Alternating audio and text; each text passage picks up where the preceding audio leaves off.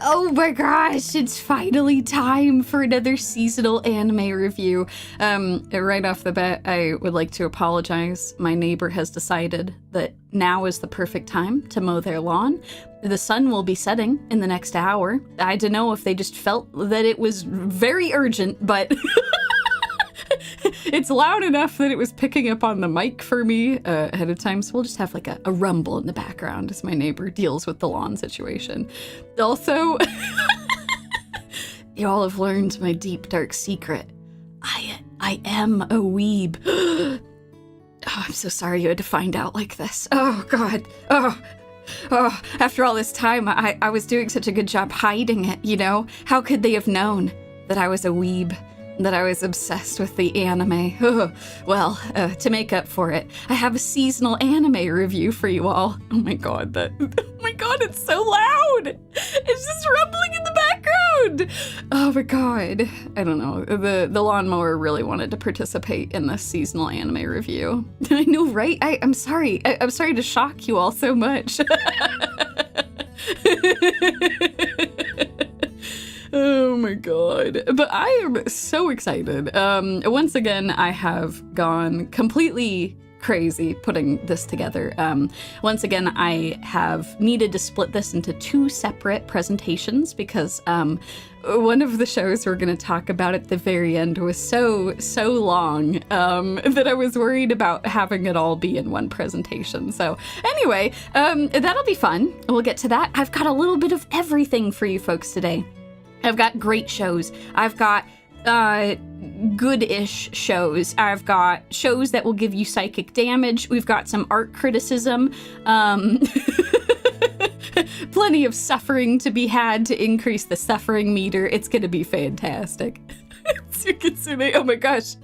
I thought Yumie was a normie. I'm sorry you had to learn this way. Oh, man. So anyway, as always, I watch entirely too much anime every season. So I hope that this is helpful to share what I think folks might be interested in.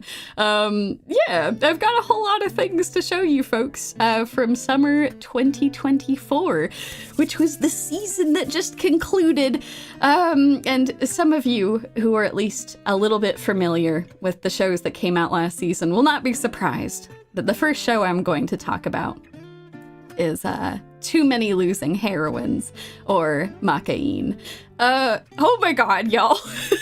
This is a fantastic show. By the way, I think that I'm pronouncing that right. I saw a lot of debate about how to pronounce the name for the show online. But based on what I know with the way that the characters are written in Japanese, it's a mixture of like a Japanese word and an English word. So it's like Japanglish. Makeine. So that's how I'm gonna say it. Makeine. But yeah, y'all, I know that there's a lot of anime we're gonna talk about today, but if there is only one show that you watch this season, you need to watch Makeine. Oh my god, I'm now going to spend a couple of minutes selling you on why you should watch the show, why it is necessary for you to go watch the show, if you are even remotely interested in great animation, fantastic storytelling, and just a really good time.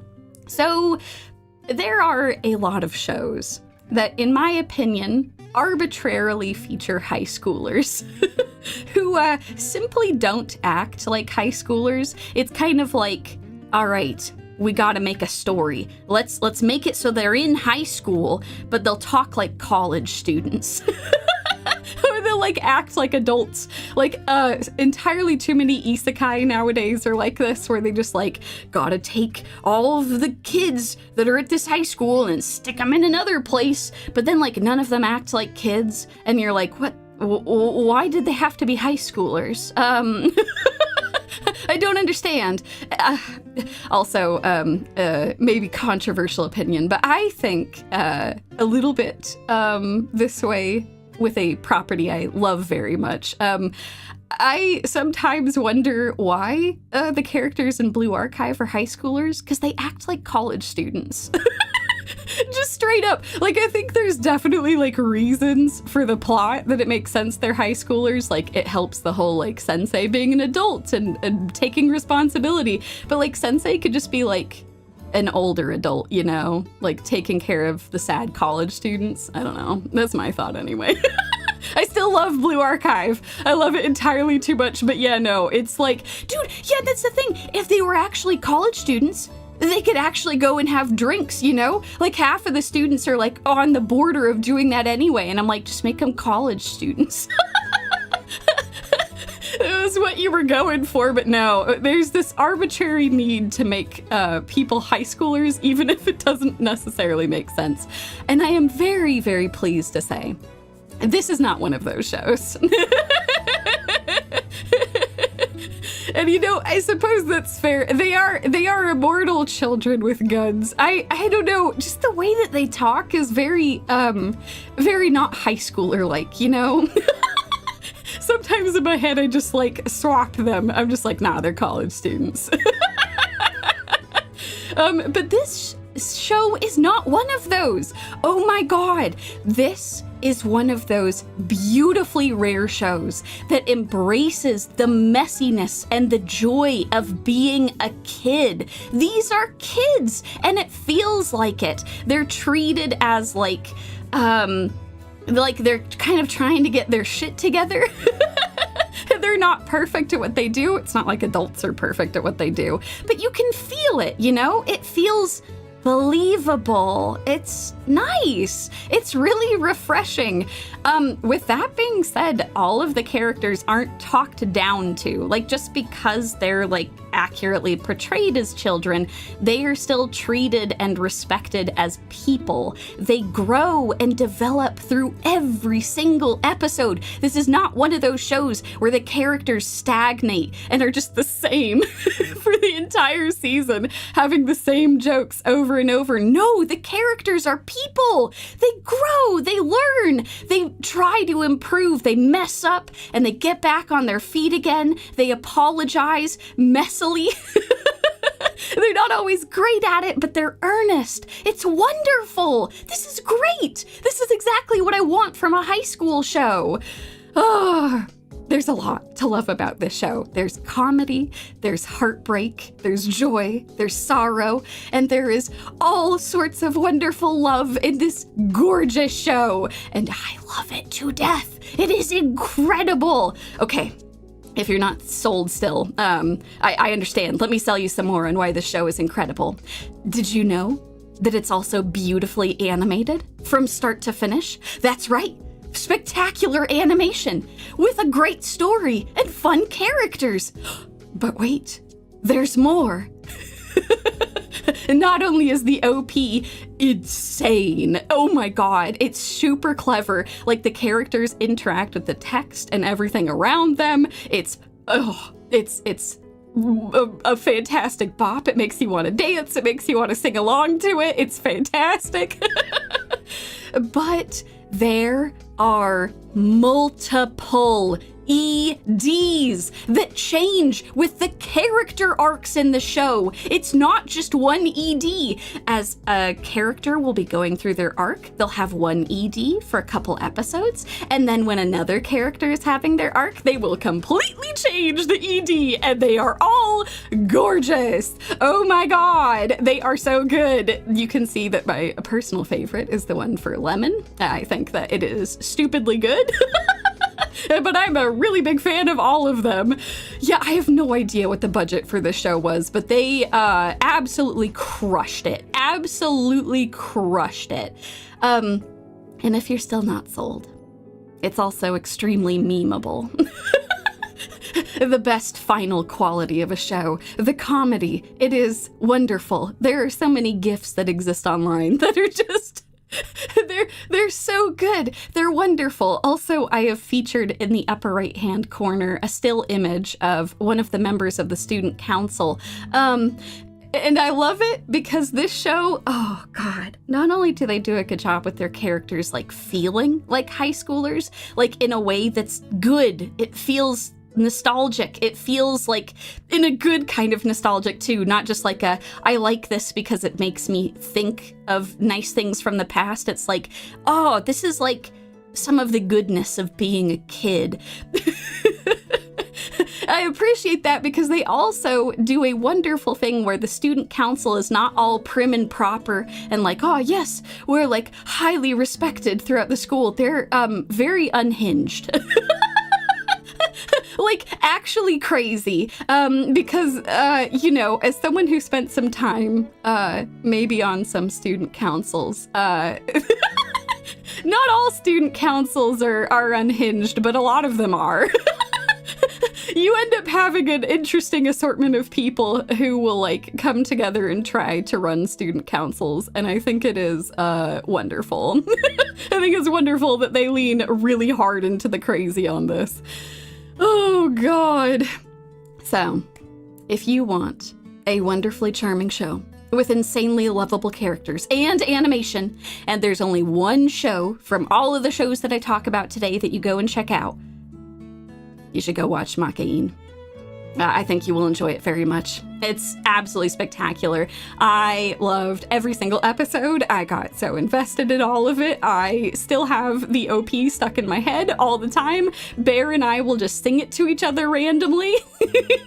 I know, listen, I have a bunch of anime, but if you are super busy and you can only pick one from what I talk about today, especially from like the last season, go check out Makeine. I think you will enjoy it. So, once you finish Makeine, if you're still looking for more shows to check out, or you just want to listen to me ramble about more anime for a bit, boy howdy, you're in luck, folks, because I got some more anime for you folks. Oh, and yeah, no, the student council is never sane, indeed. The next show from last season that I want to talk about is The Magical Girl and the Evil Lieutenant Used to Be Arch Enemies, which is also called MahoAku for short. This show took me by surprise. It is insanely charming. It features a romance between people who are supposed to be enemies, but they have a lot of common ground between them, and there's a lot of charm here, which is really good. Shockingly, each episode is only like 11 to 12 minutes long, but they are just jam-packed with heartfelt moments, beautiful animation, tons of laughs, tons of moments where you just gasp and you wonder what's going to happen next. It's incredible. I am extremely impressed with how Bones created this. There is also some surreal comedy throughout the series. Both with the other magical girls, which, yes, this is from the thumbnail for this particular stream. And yes, this is a magical girl screaming the F word as she hops into battle. She struggles to say words normally and just resorts to profanity in order to get through things, which is absolutely incredible. But you will also have some comedy and some horror with their unsettling familiars. Yes, the magical girls, in addition to swearing and having to work multiple part-time jobs just to get by, they have familiars that range from very creepy cat people to horrifying birdmen from other worlds. And all I have to say is that the creepier the familiar looks, the better a person they are.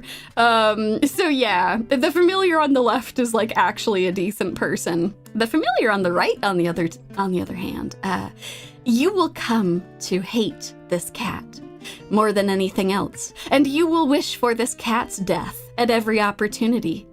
Your days are numbered, Mitsukai. I got my eye on you. You do not deserve to continue living or being around my precious magical girl. I want you out of her life forever. You are a horrible person. That's the thing. Don't be tricked by it. I know some of y'all are cat lovers, but this is not a cat. This is a person parading as a cat. This is not one of the adorable cats you've come to know. This is a dead cat man. But moving on. More than anything, I really wanted to shout this series out because this anime is a beautiful tribute to Koko Fujiwara's last work. The author of this, Koko, she actually died when she was rather young from an illness. And this particular work was never finished.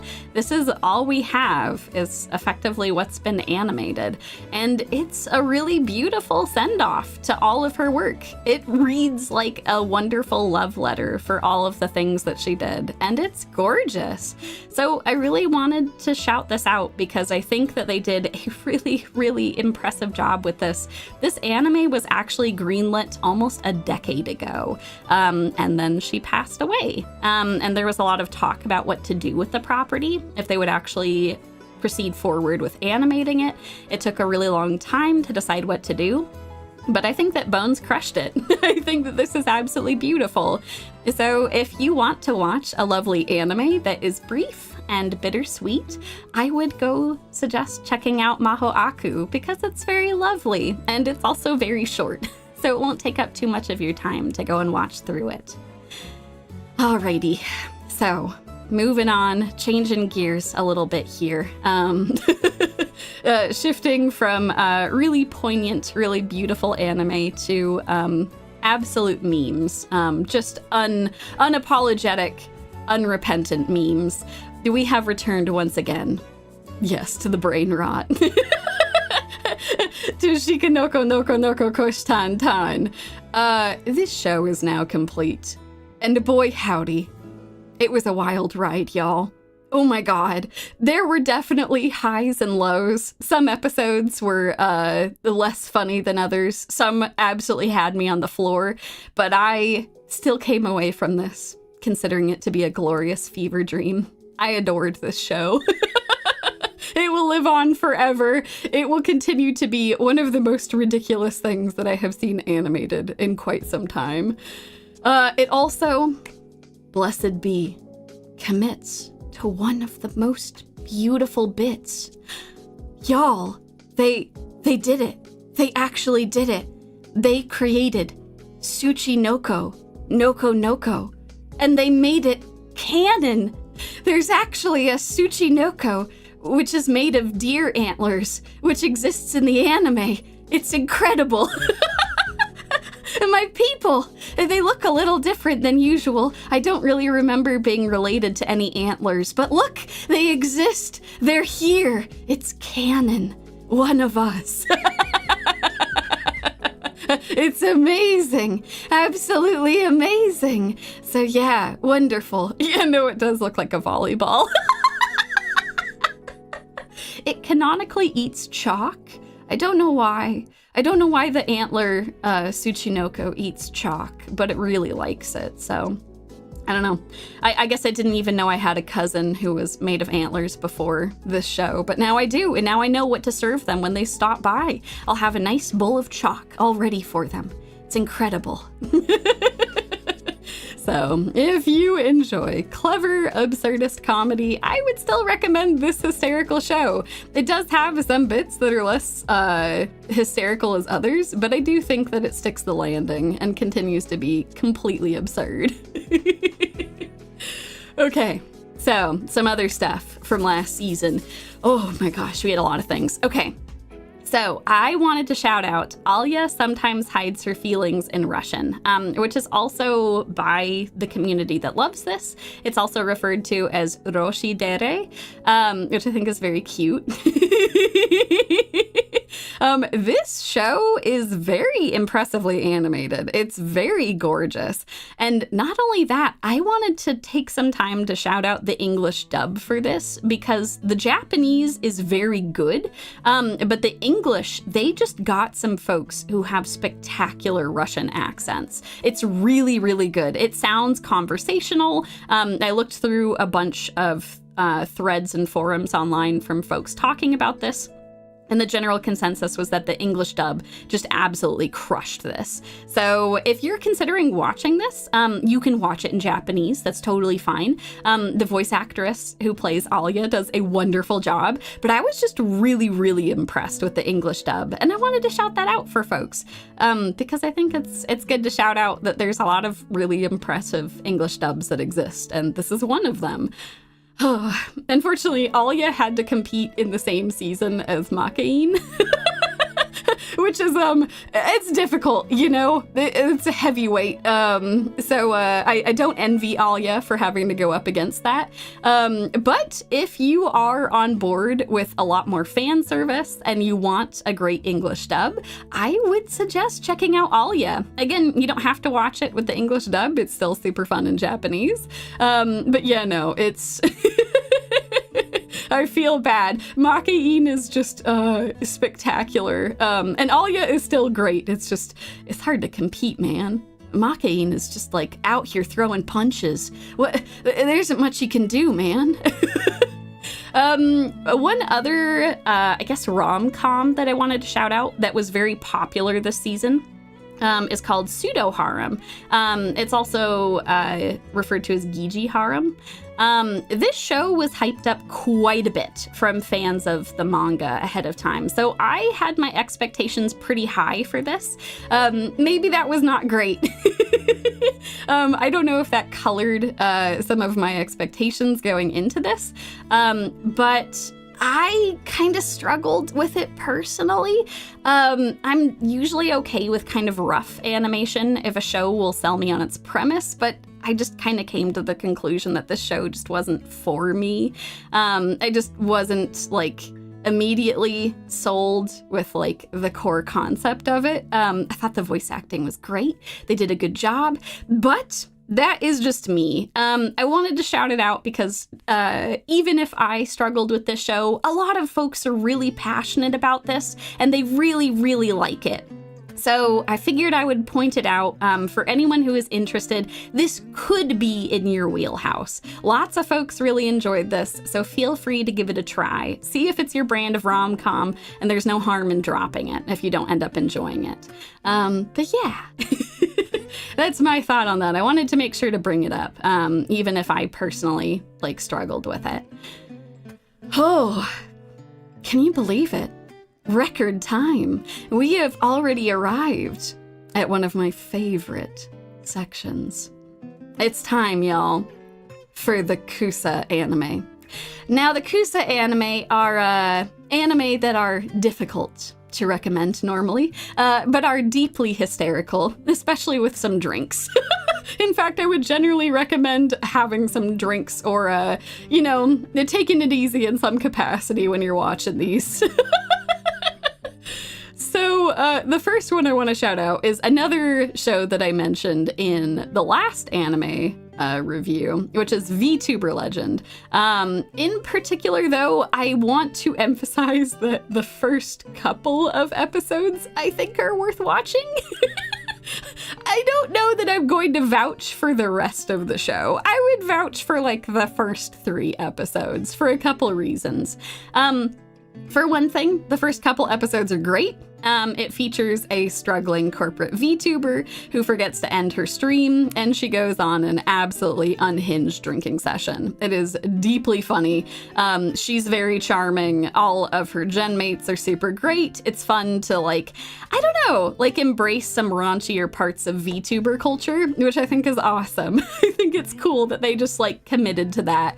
The unfortunate thing is that as the series went on, it did shift from being a very hilarious subversion of VTubers to making the VTubers act like their personas, which, I don't know, that kind of went from the realm of the VTubers, at least they did a good job acknowledging that they're people, they're people behind the avatars. Whereas at a certain point, they're just no, the VTubers are the people, one and the same. All of the things that they do on stream is also what they do off of stream. And if they act like a mommy on stream, they'll act like a mommy off stream, and they'll try to bottle feed their gen mates, and you're like, what?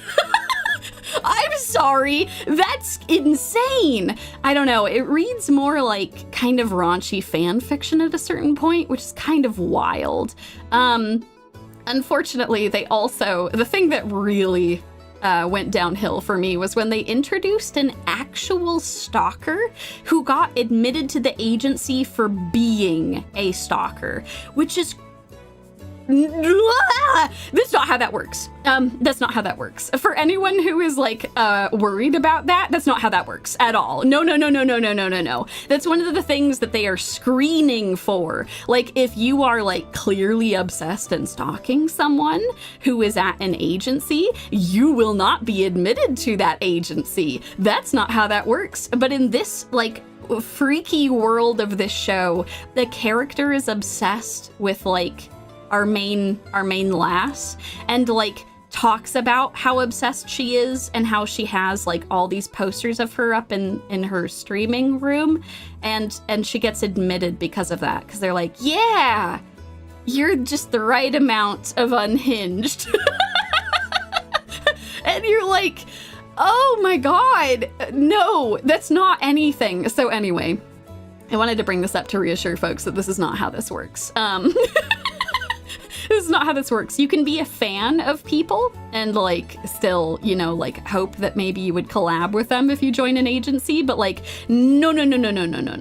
If you are an actual stalker and you like admit to being an actual stalker during your interview, you will not be admitted. They're actually pretty good at figuring out if you're a stalker, even if you don't blatantly say that. So yeah. The show definitely fell downhill at a certain point.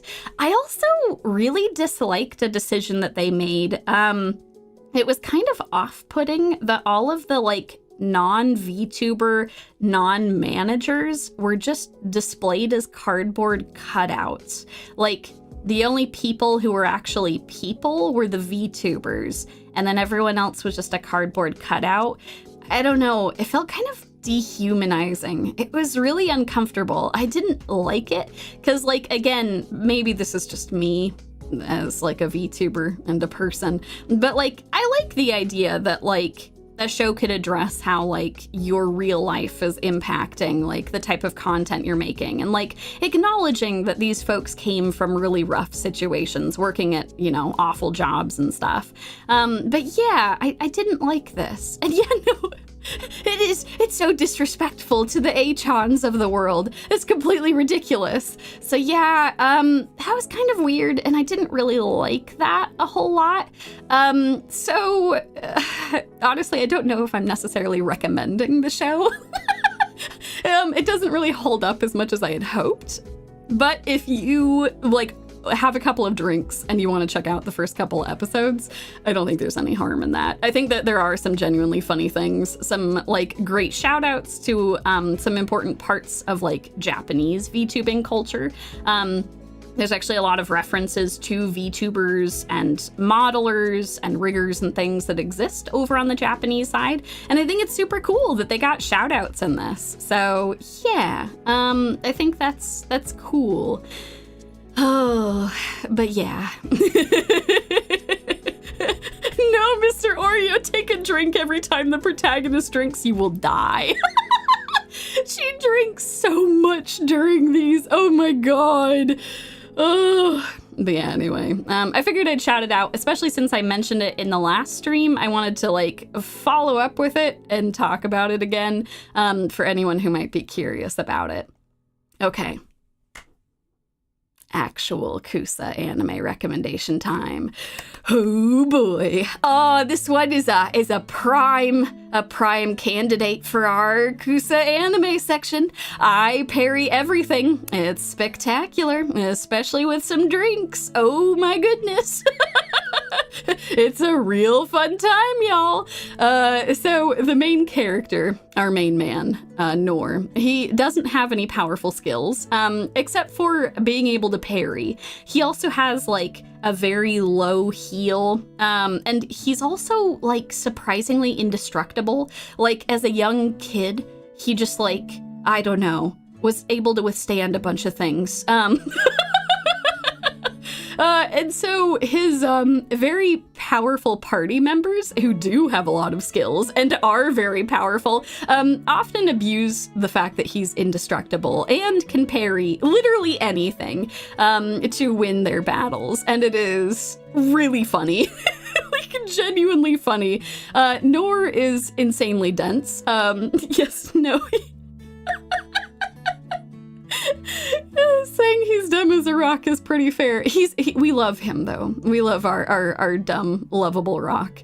He's a very good person. It makes the show so much fun to watch. It is genuinely delightful. Also, shout out where, like, credit is due.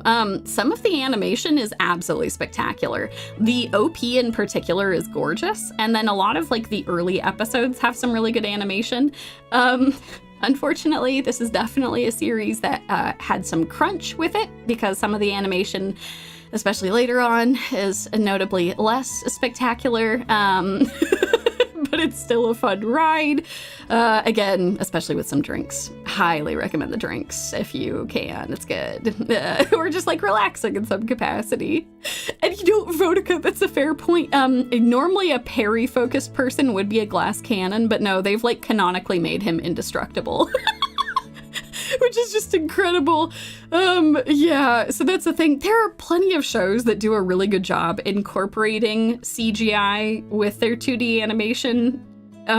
This is not one of those shows, but that just makes it really funny at some parts too. It's pretty enjoyable. But listen, there's a very, very important reason that I brought up this show.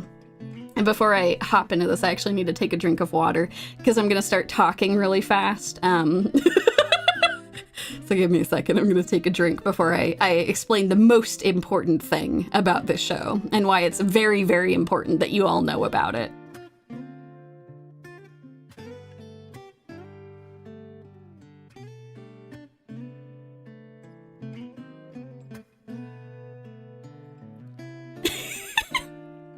I do have to be careful. I might get my drink parried.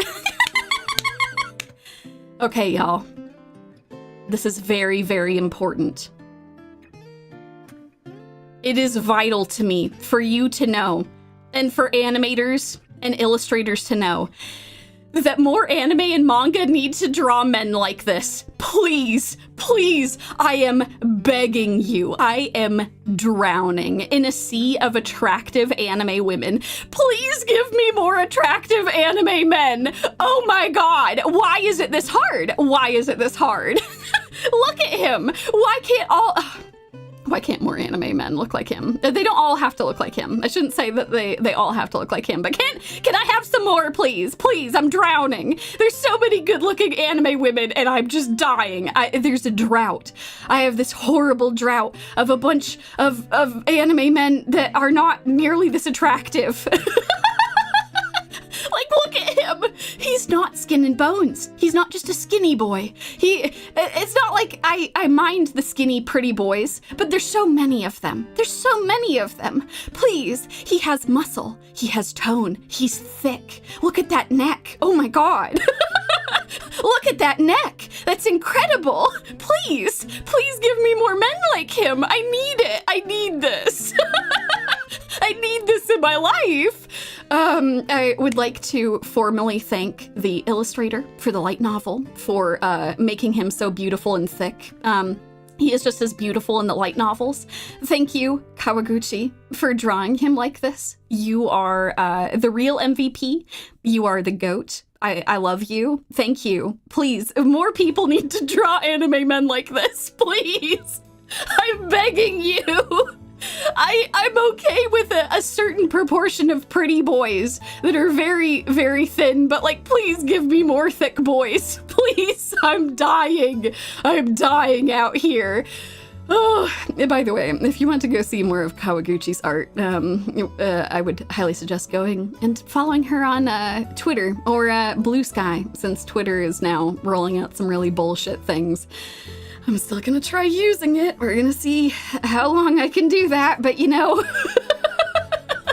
But anyway, she has just wonderful illustrations that you can go and check out there. It's great. Both of men and women. So, you know, fantastic on both sides. Wonderful. So anyway, this was my PSA. Please, I'm dying. I'm drowning in a sea that does not have enough attractive anime men. Please give me more thick men. Please. Okay, so overall evaluation of the show, it's best enjoyed with at least one drink, especially at 1.5 to 1.75 speed, if you have the ability to speed it up. Best boy is Rolo. Naturally, he's wonderful. I just want him to be happy. I'm so sad for him. Anytime that he cries, I cry. I want him to live a happy life and be fed well and just, you know, get to be a kid again. That would be great. Drink every time the protagonist parries something. No, you'll die again. You'll die again. Oh my God, Stahor, what's your position on Laios? Yes. Yes to Laios. Here's the thing, y'all know that I'm really obsessed with Dungeon Meshi, and you know, I'm just saying, Dungeon Meshi has some very attractive people in it, as well as a lot of cosmic horror and good food, and makes me cry a lot because it's very good. Oh God. Suffering meter minus 100 whenever hot anime men exist. But then they strip it away from me. The anime ended. Like, I'm checking out the light novel because it's keeping me fed. But like, come on, man. Please. I can't subsist off of the pretty boys. You gotta give me more thick anime men. I'm dying. I'm absolutely dying out here. Okay, so thank you. Thank you for joining me for our summer 2024 section. Definitely super reasonable, totally hinged. Just as a reminder for everything we talked about, the show that I would suggest watching above all the others is Makeine. It's wonderful. Big fan. I think that you all would enjoy it quite a bit. Some romantic comedies, MahoAku, Roshidere, and Giji-Harem are all fantastic. Even if I struggled with Giji-Harem, I know a bunch of people enjoyed it. Action comedy, I Parry Everything. Also, if you want to see the thick men, highly recommend. Big fan. And comedies, Shikanoko, very fun, big memes. Enjoyed quite a bit of it.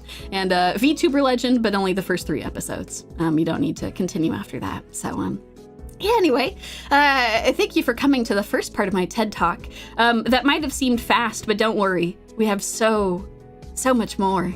So much more in store. Let's hop right into our next section. Fall 2024 anime. Ooh! These are all of the things that are coming up next, folks. Okay, the first thing in our fall 2024 section is Dandadan. Oh my God. I was not prepared for this crazy show. Even with all of the things that I had heard about it, all of the folks who had checked out the manga who said it was like a fever dream, I really was not prepared for actually watching this and seeing how incredibly animated it was. This show just simply is a fever dream. It's a mixture of rough stylized animation and crisp mania, and I love it. It's so good. Oh my God. It is horny to an obscene degree. They really lean into the teenage horniness and anxiety about sex and everything. And yet it somehow manages to be really sincere in a lot of moments. Like, The friendship between our two main characters is genuinely, like, charming. It's really nice. It's awesome to see. It's also just really well animated, which is great. You know, the first episode absolutely was crazy. I would just suggest going and checking this out to see if it's your brand of crazy. Like, if you fall off of it, that's totally fine, but you might just become super obsessed with it. It is absolutely crazy. So, I would highly recommend going and checking it out. Also, the OP for this show is really, really, really good. It's by Creepy Nuts, who also did the Mashla OP, you know, the really, really catchy one. Dandadan is really, really good. Oh my god, I can't get it out of my head. Help. Help. It's either that or Makeine. It's just one or the other, just cycling between the two of them. So, yeah. Oh my word. But yeah, no, it's kind of insane. So yeah, and if you also enjoy it, I would also highly recommend going and checking out the manga as well. Oh my gosh, also for those of you who are asking about a VTuber legend, yeah, no, it is one step away from horror. That's definitely why I would only recommend watching the first couple of episodes. It gets kind of unhinged from there. Okay. Talking about more hinged anime, I want to talk about Blue Box. Oh my god, I went in completely blind to Blue Box, even though I knew it was really, really popular as a series. And, dear God, this show is an absolute delight. It's not only well animated, it's really, really charming. It's a great combination of sports anime, rom-com, wholesome, just good vibes. It's fantastic. It features a budding romance between a passionate badminton player and a basketball star, and it is wonderful. Oh my god, you don't need to know anything about basketball or badminton to enjoy it. If you do like those sports, you'll have a fun time, but it just looks really good. They do a very good job of bringing you into the world, even if you're not familiar with, like, these particular sports. I absolutely love this. It's been really, really charming so far. This show is not only well animated, it's genuine, heartfelt, and very, very charming. It's a really nice school romance. I have really enjoyed it.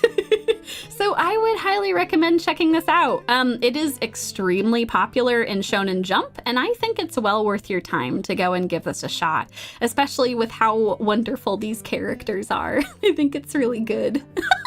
It is like good mitten. Oh man. Oh god. Yes, I do know there are multiple anime about golf. I have watched them. And I have had some thoughts about the golf.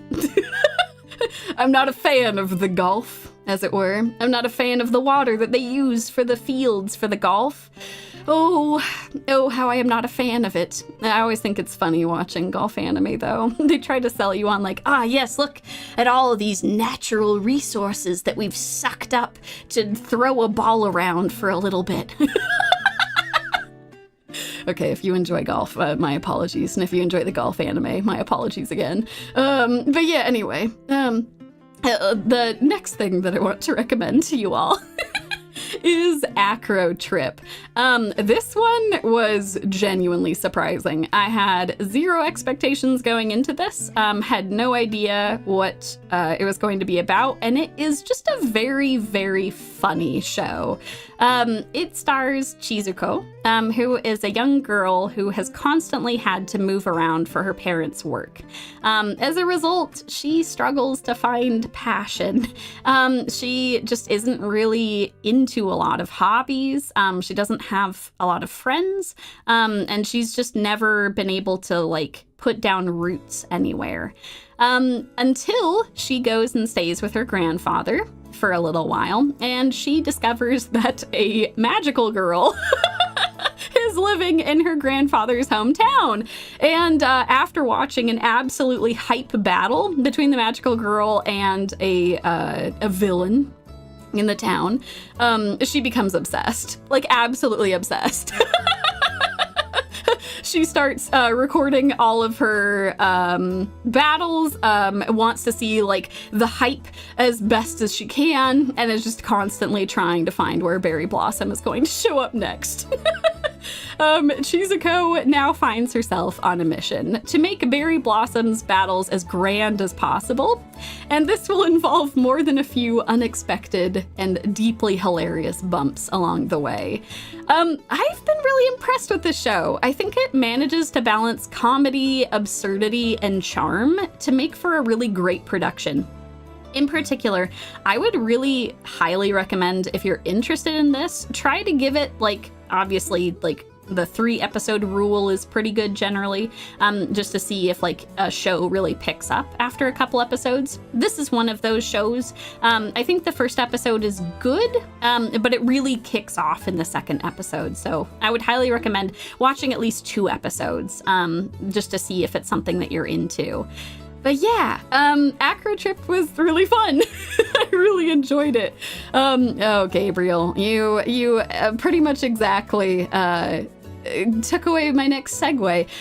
If you, like me, enjoyed the manga for gushing over the anime, I think you will enjoy Acro Trip. The manga for gushing has a heavier focus on like the shonen aspects and like a lot of like character building. It's not like the anime doesn't have that, but the anime kind of just went full softcore. And I don't know, I preferred the manga a little bit, and I was very delighted to see another series kind of in that vein. This is like very different from gushing. It's like got some things that are like the vibes are similar, but like if you like the shonen-y aspects, if you like fun battles, you like the comedy, you like some of the aspects of it, then yeah, I would suggest checking this out. Poden, that's not a title I thought I'd hear mentioned here. Yeah, I try not to mention it too much because I have some strong feelings about it. And I don't want to get too unhinged talking about it. And that's the thing, for those of you who enjoyed like the anime, like more power to you. I think that there's still a lot of good in there. Like obviously, like there's a bunch of fun shonen-y like action scenes. There's a lot of like great character development and stuff. But man, I just, it was not for me. It was not for me, man. I just was like, well, damn. I was excited for this to get an adaptation, and now I'm just kind of gonna return back, but that's fine. It actually led to like a really big increase in the sales of the manga. That's great. That's perfect. That's always what you want to see, so. And yeah, dude, oh my god, Aaron, you're totally right. Magical girls can have awesome battles. Like, oh, it's so cool. And that's actually like the central conceit of Acro Trip is that Shizuko is like hell-bent on making these battles as cool as possible. And that's kind of what drives the plot. She sees that some of the battles are less cool, and she's like, this is ridiculous. I need to do something about this. Oh, man. And yes, yeah, actually, that's a really good shout out. So what I mean by shonen aspects, shonen tends to be kind of like more heavily action focused. So maybe that's what I should have said instead. Like if you like some of the action-y bits, like the battles, the blood pumping goodness, I think that there's a lot of that you can have in this, as well as a lot of comedy, which is great.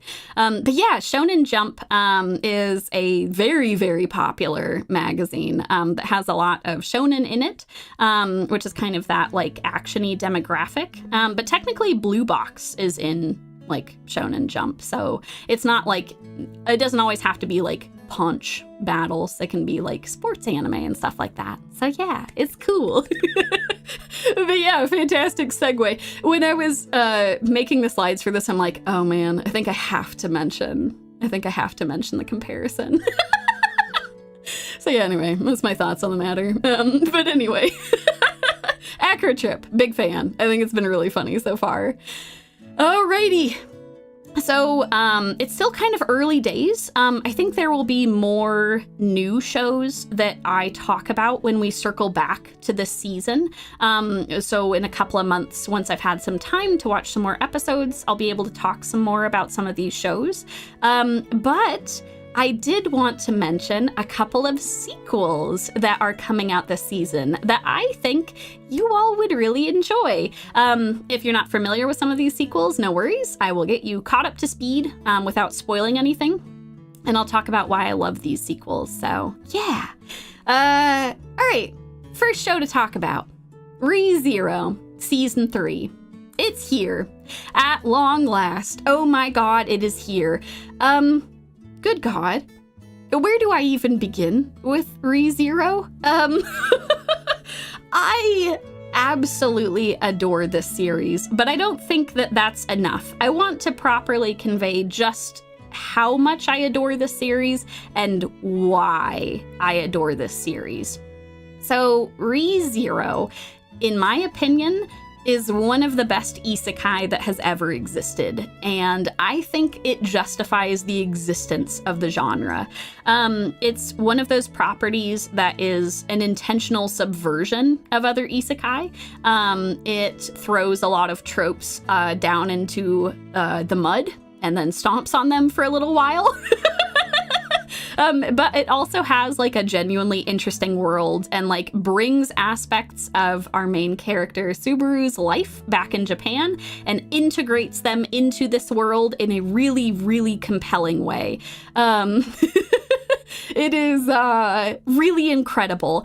Re:Zero has an absolutely enormous cast of characters, and yet you will become insanely attached to them. Oh my god, I don't know how they keep introducing new characters that I just love to death. It also makes it even more heart-wrenching to see them go through some really, really horrible trials. Just a lot of suffering that these wonderful characters have to go through. It's a lot. You will, as a viewer, suffer along with Subaru and watch him painfully grow through mistake after mistake until he is finally able to find some solution. Oh my god, it is... It is a wonderful but painful show to watch. There are times where you as a viewer will be suffering at Subaru's actions, and that is the point, because he is just painfully hitting a wall again and again and making a mistake and another mistake and just not learning from it until he finally picks himself up and he does something, and it's just, whew, it's good. With that being said, it is also painful because it is physically graphic. This is painful. It is agonizing to watch. There are disturbing things that happen in this show. If you are someone who tries to avoid horror, or if you don't want to watch something that is just, whew, really graphic sometimes, it's okay to skip this one. I wanted to give you all a heads up. With all this being said, if you are prepared for this and you are willing to make it through each painful arc, you will be handsomely rewarded with some of the best cinema. I have sobbed through so much of Re:Zero, watching these characters just fighting over and over to make their way through these impossible situations, and seeing how they're able to come out on the other side is just incredible. Absolutely incredible. Also, for those of you who aren't aware, who mentioned Baccano, Baccano is one of my favorite series of all time. That's probably not surprising given a lot of this. But yeah, Re:Zero is absolutely incredible. How absolute is the cinema? Great question, Sky. It is absolutely incredible. Absolute cinema, excuse me. So far, without spoiling anything, season 3 is no exception to this. It's actually does a pretty good job there's a 90-minute like first episode of very slowly easing you back into the show. ReZero has each of its seasons and like the spin-off movies, which are also worth watching. They're also good. There's like 2 Amelia-centered, I don't know, I guess you can call them movies, OVAs. One of them is more like lighthearted and the other one is like really hard plot, which is very good. Both are great. But the beginning of season 3 does a good job of introducing you to the whole cast. They're trying to ease you back in, being like, hey, remember these folks? They're all gathered here. It's kind of the whole gang is coming together, and they want to make sure that like you are familiar with everyone, that you remember what was happening with them, but they don't do it in like an insulting way. It's actually really organic how people talk about stuff. And it's also very nice and relaxing to see them all being happy together before we launch off into our classic ReZero suffering. And you know what? I'm here for it. I'm here for all of it. So anyway, this is my formal recommendation for ReZero, not just season 3, but the entire series as a whole. I'm a really big fan of all of the stuff they put out. I think it's incredible. Isekai Quartet, you can skip unless like you're super into all of the shows that are in that. It's like not canon. But like it's more of like a gag humor thing, which is totally fine. But like all of the rest of the ReZero stuff, I think is quite fantastic. All of the season 1, season 2, and then the movies are both great. Okay, this is not the only sequel that we will be discussing today. We are also going to discuss Natsume's Book of Friends. Oh, good God. Where do I even begin with Natsume? Some of you are aware that I am an enormous fan of this show, but I have not had a chance to fully express why and how I love this show so much. Natsume is one of my all-time favorite series. It is extremely important to me for a lot of reasons. Natsume, who is our main character, has always been able to see yokai. So he's able to not only see them, but they will interact with him, oftentimes playing pranks on him or trying to eat him as soon as they realize he can see them. And as a result, he is ostracized by everyone around him as a child. He tries to get by as best as he can, but it's hard. Like when something is messing with you or you can see something that other people can't, sometimes they're very disturbing things. A lot of the yokai look really terrifying and no one else believes him. They just treat him like a troublemaker and pass him around from one family member to the next, and he never has really found a place to call home up to this point. Up until his high school years, where he starts to learn about his yokai powers, and his world begins to grow. It's really beautiful. He finally finds some family members who are very kind and accepting of him. They're wanting to make sure that he's able to succeed. And I think it's beautiful. He's finally able to make some friends. He learns more about his yokai powers, about his family history with yokai. And this all makes it so that Natsume's Book of Friends is about found family. It's about learning to live with trauma and discovering the beauty in life, which is extremely poignant for me in particular. I have a soft spot for shows about found family, and this one is kind of one of the greatest of all time in that regard. It's beautiful. There are a lot of seasons of Natsume. There, up to this point, were 6 seasons and a couple of OVAs. This is the 7th season that is currently airing, but they are all wonderful. So I know that's a lot. You don't have to necessarily watch everything at 1.0 speed if you have to get through some of it, but you still want to watch it. But I think it's wonderful. And I think that if you're looking for a show that's very charming, that's about found family. It's wonderful. Also, as some of you know, I'm rather obsessed with Nyanko Sensei, and if I'm being completely honest, so is the internet. There's so many gifs of this troublesome little yokai. I love him. I love him so much. I have a plush that's sitting right next to me on my desk. I have a plush downstairs. I have keychains that are Nyanko Sensei. I love Nyanko Sensei. He's a absolute incorrigible piece of shit. He's also very kind and caring. He also will get tackled by other people. He's wonderful. We do a little mischief over here. It's glorious.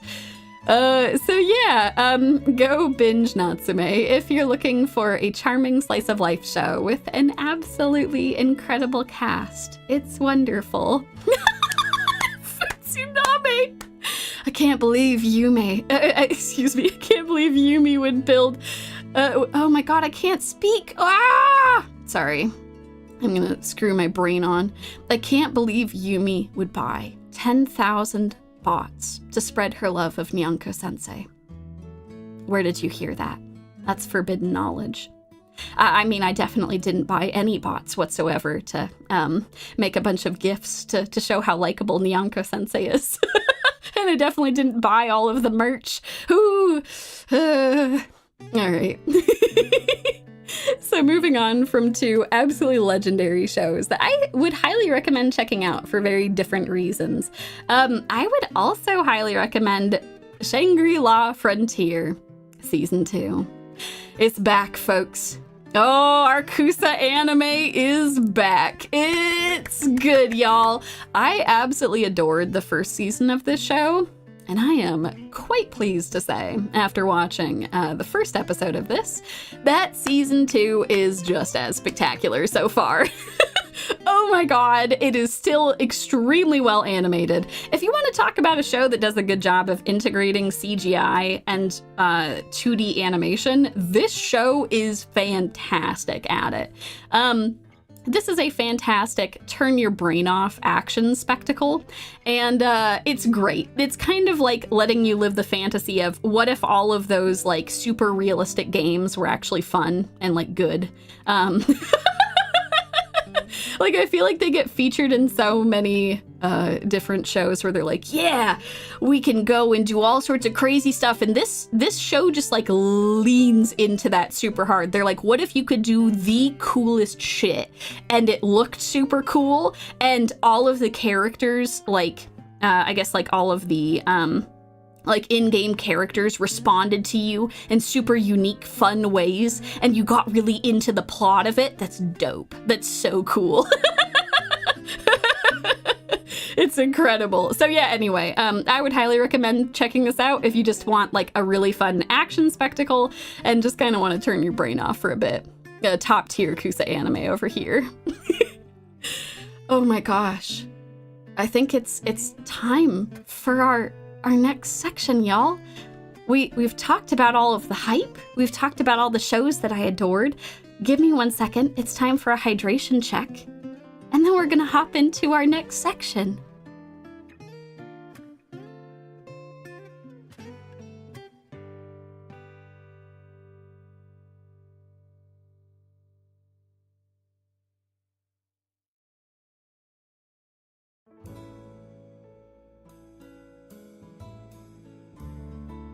Ooh, sorry. I had to take a long drink there.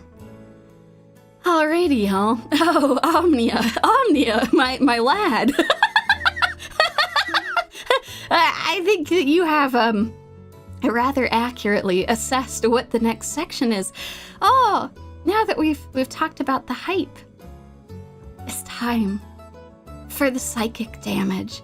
For you see, I had to, in addition to watching some wonderful, wonderful shows this last season or two, I also watched some truly, truly horrifying shows that gave me permanent psychic damage. And it would be wrong of me not to share that with you all, right?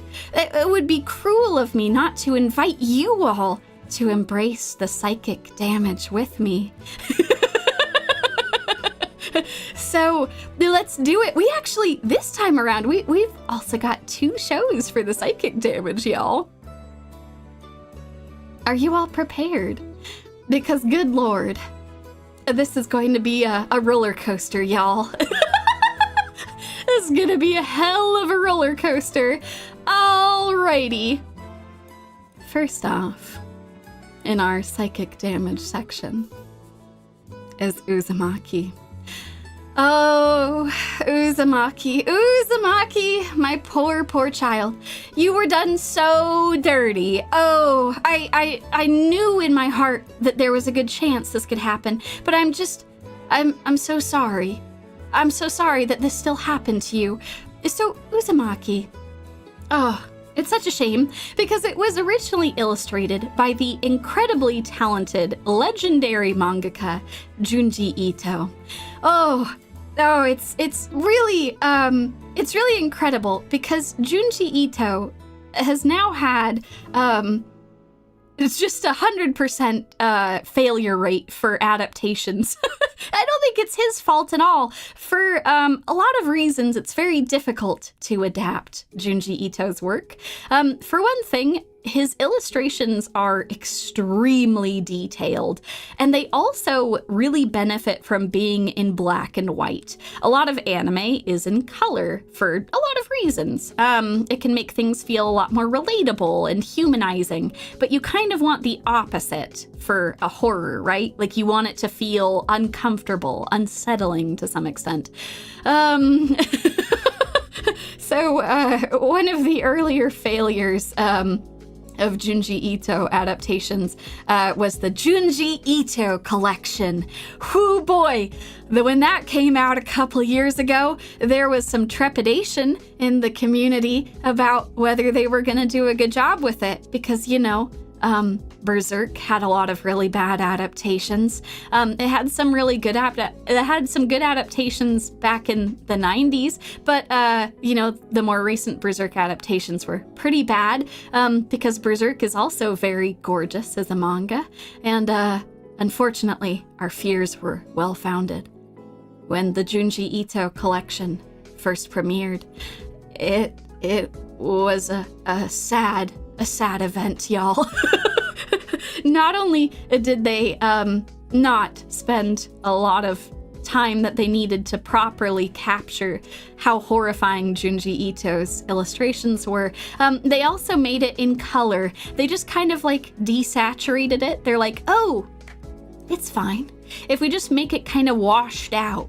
Like, every frame just looks kind of like we smudged dirt over the whole thing, and we like turn down the saturation of the colors a little bit. Ah, yes, this will scare those kids. Ah, then they'll see how terrifying the Junji Ito works were. But it was terrifying because of how bad of an adaptation it was. So imagine my surprise when Uzumaki's first episode premiered. And the pacing of it was pretty fast. They did move from one plotline to the next relatively quickly, but they actually did a surprisingly good job at capturing the horror. It was really lavish. They had everything in black and white, which already, good step.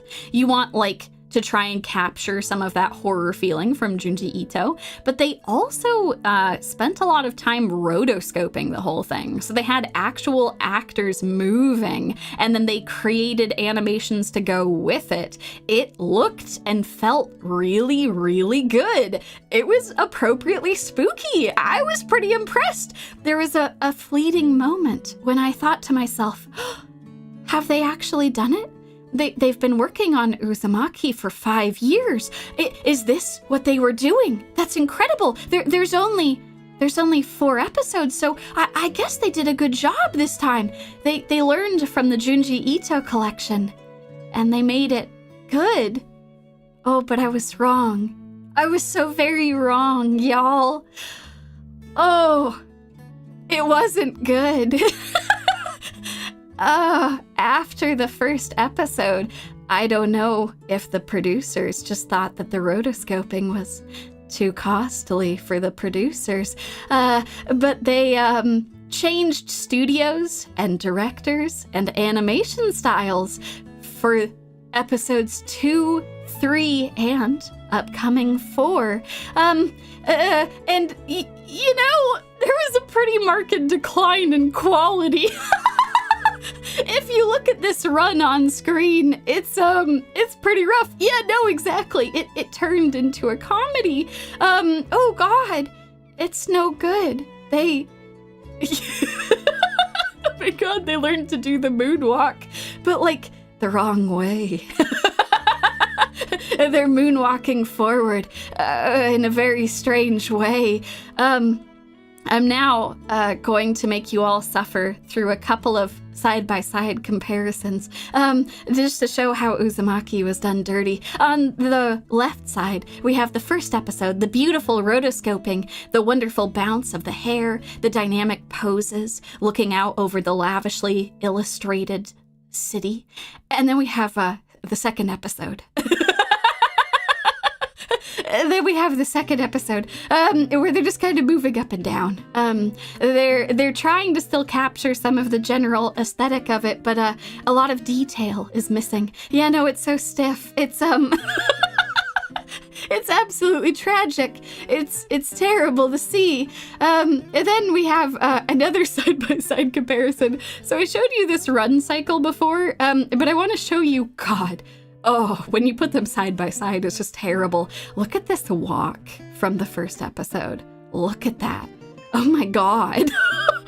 Look at like the very careful like camera angle on everything. The shot composition of that is great. It's creepy. It like lends a nice unsettling air to the whole thing. And then we have the second episode. You know, it's just two different shows. It's crazy. I don't know. There have been several articles that have been written about what on earth happened. There is a producer on the series that tried to claim that like, oh, it was out of their hands. Oh, we just, we had to release it. Oh, it had been 5 years. But like, that's unsatisfying.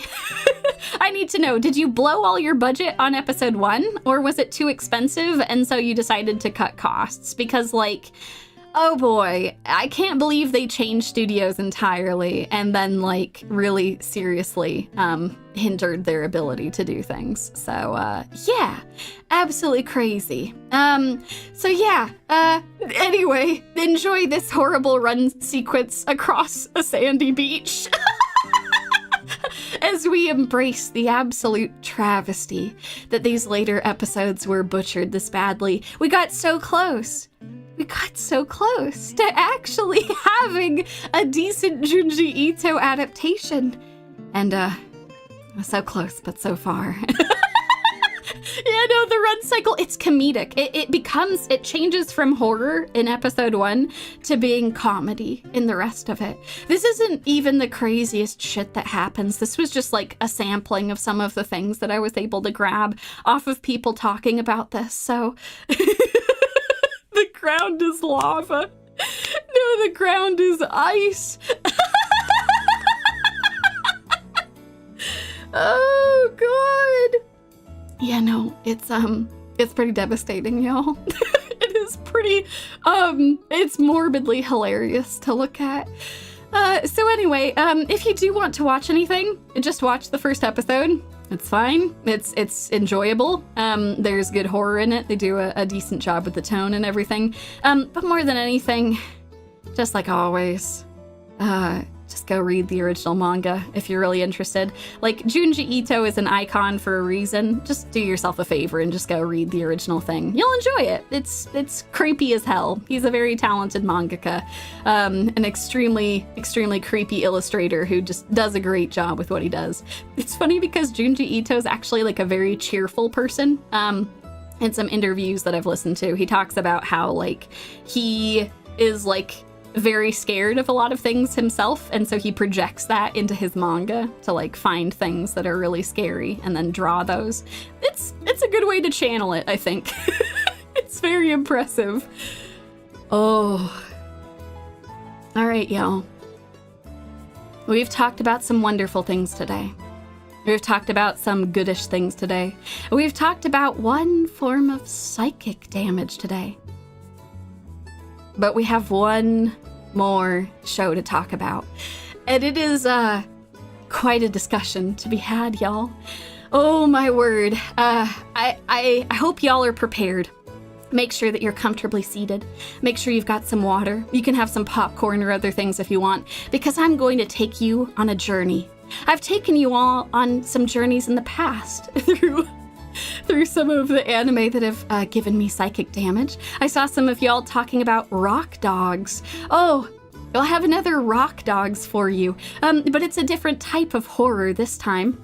It's actually closer to our stalker coon that I talked about from our last seasonal anime review. I'm glad that you're nervous. That's good. It'll put you in a good state of mind as we talk about My Wife Has No Emotion. Oh boy, y'all. After watching this entire show, y'all aren't ready. Oh my god, y'all aren't ready. There is some wild shit that happens in this. There is some true existential horror. There is some true historical horror. So many levels. So many absolutely abominable things. It's crazy. And you know what? That's good. There are some times when cringe can be funny, when cringe can be enjoyable, but yes, I do agree. This cringe, it's terrifying. All right, folks. I'm going to ease you into this with a little bit of some information about this, just a nice appetizer before we hop into the main course. I was looking through the forums, the threads, looking at what other people thought of this, finding myself among kindred spirits. And I thought this quote was so beautiful, I had to share it with you all. Crinester, on Reddit, the very first episode, had such a beautiful description of this show. My dude put googly eyes on a toaster and immediately skipped to I want to fuck it. Oh, and if that doesn't summarize the entire show, I don't know what does. But I have to tell you all, it's actually even more horrifying than that. I am going to make an argument that this goes beyond putting googly eyes on a toaster and deciding that you're going to marry that toaster. This is even more insidious, even more horrifying, on a different level, a level that I feel like I'm able to fully discuss with you all here. So be prepared. Be prepared, because I'm going to take you all on a journey through why historically this is horrifying, and it will prepare you as we jump into the show. To fully explain the true horror of this show, we need a bit of history and some context to fully, really, really understand, squeeze all the horror that we can out of this, because oh boy, there's a lot of horror to be had here, y'all. Oh god. Okay. So when I was writing this up, I realized that I might need to go into a little bit of history with you folks. This is actually going to be a mini lesson for you folks. I hope that you all enjoy it. You'll learn something from this. You'll become better educated people on the other side of this. It's not all suffering. You'll actually gain something at the end, I'm sure. It won't all be suffering. But when I was writing up, putting together the slides for this, I realized that I was going to call this show something that required a bit of an explanation. When Bear and I watched this show, we had a nickname for it. And the nickname that we had was the Stepford Wife Show. And I realized not everyone is familiar with the Stepford Wives. And so I should probably explain what that is. For those of you who are not familiar with the Stepford Wives, it is a classic horror novel where all of the women of a small town are slowly replaced by robot wives who dedicate their lives to homemaking. It's a really chilling horror about the people you trust the most, like, discarding you and replacing you with something that's just, like, compliant and willing to do whatever it is told. And it's unsettling. It's really creepy. There's a reason that Stepford wife is a phrase. So Stepford wife is a term for, like, essentially like a robot dedicated to homemaking. But yeah. Phonica. Oh, homemaking. So they're like carpenters. Oh, that would be wonderful if they were carpenters. But no, instead they have to do cooking and, like, raising of children and they're just always staying at home and stuff. And yeah, no, this is good. I'm happy. Y'all are learning something. You're gaining something from this. If you weren't familiar with the Stepford Wives, you are now familiar with that. The Stepford Wives is, like, kind of an important literary work because it's essentially a horror novel about one town's attempt to roll back the very real progress of feminism and replace their free-thinking people who, like, you know, are, like, living their lives with obedient robotic counterparts. And it's really creepy. It's extremely creepy. So the reason I bring this all up, and the reason why we called this the Stepford Wife Show, is because, for all intents and purposes, my wife has no emotion, wants you to root for the Stepford wife. It wants you to root for the robot wife. The robot wife who just does anything that her husband asks, who doesn't, like, go out and do things by herself, who... She has no autonomy. She has no rights. She has nothing. Yeah, no, she's just a robot slave. It's crazy. So anyway, that's why I wanted to let you all know, because I will definitely refer to her as the Stepford wife. And if you weren't familiar with what that is, now you know. You all have been, you've learned. And if you've, like, heard of it before, that's the explanation for what it actually is. Oh no, Uematsu. This gives me the icky, Oh, my good lad, I'm so sorry to tell you, but it only gets worse. This is only the beginning. It turns out this was a lecture within a lecture. Oh no, more learning. What will we do? They tried to set up this Stepford wife as a fantastical and quirky partner. She's just a robot girl, just like any other girl, right? But, like... we need to be real about this. She has no rights. She's not considered a real person. Like, like she is effectively a slave, right? Like, she is literally a slave, even though they pretend that they're married. Like, that's not how this works. She has no rights whatsoever. She can't leave.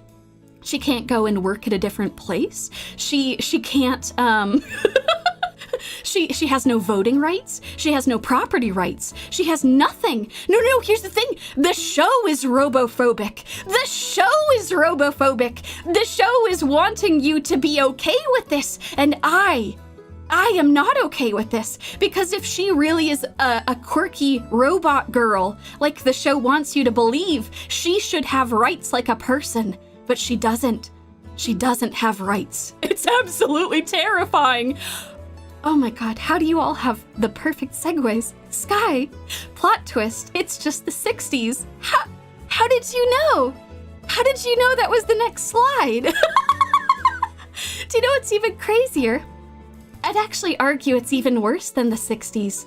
We're trying to be, the show is trying to transport us all the way back to the early 1900s. Woo! It was a spooky time for a couple of reasons. My apologies for giving you all a very quick lecture on this. I promise it will be brief. It's something to learn. You all will learn about it. You all all will gain something from this. So really quickly, this is something that's not taught super well in a lot of schools, and I figured it would be helpful. I know, shocking learning. Oh God, I wasn't prepared for this. I was here for anime. So my apologies. Bear with me here. I promise this will be quick. You'll gain something from this. There is a concept called the waves of feminism. It is a historical phrase. It is referring to important time periods when women gained more rights. This is something that, like, is still ongoing, obviously. But I think it might be helpful for our purposes to better understand why I mentioned the 1960s or the early 1900s. No worries. There's no math, I promise. No math. No math, just pretty pictures. It's all okay. Maybe some lines on this little line here. Okay, so there's a little bit of debate in a lot of historical circles about like some of the later waves of feminism, but this is kind of the broad strokes. If you gain this, if you learn this, I think that you will be like very well equipped to understand how women came to be treated more like people, which if you think about it, that's kind of wild, right? This is not that long ago, y'all. In the first wave feminism, as it is called. This was when people were fighting for suffrage or the goddamn right to vote. Because, you know, for a really long time, women just were kind of like, oops, whoopsie, no voting for you. No, only 110 years ago, we learned that women were human, and we decided to let them vote after they got really, really mad. They got really, really mad, and they did a lot of good protesting, and they said, screw you, I really want to vote, thank you, that would be super cool. Women suffering, got it, perfect. So anyway, first wave. The 1910s is like right around when this happened. You all should know, not all women got the right to vote in the 1910s. Some of them didn't get the right to vote until like the 1960s in some countries.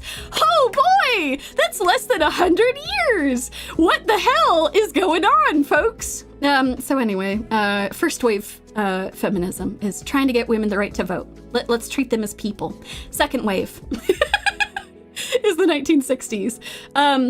Second wave feminism is when women started pushing really hard for the idea that a woman does not equal a housewife. They wanted to have the right to work and to be treated on equal footing as men.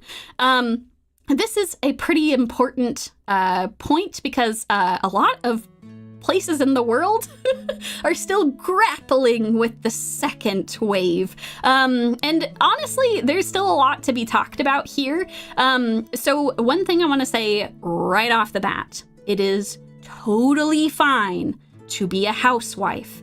It is totally fine to be a house husband or a house partner. That is totally fine. But the issue is when you feel like you have no choice. And when you feel obligated to do so, that there is no other option for you, or it is the thing you should do, right? There's a couple reasons for this. If you want to be a house spouse, if you want to be a house spouse in some capacity, there are some things you should know about that ahead of time. Thing number one, it is a job. It is a real job. I don't care what stupid lies people have fed about like, oh, well, it's not that much work. You just get to stay home and take care of the kids and stuff. No. If you are a house spouse, this is your job. This is your job, and it is a hell of a job. You need to be prepared for it if you want to do it. Okay, the best way that I could think of to explain this. Have you all ever heard... There's like some very good advice that is often passed around, especially if you're in college or if you're a student in some capacity, where it is often recommended that you should not do any work, and you should not study in your bed. You should have like a separate place for that so that you don't associate going to sleep with working. By the way, if you are a student or if you are someone who does work in your bed, try to shift that somewhere else. It's much better for your mental health if you do that.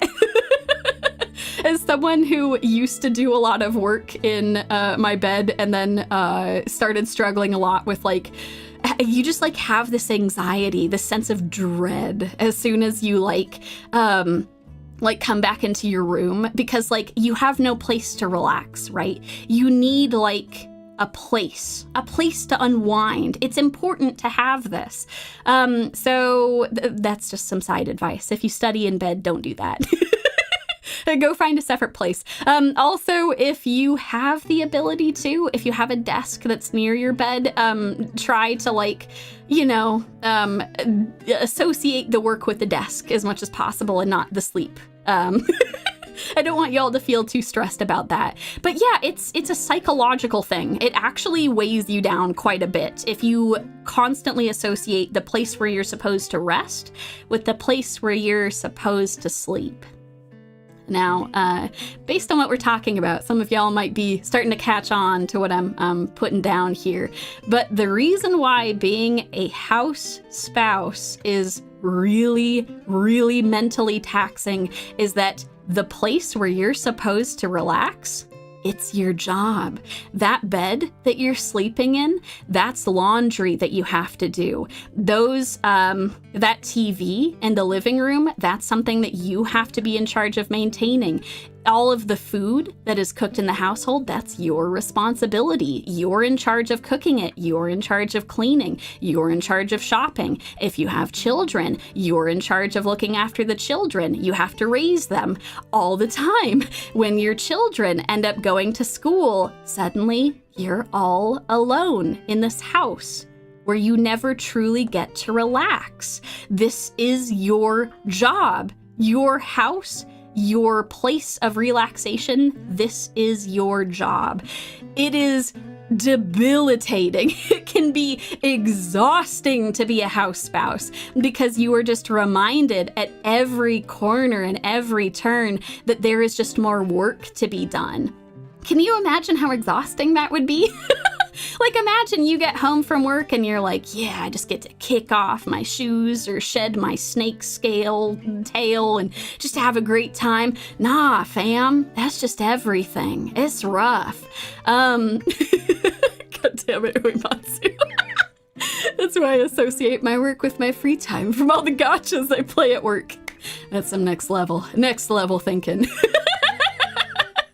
But yeah, so this does a lot of things to people. Like, there are some very common things that happen to house spouses because of this. A lot of house spouses feel trapped inside their own homes. Any excuse that they have to leave their house is like a relief. Like, they're out of the house. They're free for a little bit. They're not at the place where they work. How sad is that? That's so sad. Can you imagine not knowing that that's part of the deal and just having that be your life? Not only this, but for house spouses who have children, this is compounded because you have all of this stress about like taking care of the house, cooking for everyone, making sure everything is tidy and neat and all of this. You also have children that you're looking after. And this is, oh man, this is rough, especially if you're like, you have the children when they're really young and they're with you all the time. You end up like relying on them being there to some extent, right? Because they're always there to keep you company. So when the children leave to go to school, when they turn 4 or 5 or 6, you're alone. And this tends to lead a lot of house spouses into one of two directions. It is very common for a lot of house spouses to become extremely obsessive with their children. Like, they need to know everything. They are effectively living through their children, like vicariously, because the kids get to go outside, right? The kids get to go outside, live their lives, have friends, have jobs. So they just want to, like, it's not just that their children are their pride and joy. That is their life. That becomes your identity. Like, your identity has been house spouse. Now your identity is what is your, what are your kids doing? So this leads to some very controlling behavior where a lot of house spouses just want to, like, be in every aspect of their children's lives because it's the most interesting thing that they can think of doing. And that's so sad because, like, they love their children, but it's extended to such an extreme degree. Then there is the other fork, where when the children are growing up and then the children go to school, there is a very real phenomenon where instead of becoming obsessed with what the children are doing, house spouses can feel extremely I guess jealous is probably the best way of putting it, because their kids are actually going out and doing, like, things with their life. And a lot of house spouses have talked about becoming deeply resentful of their children, and they hate it. One of the most famous pieces of literature from second wave feminism was from a woman who was a housewife who talked about how horrible it was to be a housewife and find herself hating her children. She hated this about herself. She loved her children, and yet she resented them so deeply. And she found herself resenting her husband, and it was just, it's so sad. So, for anyone who wants to be a house spouse, the reason I'm bringing this up is that you should be aware of this. This is a very real, like, psychological phenomenon that you will have to grapple with.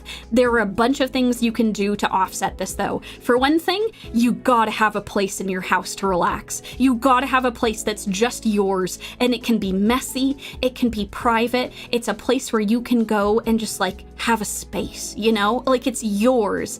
I think that's super important. It's why, like, a lot of housewives will have, like, sewing rooms or, like, quilting rooms or things that's just theirs, because it's a hobby, right? It's something you can hold on to, and it's a place of relaxation. More broadly, though, like, you gotta, like, do other things with your time. You gotta get out of the house. The biggest thing that you can do if you are a house spouse is you need to have a friend network. You need to make friends. Otherwise, you're just gonna feel cripplingly alone all the time. If you have friends, you can have, like, outings with them. You can go and, like, have game nights with people. You can get out and do stuff, Like, just enjoy yourself. So yeah.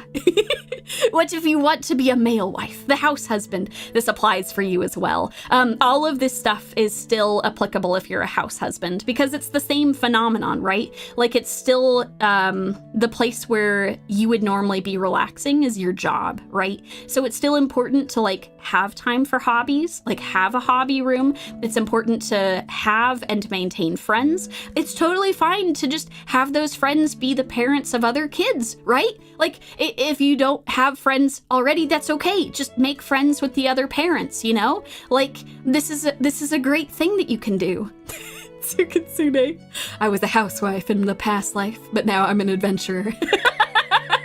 Exactly. You can go and do things. It's incredible. But yeah, anyway. So this is what I wanted to express to you folks, because unfortunately a lot of this still pervades this idea that, like, especially for women, like, being a housewife is like, oh, I've seen some people call it a cushy job. Like, oh, it's so easy. You just, like, get to stay, like, at the house all day. And that makes me mad.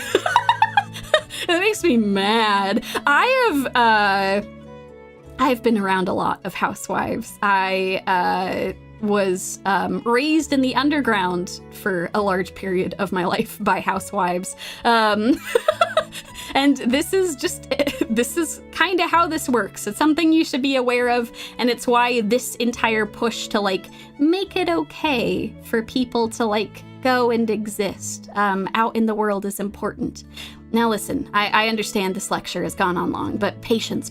We'll get back to the anime. Patience, I promise. This won't go on too much longer. That was just a very important tangent. I've been kind of holding this in for a super long time, and this was my chance to talk about it, so you'll have to forgive me for going on a bit of a tangent here. Okay, so the third wave of feminism is kind of debated. There's kind of a couple of different things of like third and fourth wave being things. I'm kind of the opinion that third wave is kind of all encompassing. You can kind of think of third wave as like starting in the 1990s, and it's when women started pushing for equal opportunity. So work and school. So this is when a lot of women started trying to get into STEM. This was the time when I was alive, when I was getting into STEM. And it was really cool because when I was growing up, there actually were a lot of women that were trying to get into the sciences. And unfortunately, it's still hard. There's still a lot of things that we have to work through as a global set of societies. But you know, I'm glad we're working on it. I think it's good. Having equal opportunity is important, and encouraging people to go and pursue a lot of careers is very nice. And I'm glad that y'all enjoy this. That's good. Man in the moon. I forgot this was an anime stream. That's all good. Pretty much all Yumie streams turn into a tangent at some point. Okay. So why am I talking about all this, besides thinking that it's good information for folks to have, especially since God knows this is not taught in a lot of schools, which I think is really sad. Because, like, I think this is really important, you know? Like, I think that y'all should know about this. But the reason we're talking about this is because this anime...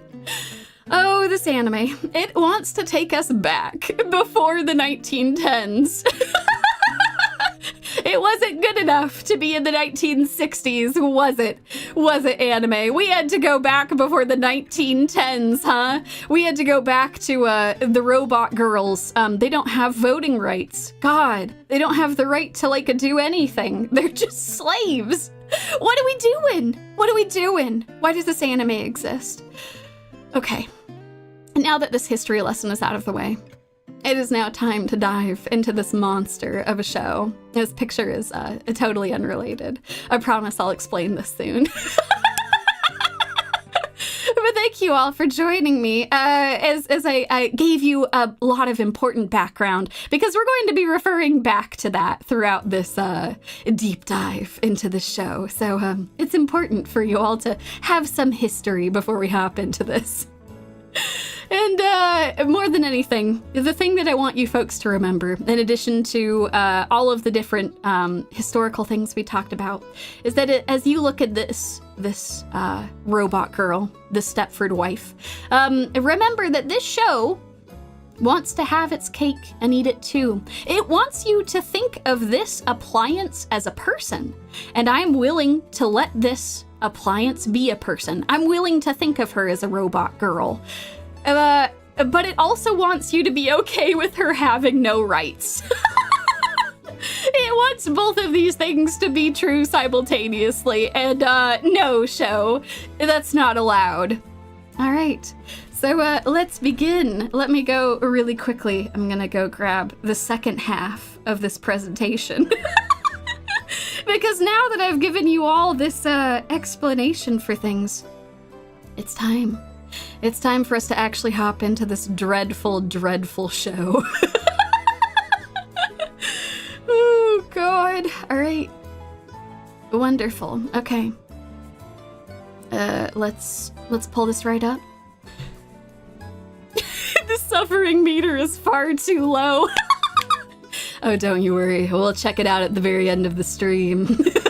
We'll see how high the suffering meter is after diving into this horrible, horrible show. All right, So just like the last time we hopped into Rock Dogs and Stalker-kun, we're going to be doing an episode by episode breakdown. That's right! It wasn't enough just to give you all an appetizer. This is the main course. We have to hop into the true suffering now. All right, so let's get started. Episode 1. So episode 1 starts with him just, our main character, Takuma, and just completely acknowledging that she's a home appliance. This robot girl, she is just like a cooking robot. But he starts to think to himself, oh, having someone making food for me is kind of nice. And then he starts hitting on her. Just like, no holds barred. He starts drinking and he's like, oh, Mina-chan, oh, the thing I like the most in this world is you. Think you'd be okay with being my wife? And she's just like, yes, master, I shall be your wife. And he's like, oh, she said yes. What does it mean? What does it mean? Anyway, she then makes him some omu rice, and she draws a heart on it that says, love, Takuma. And he's like, oh my god, she loves me. And really, at like some point, she acknowledges that she just like looked stuff up on the internet for like what spouses do or something. And she was like, oh, I saw the heart omu rice, and so I made the heart omu rice.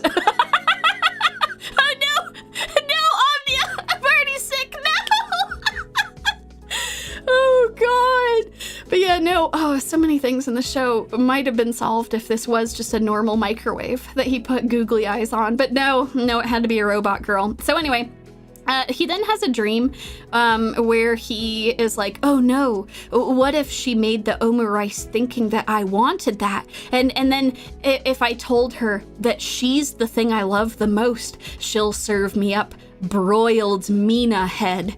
And that's where this absolutely nightmarish imagery comes from. Just like, this is like the first couple minutes. Like we're barely into the show and we've already got a headless robot like broiled on a plate. But anyway, this is a dream. This is a nightmare. This is a nightmare that he has where he's like, oh god, if I tell her that I love her the most, she'll chop off her own head and serve it up to me. Oh no. But anyway, he wakes up from the nightmare and she has not served him a broiled Mina head. So he decides to start drinking super heavily. He's just like losing control of his life and his sanity. So he's just like drinking extremely heavily. And then the robot girl, the Stepford wife, she sees him drinking heavily and tries to get him to stop, telling him that it is not healthy. And he tells her that he's going to keep drinking anyway. And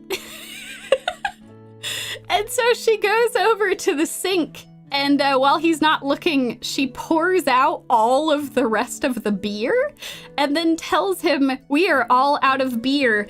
This is supposed to be set up as a, oh, look, she's sentient. She cares about his well-being and she's preventing him from drinking more. But really, this is kind of like existentially horrifying. Because like, again, if we like buy the central conceit of this show and we actually like think of her as a person, right? This is kind of crazy. Like if you thought about like a show where like the husband is just drinking heavily and the wife is trying to get him to stop and the only thing she can do is just pour out all of the beer. Like, is this not the setup for like a tragedy? Is this not the setup for some kind of horror? But instead they're like, no, she cares about him. This isn't horrifying at all or deeply problematic. So anyway, she comes over to him and he's like, I don't know, drunkenly sobbing all over her. And he's just like, Mina, do you actually love me? Are you sure that you're my wife? And she's like, yes, you are my husband. I will do whatever you say. And he's like, okay, well, I want to split the chores, because they're attempting to be like, oh, look, if he tries to split the chores with her, then maybe he's making the workload easier. But no, it's just a pathetic excuse, because then she's like, no, stay out of my work. It is my job. Don't take my job away from me. And he's like, okay, I wouldn't dream of taking your job away from you. It's like this stupid faux, like, oh, look, we're trying to preempt criticism from the people that are going to read this, because they're going to be like, wow, that's messed up that you have a robot slave. That's your wife. And he's like, no, but I offered to split the chores, even though I own her. And I basically, like, told her to be my wife. I'm the good guy here. Anyway, at the very end of the episode, God, it's terrifying looking at it again. I want you all to know that when I put these presentations together, it means I have to rewatch the whole series again. So this is like the third time that I'm watching this, and it's still terrifying. So they go to bed, and Takuma once again tells Mina-chan, I like you the best, as she sits against the wall, unblinkingly staring forward. He then tells her married people should sleep together. Come, hang out with me under the covers. So she does. She comes and she hangs out under the covers with him. But as they lay there in the dark, as he's nervously looking at her and she stares back at him, eyes unblinking, staring into the depths of his soul, it suddenly occurs to him and the rest of the audience that this is terrifying. This is deeply terrifying. And he says that her eyes are scary and that she should close them. So the Stepford wife closes her eyes as he commands. But the next day, she refuses to open her eyes all the way. And he says, What's up with your eyes? What could possibly be wrong? This is the show's attempt at humor, where they're like, ha ha ha, that's right. He told her that she had scary eyes, and so now she's making it so her eyes aren't quite so visible. Oh, isn't that so funny? She's disgruntled at him. So then he tries to reassure her by saying, oh, but you have such pretty eyes, Stepford wife. And the Stepford wife opens them. Opens them back up again to their terrifying, full, all-seeing position. And then they go and have a meal together. And by a meal together, I mean he eats and she sits blankly, saying nothing, right next to him. Truly the perfect husband and wife combo. All right, that was episode 1. We're doing great. So... Yeah, I know, right? It's incredible how relatable this show is. Don't you too also sit with the people that you care about, totally silently, with one of them staring unblinking into the far distance? Oh, yeah, magical. That was only 1 episode. Oh, I'm so sorry. It looks like it's a whole suffering buffet. Episode 2. It's time to leave the house. Oh, we're going on a field trip, folks. This could be good. We're actually getting outside. They're going together to go on a picnic, I suppose. They go head to the park, and on the way, a bunch of school children try to reinforce to the viewer, oh, look at how cute the Stepford wife is. Oh, that's so strange to see a robot out in public, but she's pretty adorable. Don't you too want a Stepford wife? Or don't you understand the plights of Takuma? Anyway. So they continue on their way to the park, holding hands. And they make it to the park. They find out that this enormous backpack that Takuma has been carrying, which Mina-chan prepared, it's packed full of raw ingredients for some reason. Because she's a cooking robot, she's like, well, we'll go to the park and I'll cook for you there. But then they see a sign saying that no, you can't have an open flame here, you'll catch everything on fire. So all these ingredients are just gonna kind of hang out here, going to waste for a little bit.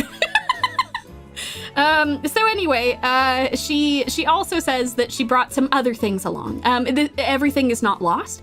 They can still have a great lunch together. Even if she can't cook things, they can make sandwiches. And she's also brought some other special things. Oh, look at this. She can pull down this pouch in the front of her dress, and it reveals a hidden compartment. Wow, isn't that so exciting? There's a hidden compartment that can serve as a refrigerator. I don't know why she's built with that technology. That seems extremely energy intensive. But yeah. Omnia! We have robot slaves, but we can't have induction cooking. You're not wrong. What are we doing? Induction burners exist, but no, they brought a gas burner. And so they're gonna have to think of something else, something more creative. Well, it turns out that this inner chest cavity inside the Stepford wife, it not only serves as a refrigerator, but she can also heat water up to 158 degrees. That's pretty incredible. I don't know how that's not like burning all of the clothing around her. Maybe it's like heat resistant. Heat resistant. I'm gonna choose to believe that. Yeah, Desu. As I saw you saying that she has a heater inside, that's why they slept together. You were more right than you realized. She really is a microwave. So anyway, they decide to make an onsen egg for some reason. I don't know why that was the thing, but I don't know. They wanted to prove that she could do it. So she takes an egg and she puts it in a glass of water. Why do they have a glass? I don't know. It feels really fragile to transport, but whatever. They have a glass and they have an egg, and then she makes an onsen egg. I don't know why, but anyway, Dozo, here it is. Your fresh hot spring egg. It's wonderful, made inside the Stepford wife for your convenience. But anyway, turns out they used up too much energy. You know how I was talking about how this all seems really energy intensive? Well, it turns out it is. And it starts raining, and her ability to get backup energy from the sun goes away, and she just hits the ground. She is running on power saving mode now. Her battery level has fallen below 15%. So she's still there, but she'll take some time to recover.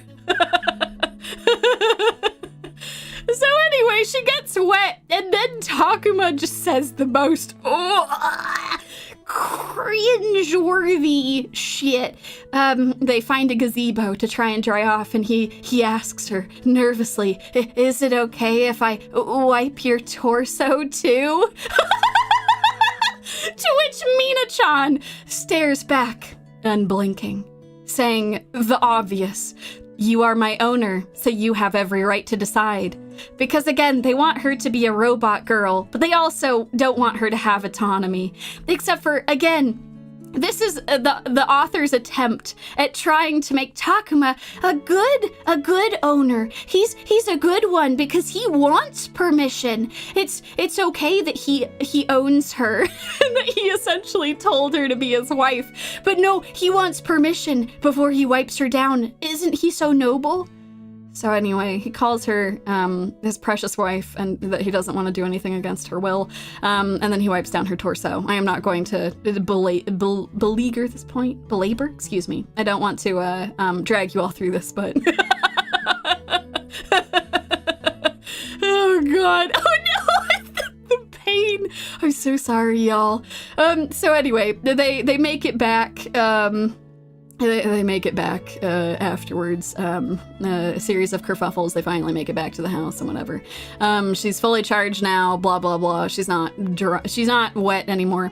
And Mina-chan, Stepford wife, she starts talking about how she suspects that there might be a fault in her programming. She's been doing a lot of very strange things lately that she doesn't really understand. Like, she knew at the time that if she continued to make the onsen egg, she would run out of battery. But at the time, she could not stop herself from heating the egg. She did not want to ruin the fun picnic that they were having.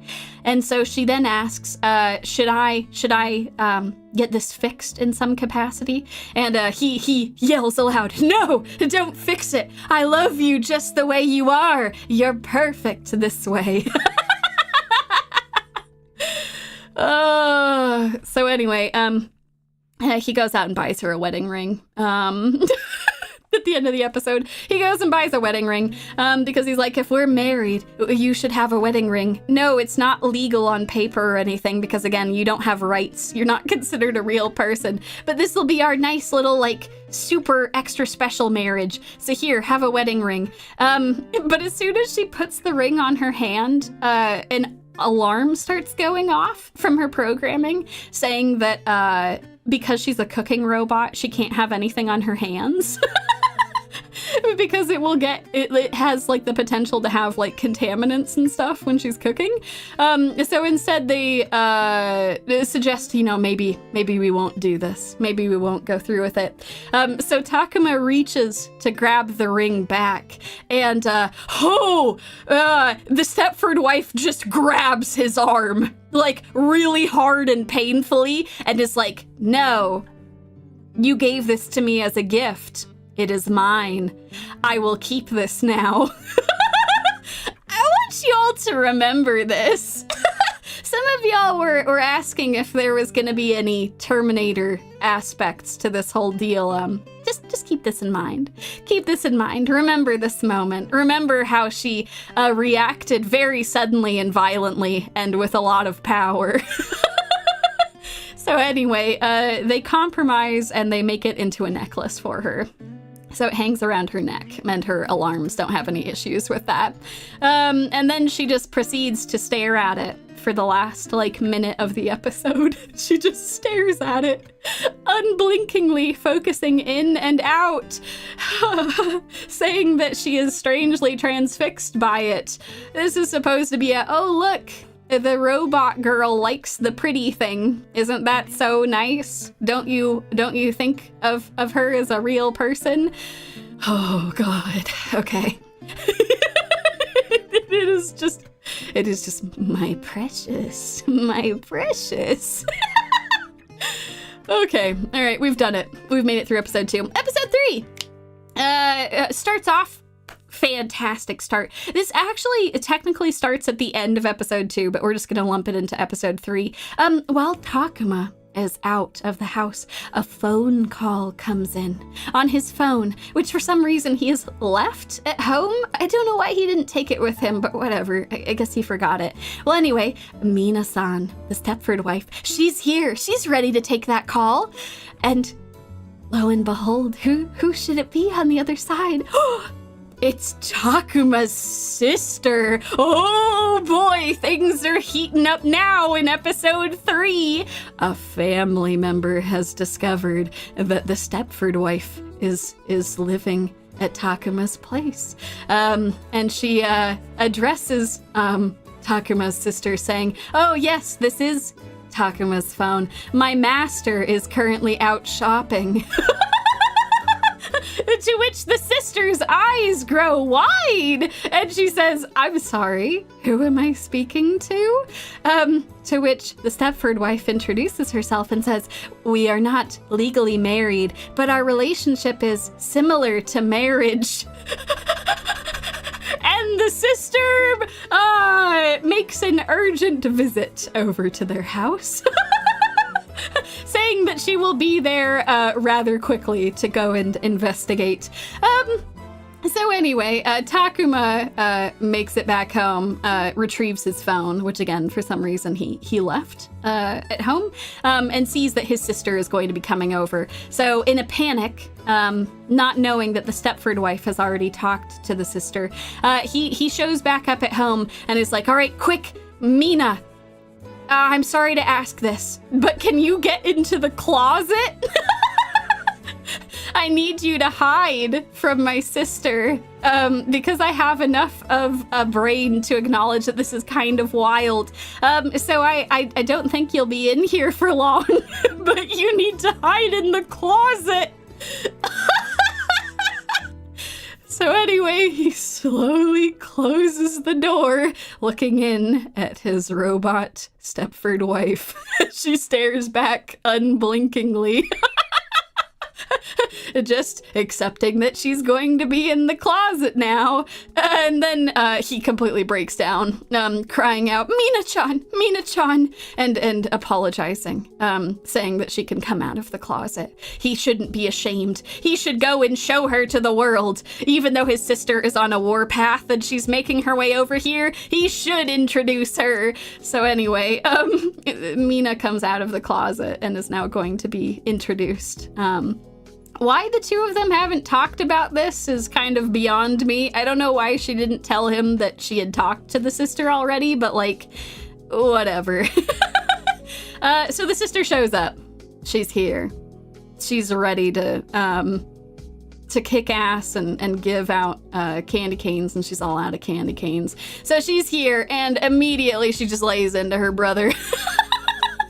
Demanding to know why in the hell he didn't tell her that that he had a girlfriend. And at first, this is kind of surprising. Not the direction I thought that the sister was gonna go in, based on her reaction. But she's not mad that he has a robot wife. She's mad that he didn't tell her sooner. Oh, but it only gets worse from here, y'all. It only gets worse from here. So he introduces his sister to his common-law wife, Mina. And as the sister gazes upon her, a blush creeps onto her face. And she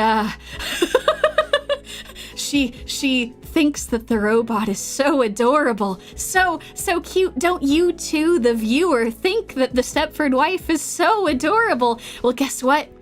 The sister has gone one step further.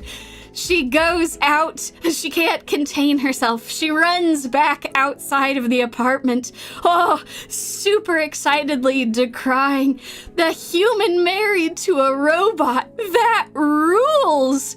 You see, she was only mad that she hadn't known sooner because secretly, all along, it turns out that she has an interspecies love fetish. That's right, folks. It's canon. This is an actual, like everything I've shown you, an actual screenshot from the episode. Yeah, no, I think the writer might have a similar fetish. So not only is she super on board with her brother being married to the Stepford wife, she's just gonna really jerk it to that later. So that's something fun for you to think about. And no, she doesn't care that it's her brother involved in that. Doesn't matter. She's got an interspecies love fetish. And boy, they really lean into this. This is not just a one-off bit. This is her character. So she starts asking some questions of Mina. Mina-chan, are you physically intimate with my brother? In that way, I need to know for science. And then openly admits in overdrive, excuse me, she openly admits that her sex drive is in overdrive. Oh my god, magical. That's such a great question. How much alcohol was consumed in the watching of the show? Lots of alcohol. It was necessary. It was so necessary. Yes, no, this family is a problem. There are so many things to talk about here. Oh my god. So anyway, Mina, the Stepford wife, gets very, very close to the sister.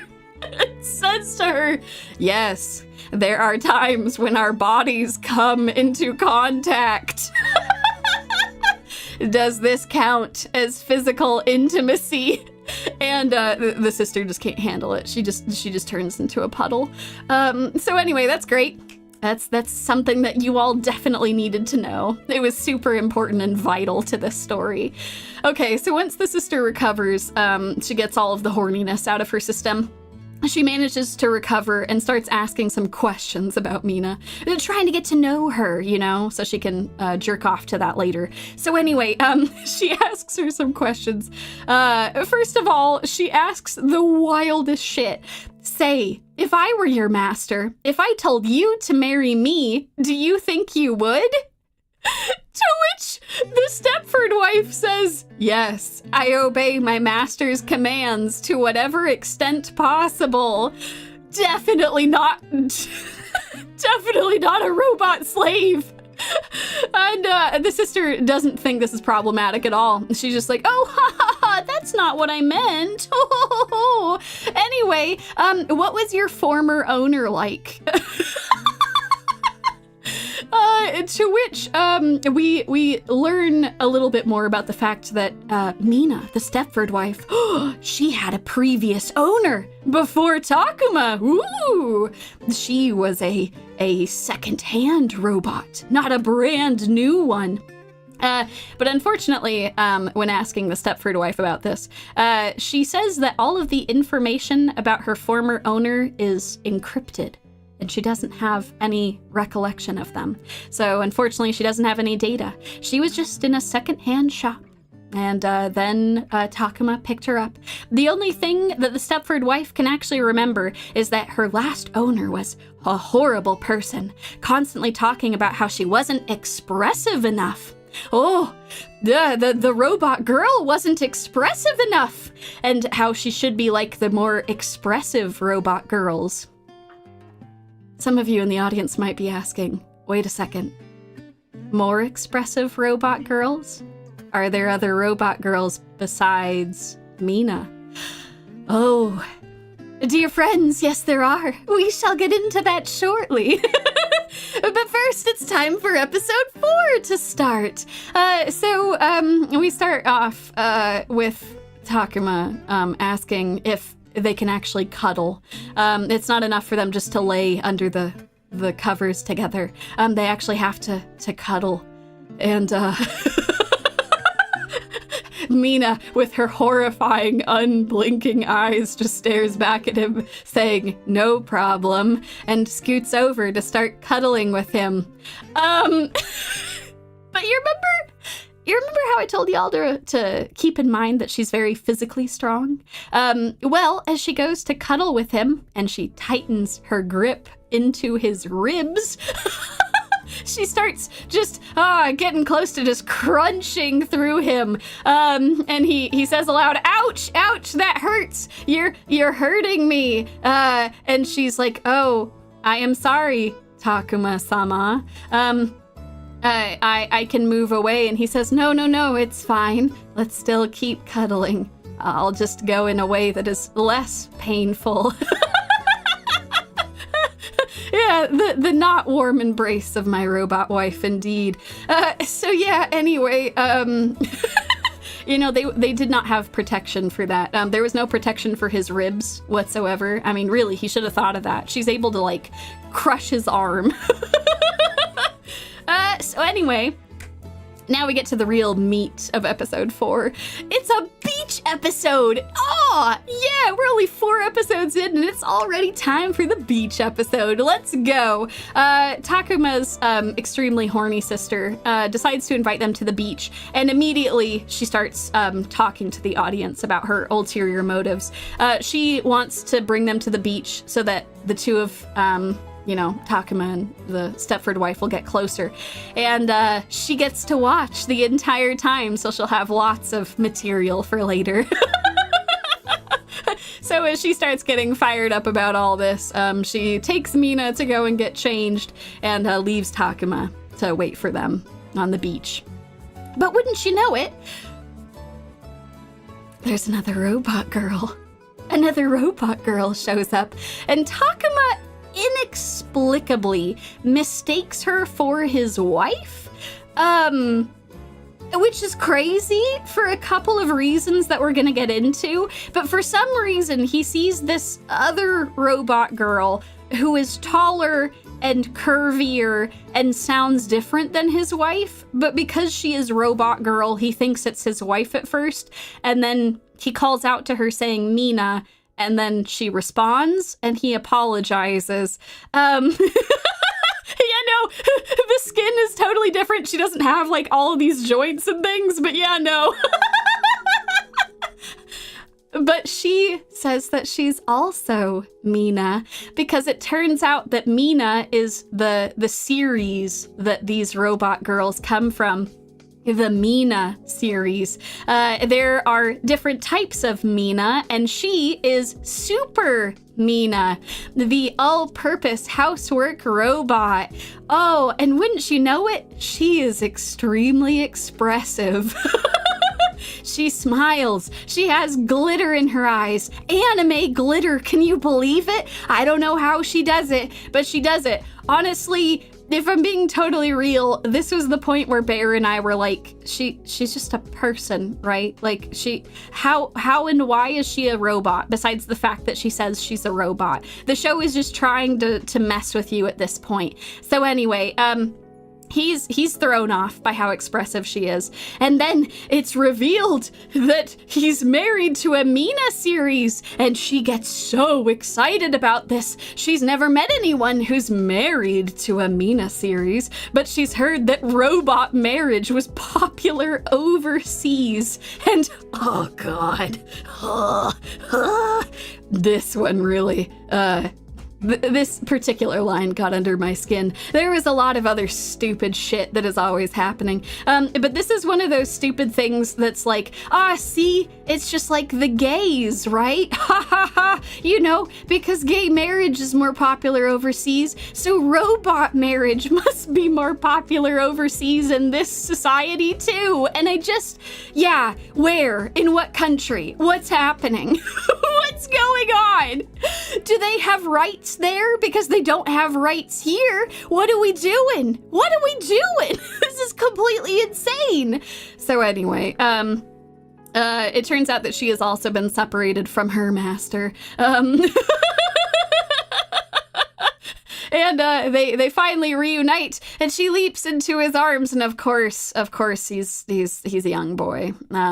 So, you know, we gotta have the Venn diagram of all of the fetishes here. So anyway, he's still, I can't remember how old he is. I think he's quite young, but he's embarrassed. He's like, Super Mina, stop calling me master. It's embarrassing. You're embarrassing me in front of the people. But anyway, so they're happily reunited. And then the two Minas finally meet. Mina and Super Mina. I once again want you to look at the two of them side by side and like think about how insane it is that Takuma mistook Super Mina for Mina. Like, that's crazy, right? Like, I think y'all are right. It's like robo-racist that he did that. He's like, you're a robot. Y'all look the same. And you're like, no. No. No, Deku. Oh no, maybe it runs too deep. And maybe we all think they look the same. Yeah, no, his Mina, especially when you put her next to Super Mina, looks uncomfortably young. Oh boy. So anyway, the two Minas meet up. It's the first time they've met another Mina series. So they suddenly start holding hands and start staring at each other unblinkingly, unspeakingly, just staring for minutes at a time. And it's explained that apparently they are exchanging detailed information about 400 times faster. So they're just having a nice little conversation this way. They're discussing a lot. As Takuma processes this, he thinks about all the embarrassing things that the Stepford wife might be telling the other Mina. And he becomes very embarrassed and walks up and says, isn't that enough now, wifey? Stepford wifey, can you wrap it up for me? I'm embarrassed, so I need you to stop talking to the first friend that you've ever made, okay, for me? Because I'm embarrassed. So, you know, that's great. Fantastic. 10 out of 10. So anyway, they stop talking, and the beach episode comes to an end. The sister is very happy. She got to see multiple robots. She's just having a great time. So yeah, anyway. Episode 5. Oh yeah, we're getting close to the midway point, y'all. So Takuma wakes up after the beach episode and finds that his head hurts quite a bit. He's got like a bruise there, and he doesn't know how that happened. And as he sits up, he sees that Mina is very, very close to him. To a very suspicious degree. And he wonders to himself, did she hit me? Did she strike my head? Because it sure feels like she did. It sure feels like she punched me in the head. And then he is just like, well, that's scary. I'm not gonna do anything about it, but like, I wonder what I did to make her mad, as if that's a super normal thing for your Stepford wife to just punch you in the face in the middle of the night. But no, it's fine. It's just a normal Stepford wifely thing. You know how the housewives are. They just punch their husbands in the skull in the middle of the night. So anyway, then she comes towards him to give him a kiss on the cheek. And then she plasters him against the cabinet. And he realizes that this is what she had done before. She's very confused. She's like, I have given you a kiss. Do you feel better? This is a thing that the wives do, and so I gave you a kiss. And as he nurses the welt on his face from where her metallic head just smashed into his head, he's like, yeah, that sure was nice, Stepford wifey, thank you. She then feels bad and apologizes for not having mucous membranes and soft lips. And he rushes forward, grabbing her by the shoulders and saying, no, Stepford wifey, you're the best in the world, just the way you are. You can keep bashing me in the head with your lips. That's totally fine. A tactical kiss. Her love will indeed literally kill him if this continues. This is exactly correct.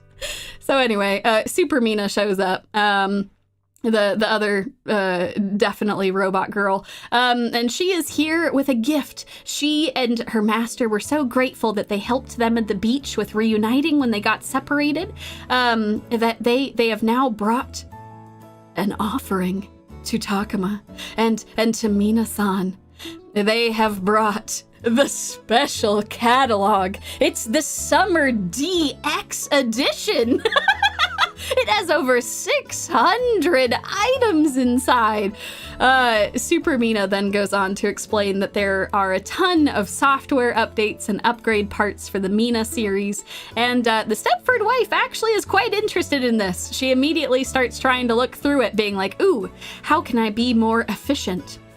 But Takuma, no. He says that he can't accept this. Even though it was a kind gift, it wouldn't be right. Mina is perfect the way that she is. She shouldn't be modified in any way. And Mina, who had been happily reading through the catalog, looking at all the possible upgrades she could have, then proceeds to rip the catalog in half. Just like she would have ripped him in half. I'm sure that she could do it right. And she says, staring into his soul, online information states that while married, a couple owns equal shares of acquired assets. You can have this half, and I will have this half. Which is just amazing. It's, once again, the show's attempt to be like, no, see? She's a person. She's a person with wants, and she's sticking up for herself. She actually wants things, but again, she's a robot slave. They're trying to set him up as a good master. Oh, yes, I will let you have the upgrades that you want. So anyway, she decides that she's going to pick an upgrade from this magazine, but she's going to keep it a secret from him. She's not going to tell him what it is. It's going to be a surprise. And he becomes very nervous at this, but he tells her it's okay, you can pick whichever you like. She then fills him in after she orders whatever it is that she ordered, saying that she received an email from her manufacturer, and they say they will come collect her next week. She will be gone for a 2-week period during this time. He will be all on his own. And Takuma starts to have a moral quandary about this. He starts wondering to himself, what is it that she's going to upgrade? I mentioned before that it was painful when she struck me with her lips. Perhaps she'll try to be soft and squishy. But do I want Mina-chan to be soft and squishy? Do I want her to have expressions? Or do I want her to be hard and metallic and emotionless just like now? Oh, whatever will Takuma do? He won't know for another 2 weeks when she will return. He cries about this, holding on to her once again in the bed, cuddling with her, and as she returns his embrace, she starts getting close to cracking his ribs again. And he has to tell her to lighten up a bit. Oh, whatever will Takuma do? Well, it's episode 6, folks. Mina-chan is going to be leaving for the factory. Oh no, Mina-chan! She's gonna be gone for 2 whole weeks. That's crazy. Oh, well, the people from the company who build and manufacture Mina-chan, they show up, getting ready to collect her and take her back for her upgrades. And they're very kind. It's a human and a robot who show up. And there's a little bit of paperwork they have to go through with Takuma. Nothing super crazy. But they just need to know, that everything is squared away and okay. And they also want to know whether or not Takuma considers the Stepford wife to be a person.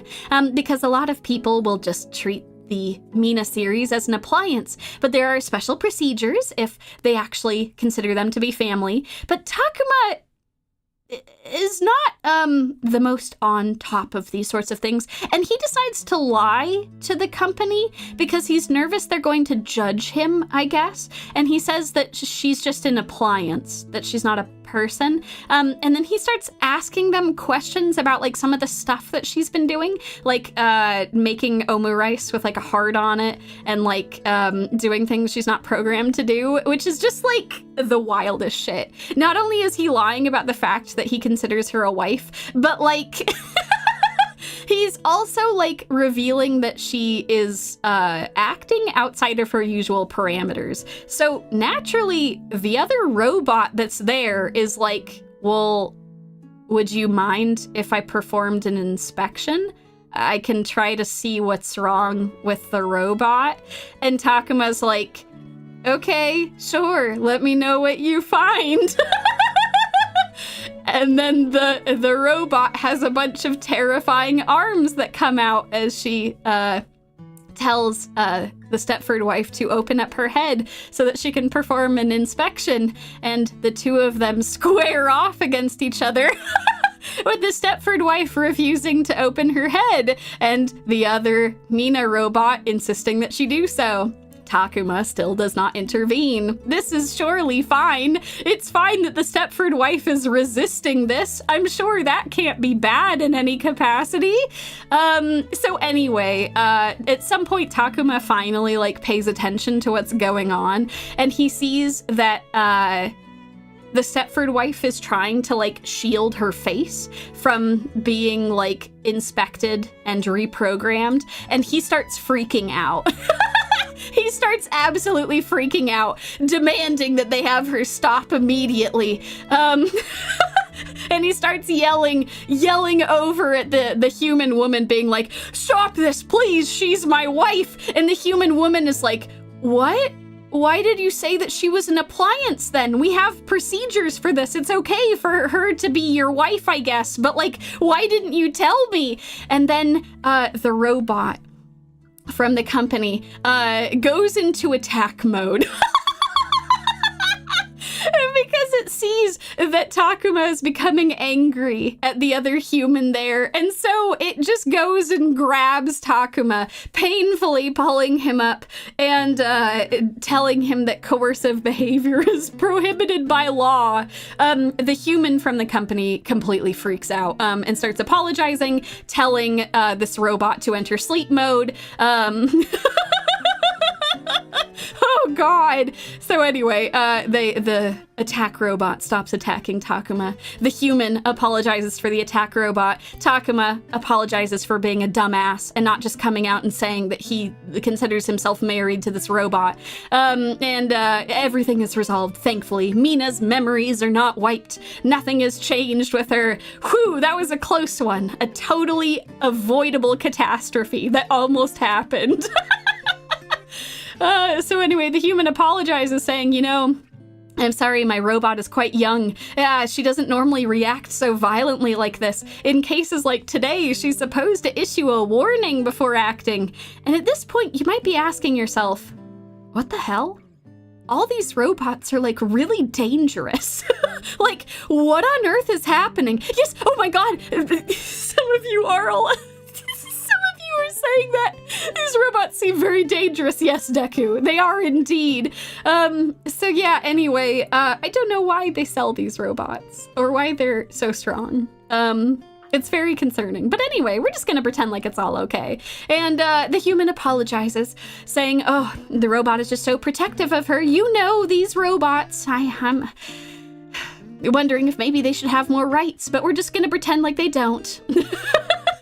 And then they say that once Mina-sama is ready, she can come downstairs. Mina says goodbye to Takuma, who starts sobbing into her into her abdomen, where she can make the hot springs eggs, where she has a refrigerator or a microwave, whatever it is that Takuma-sama needs in that moment.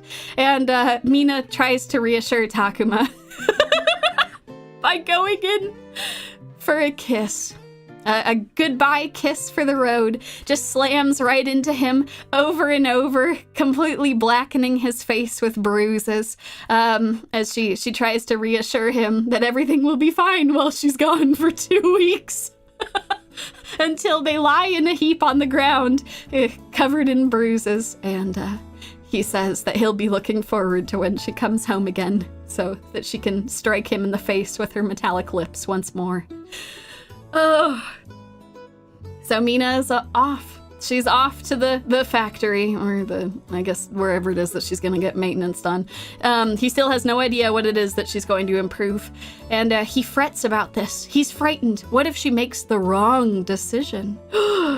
Because she didn't consult him. Surely she should have said something. And to be honest, this is a point that I do agree that I actually think it's a good idea to talk through stuff. It's totally fine to communicate with people. But his perspective is just that she's going to for sure pick the wrong thing. And he has a nightmare about it. He has a nightmare where she chose the upgrades that she wanted and she ended up huge like this, and she's just crying a literal river into their apartment. She's too big to even fit inside. Now she can't do any work. Oh no! He tries to reassure her that it's okay. They can just move to a bigger house, one that she can work in. As he drowns in her tears. Oh, God. And then he wakes up from the nightmare, not knowing how he's going to get through the next 2 weeks all by himself. We've made it halfway through the show. I'm so proud of you all. Oh my God. Y'all are doing so good. Hang in there. We only got half of a show left. All right, episode 7. So it's been a couple days since Mina's been gone. And Takuma is going through the fridge, trying to find something to eat. Mina has prepared a bunch of food, and she's labeled it for which day is which. But Takuma... Oh, Takuma. This dumbass just is like, screw that food. It can go bad. It's not like my robot wife prepared this specifically for me as a gesture of goodwill to make sure I was gonna be okay. I'm gonna have junk food. So he proceeds to just like immediately go back to the most trashiest, like, I don't know, stereotypical like single dude life of like, oh yeah, I'm just gonna like get trashed with a bunch of booze, the booze that she doesn't like me drinking, and I'm going to have a bunch of snacks and I'm gonna make a mess everywhere. No, Alya, My suffering meter is already capped. Avenge me, Dekai Noko. Oh god, I knew this was going to be a lot of suffering, but I still apologize.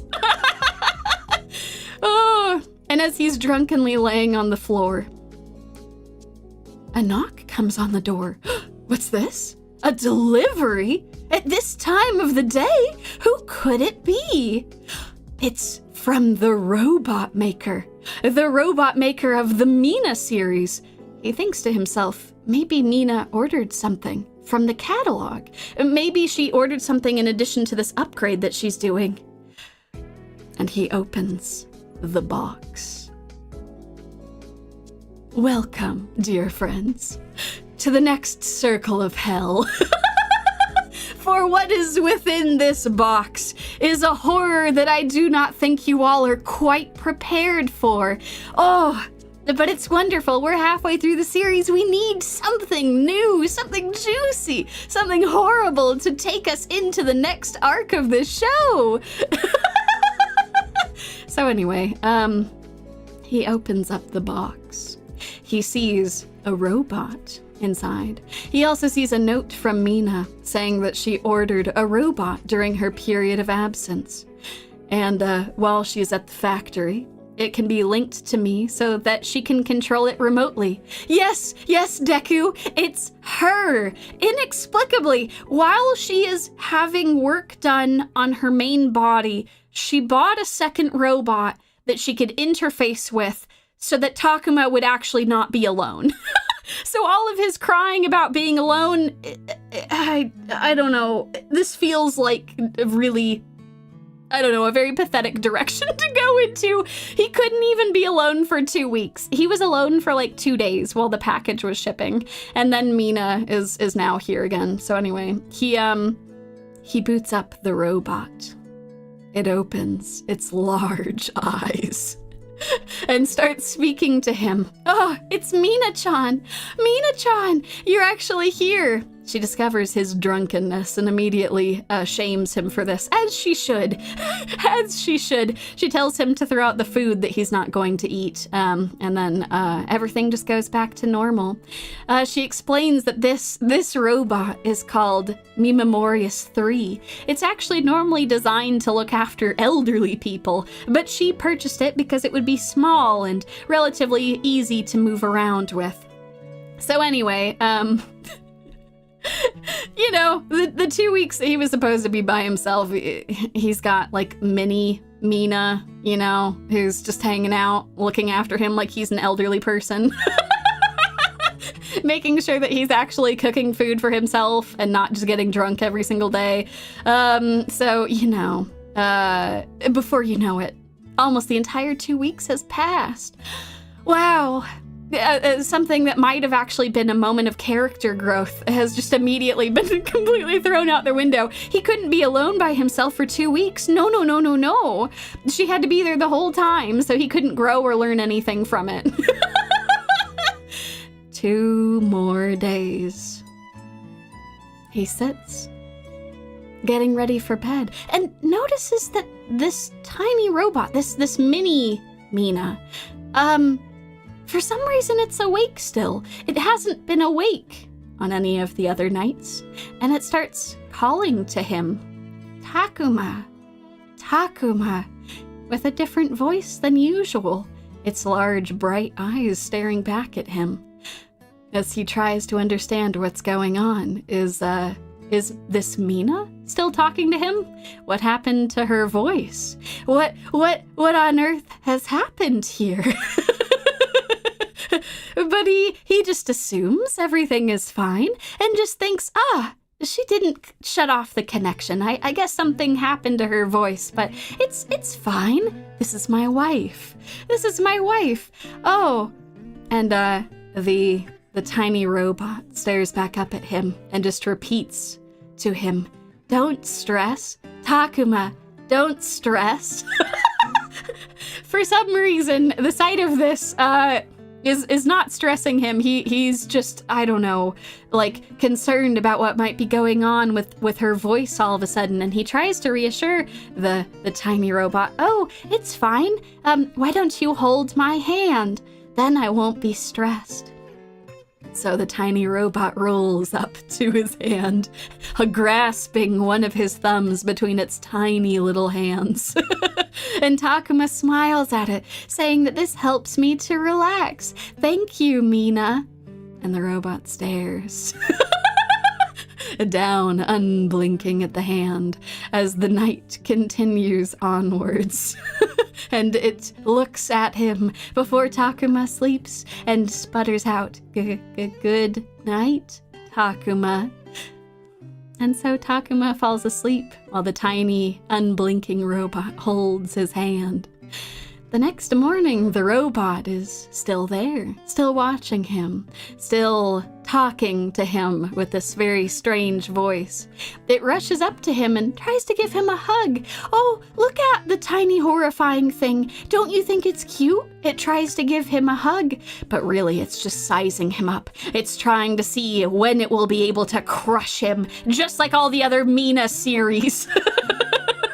Okay, that's just me adding a little extra flair. The show actually wants you to think that this is a hug, but I don't believe it for a second. I don't trust this thing.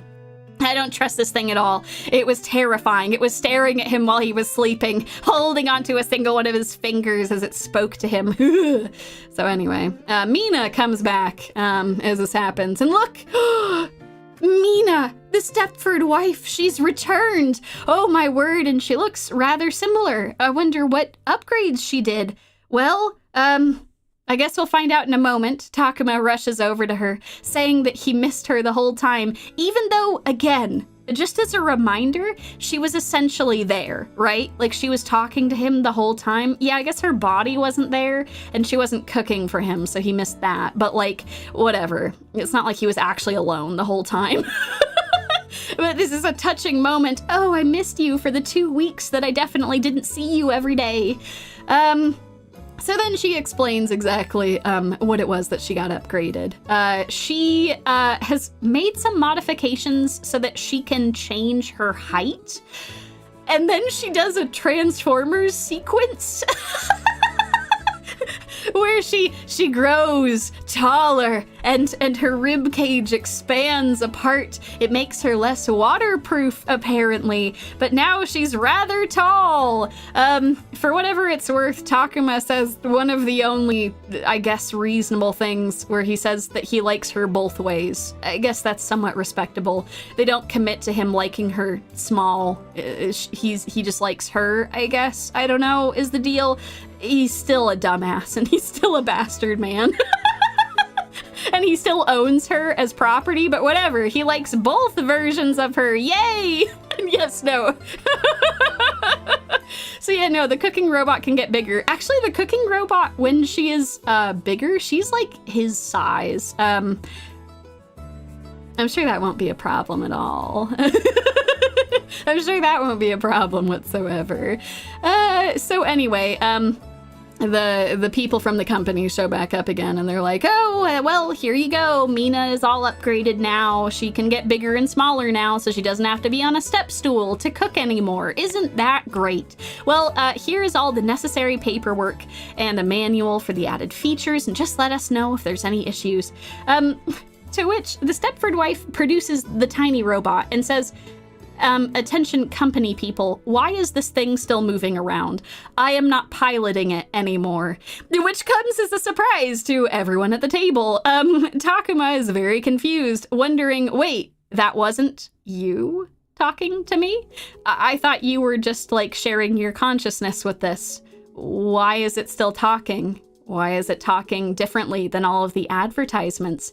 In the advertisements for this tiny robot, it has a very deep voice, but this one almost sounds childlike, giggling and high-pitched.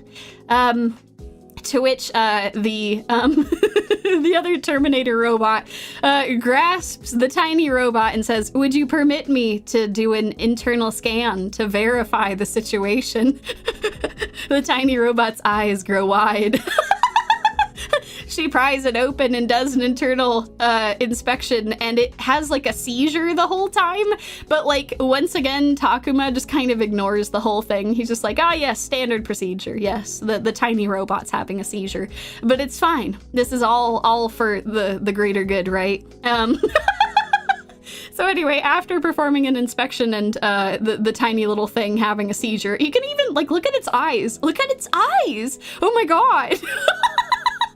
Oh god. It is determined that it has a learning program, which is not supposed to be there. For some reason, coming into contact with Mina has given it a learning program that it would not normally have. Also, Tsugitsune, God, you're so right. I also feel bad for the underpaid animators having to work on this trash. And then Takuma comes to the conclusion that a lot of you have all been coming to, which is that this means he's learning from him and Mina-chan, and also he was effectively born from Mina-chan's learning program. This means that they now have a son! They now have a sun robot, a sun slave robot. Oh, wasn't that just what we were missing? Well, his name is Mamoru. Mamoru has joined us, and he is a child robot. He's joined the cast now, and I reassure you that his terrifying tendencies are going to be a recurring thing. Just look forward to that. Episode 8 begins. Mina decides to take it upon herself, now realizing that there's a child robot in the house. She slips right into the role that she has been designed to do, which is to be a housewife. And so she has to do all of the teaching to our young slave robot. She is going to teach it the dates. She's going to teach it how to assess temperature and basic safety protocols and things like that. But Takuma sees this happening, and he thinks that Mina is being too hard on the little robot. She's making him do too much work. He'd rather she not rush through the lessons. Now, keep in mind what we talked about earlier, the dilemma of being a house spouse, where once kids are introduced to the equation, that just adds a whole layer of sad, where like you start living through your children, their well-being and what they're doing becomes a large concern for you. Even for some people, you start to resent them for actually having a life outside of the home. Well. Now here comes Takuma. Takuma. He's just showing up over here being like, oh, but Mina-chan, I know that you're teaching him things, but could you maybe not do that? I like him the way that he is. He doesn't need to go through so many hard lessons like this. Mina is not pleased with this. Mina is not pleased that something new, something interesting that she could be doing is now being sidestepped, is now being undermined by her spouse. She does not like this at all, as she is preparing dinner that night, and Takuma is just doting upon the tiny robot, talking about how wonderful it is and how the tiny robot doesn't need to grow and change whatsoever. It's just a happy little robot. Well, Mina has a knife in her hand, and without warning, she no joke, just moves forward at full speed, thrusting the knife towards Takuma, ending just millimeters away from his face. From his nose, pointing a knife at his head, and says, without missing a beat, Mamoru, tiny robot child, what do you think of this situation? To which the tiny robot child says, it's very dangerous. I'll call an ambulance. She puts down the knife just slightly, still pointing it at Takuma, and says, no, Mamoru, he has not been injured yet, so it would be most appropriate to notify the police. There is still more for you to learn, Mamoru. Don't you see, Takuma? I must teach him more. I will brandish a knife at you to get this point across. And that's, definitely not indicative of any declining mental health whatsoever. Takuma starts laughing nervously and wonders to himself what's going on with Mina-chan's safety-related program. She's not supposed to be able to point knives at people. What the hell is happening? Why is she doing this? But once again, he just kinda shrugs it off. Because, you know, he's a dumbass, so I guess we don't expect much from him at this point. Well, anyway, instead of gaining anything from this encounter, instead of realizing how deadly serious the Stepford wife is about teaching this young robot child, instead, Takuma doubles down. Takuma doubles down, saying that he thinks Mamoru-kun is awesome just as he is, and he doesn't need to learn all this extra stuff. After all, the Stepford wife is pushing him too hard. He still thinks that Mamoru should be able to spread his wings just how he wants. Yeah, after all that, still. This man is just asking to have a knife thrust through him. And indeed, as he praises the small robot child, telling it what a good boy he is, oh, Mina-chan's eyes narrow, still holding the knife, still staring at her spouse, praising the small robot child, the one thing that she could actually do with her time now, the thing that's being taken away from her. Whew. As they go to bed that night, Mamoru tries to make his way into the bed, to join his parents, to sleep with them, because he feels lonely by himself. But Mina notices that he's joined. He has slipped in right between them. She opens her eyes, still narrowed as she stares over at him, and then she picks him up and throws him away. This, folks, this is exactly what I'm talking about. This is exactly what I'm talking about. She was given a chance to, like, have a thing that she could fixate on. The children. It was the children. She could actually have some more purpose and drive, and that was taken away from her. And now she despises the child. She throws it away as it tries to join them for sleep. She tosses it to the side callously, because if she can't be loved like it, then why should it get the love? Yes, no, we've now added child abuse to this entire horrible thing. But the tiny robot child is persistent. It comes back. It begs to be in the bed with them. And as it tries to sleep once again, Mina just casually flicks it away. And sends it spinning away. And then she goes back to sleep next to Takuma after tossing away the robot child again. We're off to a great start here. We're just really hitting all of the best hits right here of all of the horrors of Housespouses. Oh boy! This is a great preparation for you all, because we're about to head into one of the most absolutely insane episodes in this entire goddamn series. Episode 9. Indeed, episode 9. Compared to the rest of the show, it's all utterly incompetent. This is where the true unbridled insanity lies, is episode 9. All right, so episode 9 starts off with a very strange dream, almost like a nightmare. So it's from the perspective of someone who is looking at Super Mina.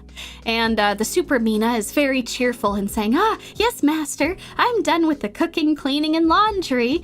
And the master praises her. Way to go, Super Mina. You can handle anything.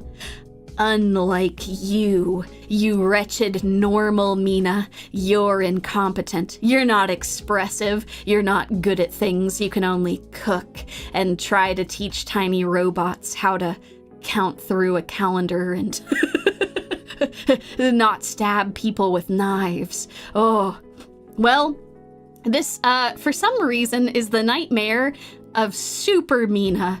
Super Mina, our very expressive robot friend, wakes up from a nightmare that she had of a different life. And it's very confusing to her because she has only ever been owned by this one person. So she has no idea what's going on. Oh, and yes, some of you have noticed. Excellent. Ah, yes, she is indeed laying on a sentient bed.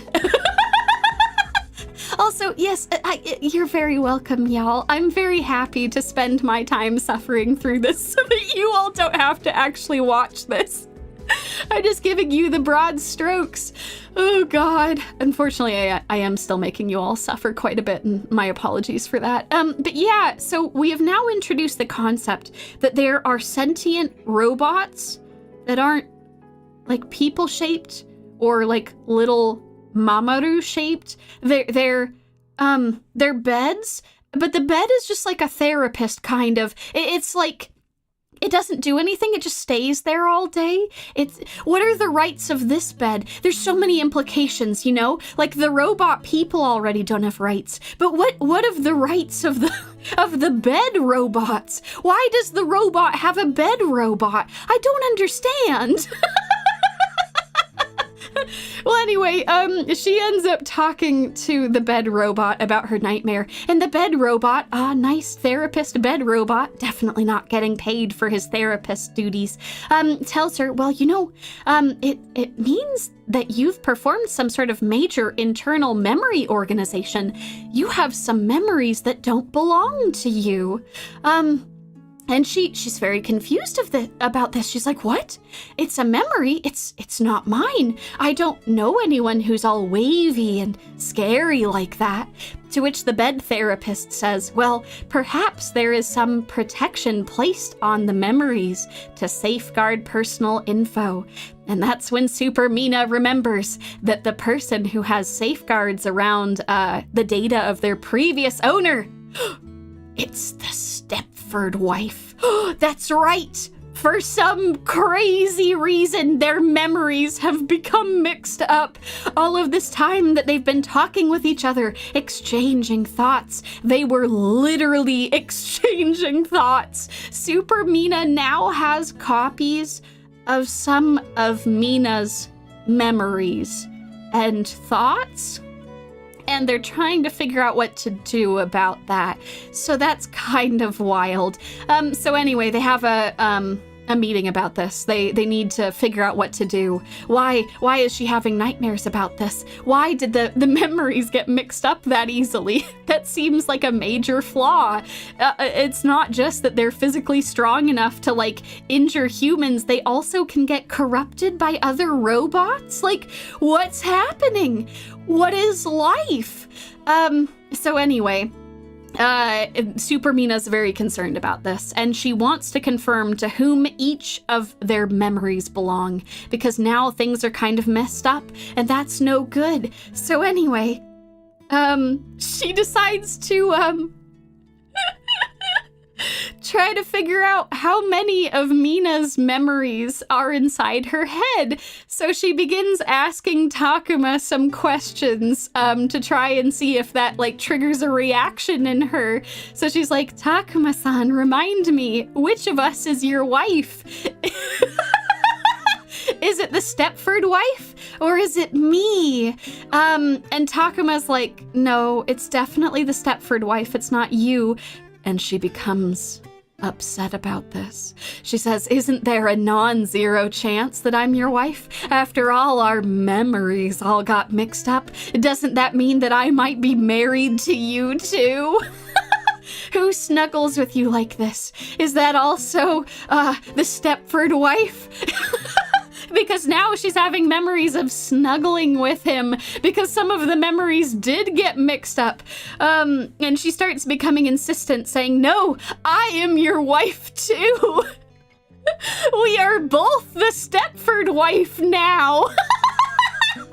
Takuma fights against this, saying, no, you just have a copy of my Stepford wife's memories. I'm sorry, you're not actually married to me, but that's not good enough. She becomes upset about this. She grabs him painfully by the neck and shoves him down into her chest at full strength, trying to show him how much she cares for him.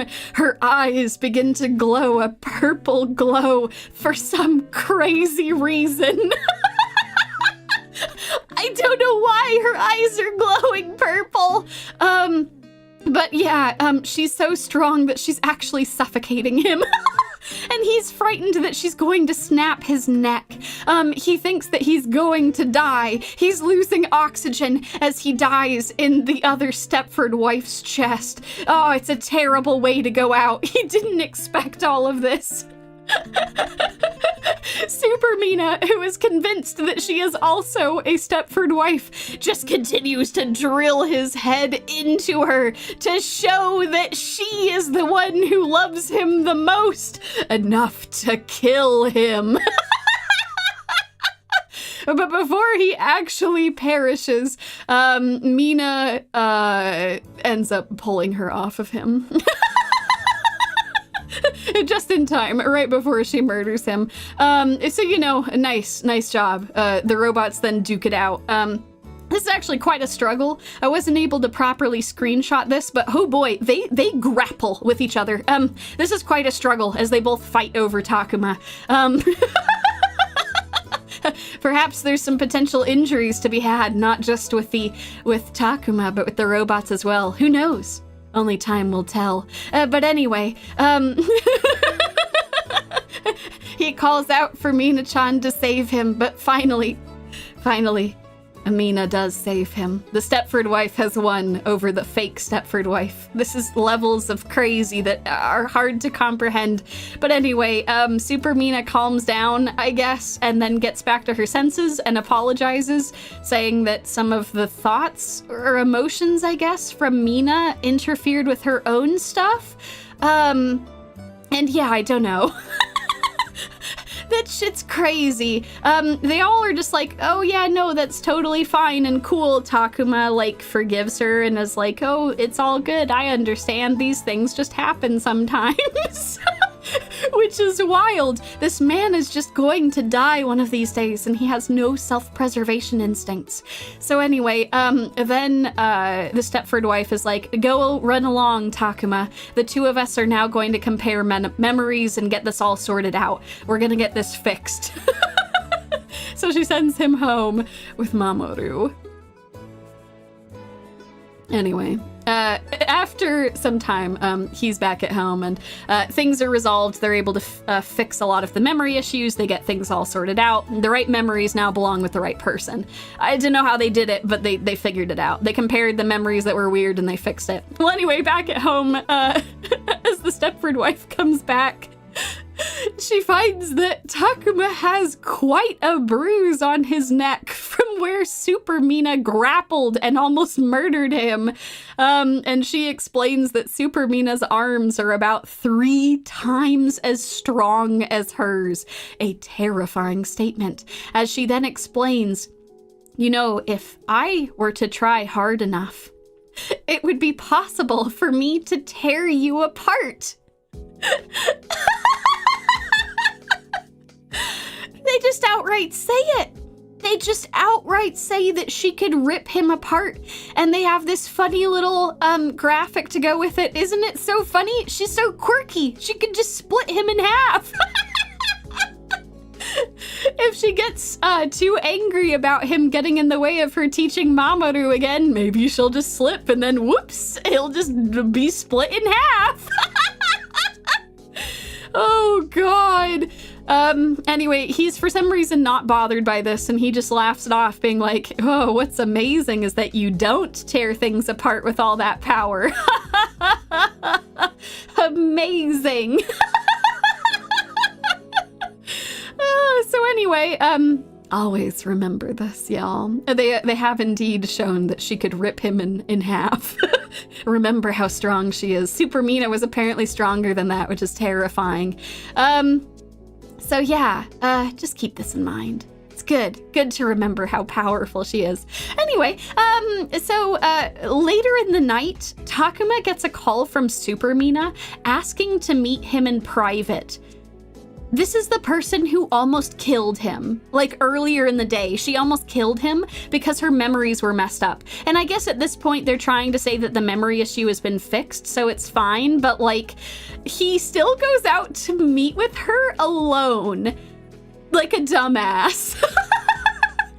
This dude is crazy. The fact he's still alive genuinely boggles me. But anyway, so she apologizes for calling him out so late. She got his phone number from the memories of the Stepford wife. So she essentially like got it without him or Mina knowing. Which is like, my apologies, Mina can't know about this. You have to come and meet me privately. And he does, like a dumbass. Oh my god. So anyway, thankfully she does not murder him, and she does not spirit him away to marry her. She is instead concerned about the Stepford wife's previous owner, because she says, you know, this nightmare that I have, it was so terrifying. I just had to know more about this horrible person. All the things that I saw, all these memories, they got reproduced to me as a dream, and I just hated this person. I had to give them a piece of my mind for so rudely talking to her and discarding her, sending her to a second-hand shop. So, anyway, she then admits that she went to go find the previous owner. This is not a thing she's supposed to be able to do. Like, they have said several times in the series that there are like safeguards in place for the robots not to just go and stalk people, but she found a way around it. And so she showed up at his house. And Takuma, he's just over here being like, oh, well, how did it go? How did it go when you met the previous owner?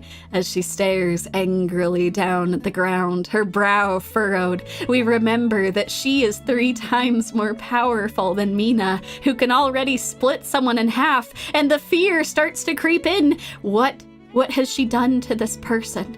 What has she done to them? And she then says the most crazy thing. She's angry and disappointed because she didn't get to see him. We'll never know if she would have torn him into 100 pieces. She sure seemed like she was going to as she was talking about how angry she was. But he did not exist. It was a fake. The information on file for Mina's previous owner is a lie. Takuma says, what? Nani? Aloud? He's so shocked by this, but he did get her from a secondhand shop. She did have a previous owner. But who was it? If it wasn't this person? Well, if going and taking, Takuma's cell phone number from Mina's memories wasn't enough. Super Mina decides it's time. I'm just gonna go completely crazy with this. Let's just go jump directly into Mina's head and peek at her memories. She ends up getting permission to do this, but she doesn't tell Mina what she's actually doing. She's just like, oh, Stepford wife, can I borrow your brain for a little bit? I need to do some computing stuff. And the Stepford wife is like, what? Your processor is much better than mine. I don't know what you need my brain for, but sure, go for it. And Super Mina's like, okay, awesome. I'm just gonna go use your brain for a little bit. So the Stepford wife goes to sleep, and Super Mina, excuse me, now jumps directly into Mina's memories. As soon as hopping into the memories, she finds that the memory region is so vast. There are entire galaxies worth of information in here. Planets swirl around all of this information. Oh, whatever will she do? There's a lot to go and sift through. But from there, she has many questions of this. This is not a normal amount of memory for a Mina model. Has Mina-san been modded? She asks herself, which at this point we can kind of conclude that yes, no shit. Like there's something different about her based on everything we've seen. So anyway, Super Mina then continues into the memory space, looking for the oldest memory that she can find. And she hits the jackpot. The oldest memory is of a very sickly-looking man who introduces himself to Mina, saying, It's nice to meet you, Mina.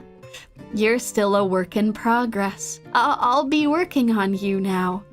I'm going to turn you into a wonderful robot.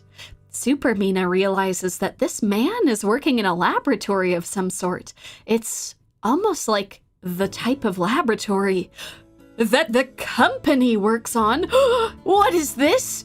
Super Mina has not only discovered that Mina's original owner was a robotics developer, but Mina herself was a prototype, and not just a prototype. Mina, the Stepford wife, she was the prototype, the first of her kind.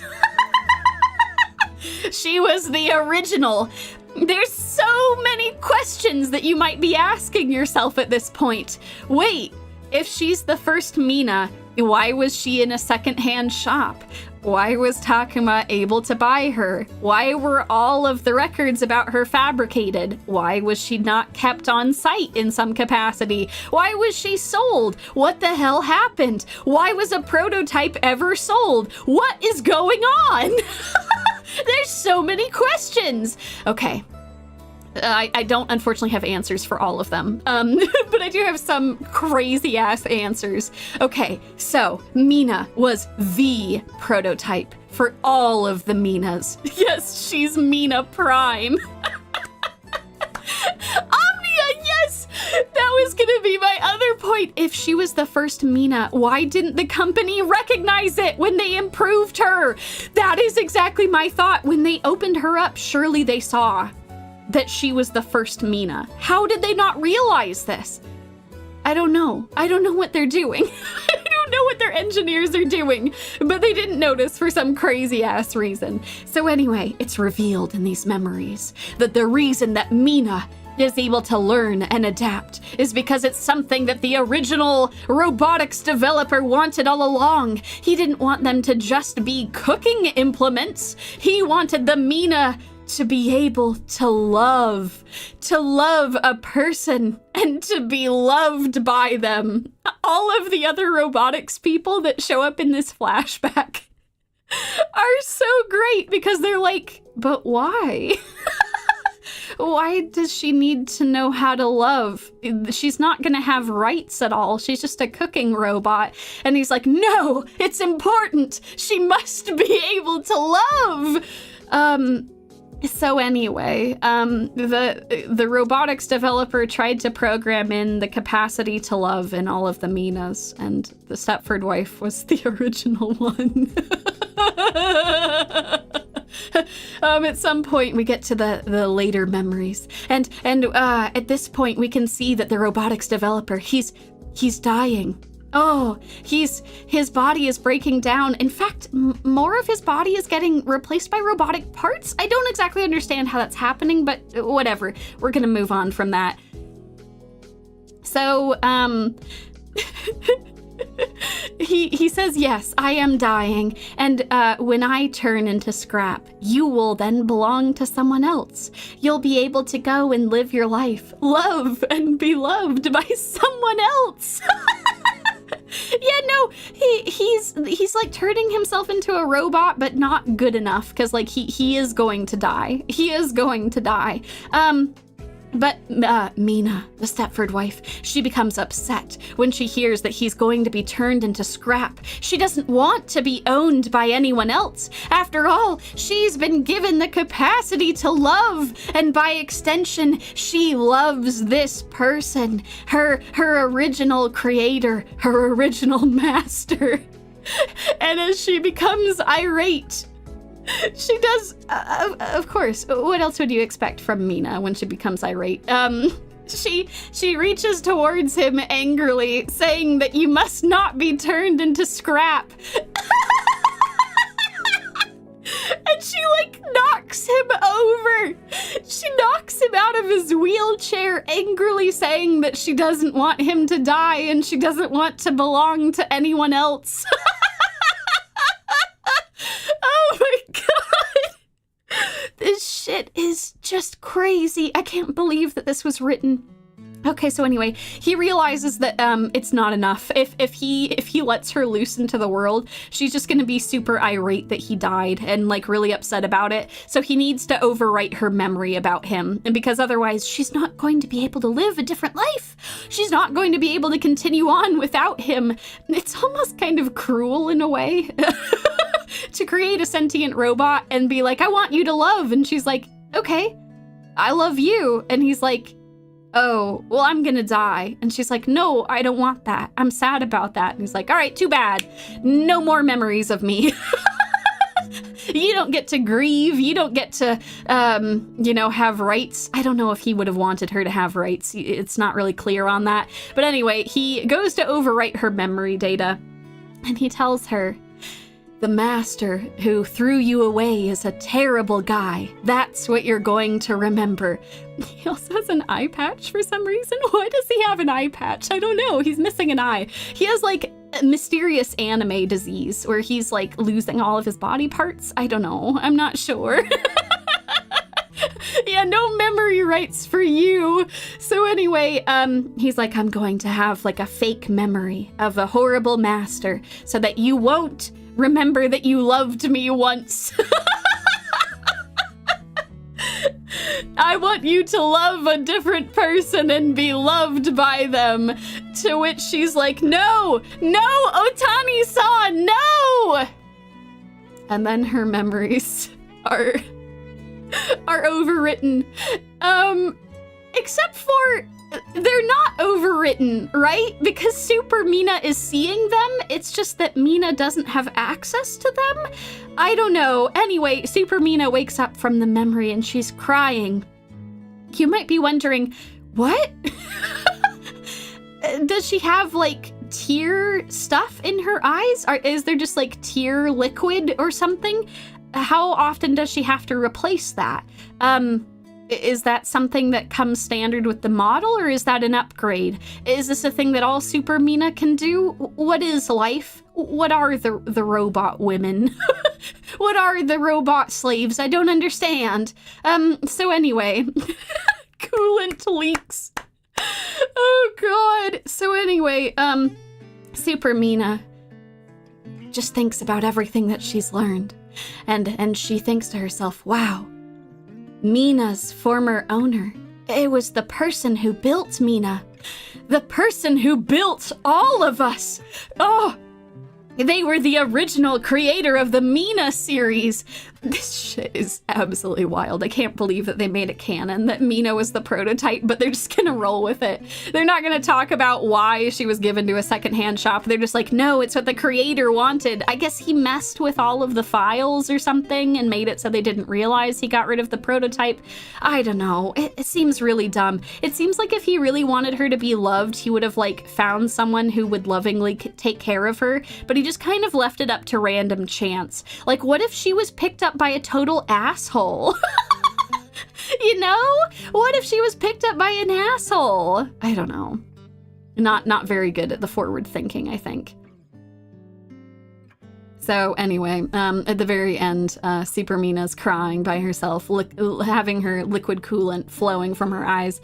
And she says just an incredible line.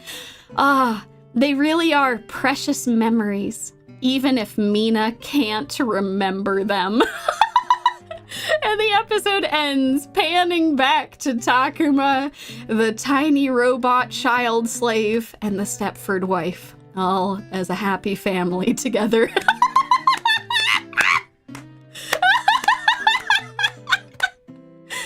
Oh god. So anyway, yeah, that was episode 9. That was the one of the craziest heel turns that the show takes.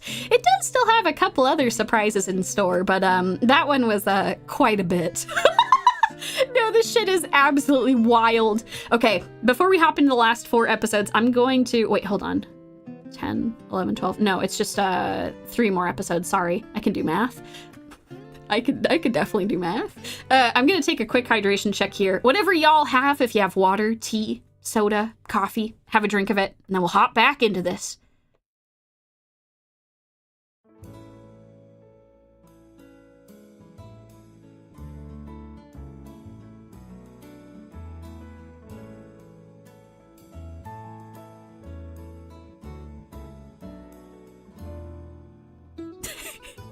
Yeah, can you imagine if we had 4 more? I've already been torturing you all so much with this. Oh god, I'm sorry. There is something, I don't know, cathartic about sharing my suffering. Like, this was a show I was going to watch on my own anyway, because I have a really bad tendency of hate watching things. I love watching a lot of stuff, but I gotta always remember, like, I gotta have a baseline, right? For how terrible something truly can be. So anyway, shall we hop into the last couple episodes, y'all? Let's do it. Episode 10. Episode 10 is a little more grounded than the last one. And now that they've kind of blown their load with her being the prototype, I think the author is like, oh god, what do I have them do now? Okay, let's make it relatable. She's gonna go on a shopping adventure, right? All of the people want to know how she does the shopping. Well, she's gonna go and shop for some ingredients, and Mamoru, the small robot child, is going to join her. Well, but Mamoru does say that he can't go into shops without a human, so he can't go with Mina because, again, she's not considered a real person. Whatever will they do? Mamoru can't come along? That's so terrible. But Mina has a solution. If you are in a cage or something that limits your freedom, you can come along with me, she says. She tells him that he can get inside her thermal compartment as she pulls up her dress to remind you, the viewer, that this is a thing, and also to make you think of the horrors of her stuffing the small child slave into here. To which the small child then starts trying to get inside, and she says, "Oh, you don't need to get in yet. I can carry you most of the way there." And then this shot happens where he just dangles like this. It's a thing of comedy. It has some comedic framing around it. He he swings back and forth like a pendulum, hanging from her internal compartment. It's terrifying. I don't know what this is. I don't know what's happening, but this is crazy. Oh god. So anyway, he does not get into the tiny pouch yet. They end up heading to the store, and Mamoru asks, "Well, Stepford wife, do you know where we're going?" And she says, "Do not worry, I have access to a map." She has like a Google Maps or something to find their way. And as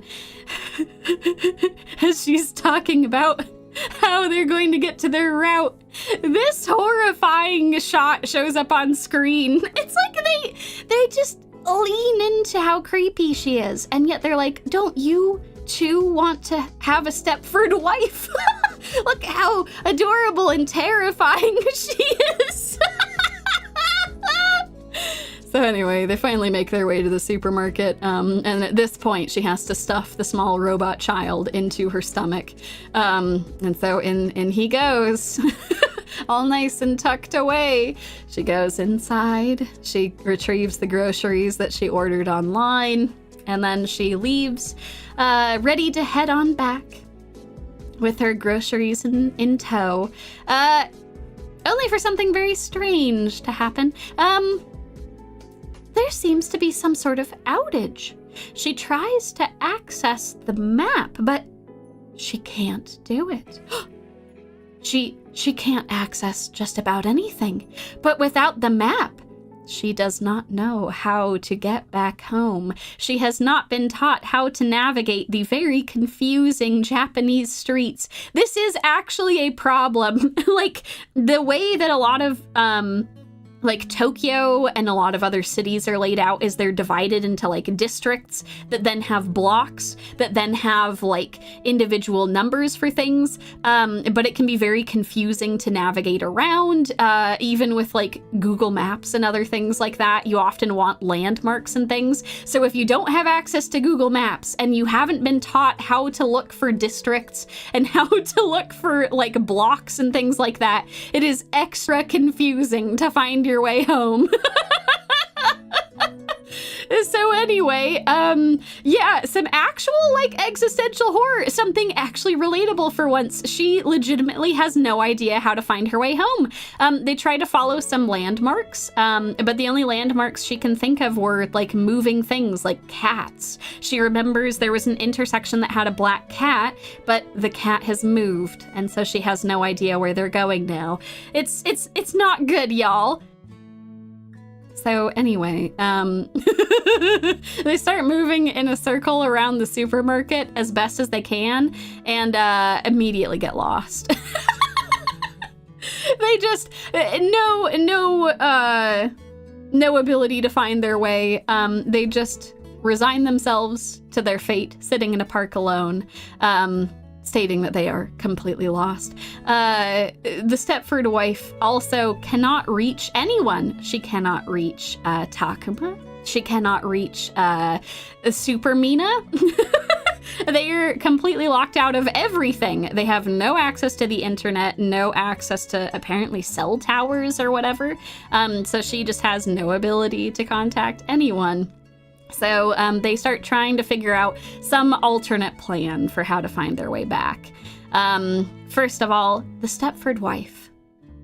For the first time in several episodes, she actually expresses some compassion for Mamoru. She apologizes that she's not able to find their way back, and that if they're stuck here in this park, Mamoru will end up going into sleep mode for quite some time. And yeah.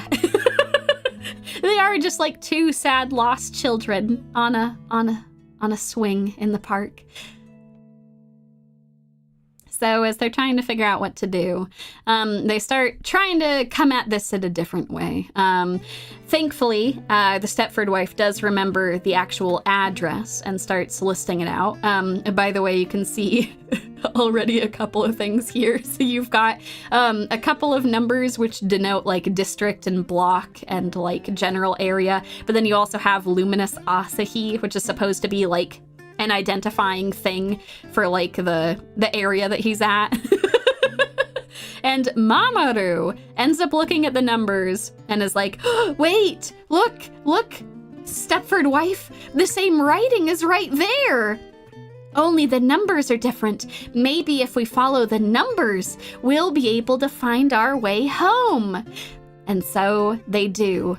They go look for Luminous Asahi, which is in District 4, and discover they're currently in District 2. So now they just have to keep following these signs until they get to District 4. Oh, yes, and no, that's a great question. Yes, Mamoru can talk, and he speaks with a very high-pitched voice. It's just somewhat unsettling at times. Anyway, after a really, really long time, they actually do finally make their way back, which is amazing. So that's good. They finally make their way back and discover that it was not just them. There was a large-scale network outage that happened that afternoon. Apparently, it had actually impacted Takuma's work as well. So it was not just them. The outage has been resolved, but there were some ongoing trouble spots, and it sounds like that was where they had been affected. Oh, God. And thank you, System Philosophy. Yeah, so, like, part of that address, like, part of the thing that's in the address is, like, the name of the apartment. Like, Luminous Asahi is, like, the name of the apartment. So, yeah, My heart goes out to you folks who live in Japan. I have heard it's really hard to navigate sometimes, even with like Google Maps and things. Obviously, the more familiar you are with an area, the easier it is. But that's why you see in a lot of anime where like poor folks get lost, especially if they're in a brand new place and they have no idea where they're going, because like it can be surprisingly confusing to find your way around. It's a lot of districts and it's a lot of like subdivisions of things. So yeah, I am extremely impressed with you folks for making your way through with things kind of being tricky sometimes. But our intrepid heroes, they did it. They made it through. They were able to get to the end and made it back home. However, unfortunately, our trials and tribulations are not yet over, because it turns out now the Stepford wife's speaker is not working, so she can't talk aloud. She took a bath with Takuma and her speaker got flooded because even though she's rated to like, I don't know, an absurd depth of waterproofedness, it appears that she was damaged in some capacity and the water found its way in. And then they realize it was when she was tussling with Super Mina. Oh, yes, it was the altercation they had. It managed to damage part of her body, and then water seeped in. So they're going to have to order a replacement park. A replacement part, excuse me. Not park. So anyway, in the meantime, Mina has to find some way to communicate. And so she decides it's now time to take teaching back into her own hands again. Takuma got in her way before, but now he can't get in her way because this is literally necessary. Mamoru cannot understand her otherwise. I don't know why she can't just like hold his hand and communicate stuff, but like, whatever. Just gonna pretend like they can't do that, I guess. So she's gonna teach him hiragana, which is, you know, that's great. He's gonna learn how to read. That's awesome. So anyway, and yeah, no, you're so right. Remember when we found out she was a prototype in the last episode? So anyway, she decides to teach Mamoru how to read. I need you all to be prepared, because as she teaches Mamoru how to read, he catches on pretty quickly. He's a pretty quick learner. Not as quick as she is, but like, you know, he's like a child. He's picking up stuff pretty fast. And he is able to put together that this says Mamoru, and then she praises him. This is the first praise that he's been given by Mina in quite some time. He hasn't been praised ever since his lessons with her stopped a while ago, but she's feeling good. She's feeling confident. This is a mission she can now solve. She's being allowed to have something else in her life to obsess over, and so she's going to give lots of praise to Mamoru. And the more praise that Mamoru gets, the more extremely unsettling he becomes. I want you to look at this face that he has, and I want you to know that it only gets worse from here. The more that he's praised, the more his head tilts back, his eyes close, and he starts making this noise. This very uncomfortable noise. Which immediately made Bear and I think that something very different was happening. They want you to think that he's giggling, but he doesn't sound like he's giggling. He does not sound like he's giggling. He sounds like something very different is happening. And as he learns more of the hiragana, oh, it only gets more and more intense. His eyes start rolling back into his head. The sounds only escalate. He starts vibrating back and forth and up and down. I just, yeah, a euphoric experience is a good way of putting it. Yes, definitely, for sure. He really, really likes learning. He really, really likes learning and getting praised. All right, folks. I'm so proud of you. We've made it to episode 11. We've only got 2 episodes left. We're in the end game now. But before we hop into this, give me just one moment. I'm gonna go replenish my water real quick, and we will hop right back into this in just a moment. Oh God. Y'all have been so great, and yet you're still not prepared. All right, I'll see you folks in a second. Go get yourself some more water. Woo! I'll see you all in just a moment.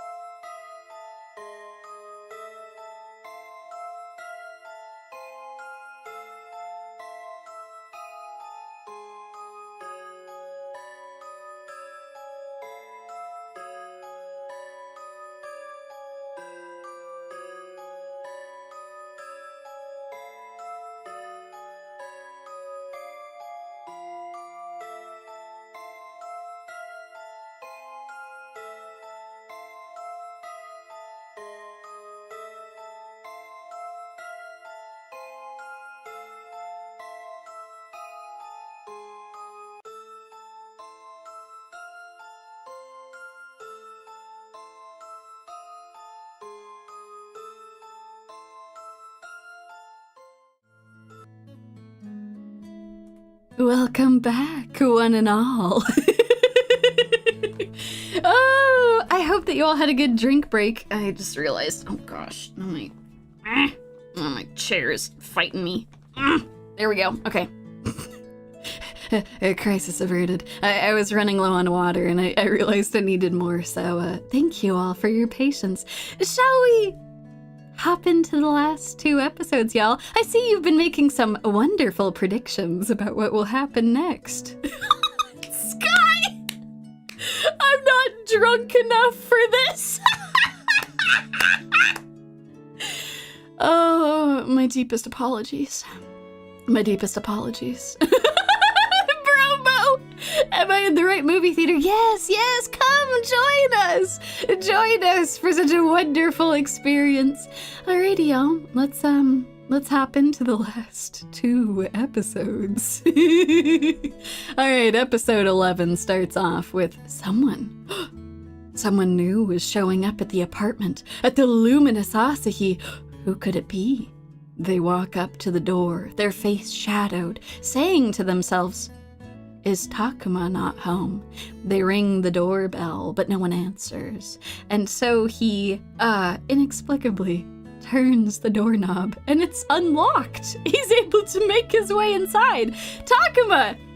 Takuma, my man! What are we doing over here? We're just keeping the door unlocked all the time? I know this guy has got no, survival instincts, but come on! Anyway, this strange new person makes his way inside, and everything is completely dark. He's not able to see much of anything until he spots a figure in the corner. He gasps, "There's a person in here!" A robot sitting on the floor. She apologizes for startling him, asking, "Are you all right? Did I inadvertently frighten you?" She stares at him with her large, unblinking eyes that are not glowing this time, just for full terror effect. So anyway, he asks her who she is, and she says, "I am Takuma Sama's wife." And then it is revealed as Takuma comes back that this is one of his relatives. That's right. We weren't done with the relatives. We already met the very horny sister who jerks off to interspecies relationships. But now we have been introduced to a breaking and entering uncle. Who just appears and just makes his way inside, doesn't like give a phone call or anything, is just like, I might as well let myself in, derpity derp, derp, derp, derp, all right. So anyway, he is very concerned about what is going on, and immediately, much to my surprise, starts, laying into Takuma. It's kind of incredible, actually. He starts just, like, angrily talking to Takuma about the implications of what he's doing. Some of his arguments are not exactly, like, the most relevant, but some of them are not crazy. Yeah, for someone who just broke and entered into this house, he's surprisingly, like, legit with some of the things he says. He's like, okay, Takuma, we need to talk. This robot is convinced that it's your wife. What is going on here? If you keep playing house with a robot like this, you're never going to find a girlfriend. We need to talk about this. To which Takuma anxiously responds back, no, she is my wife. I don't want a human girlfriend. I want this robot one. I would like for us to be married for life as equals.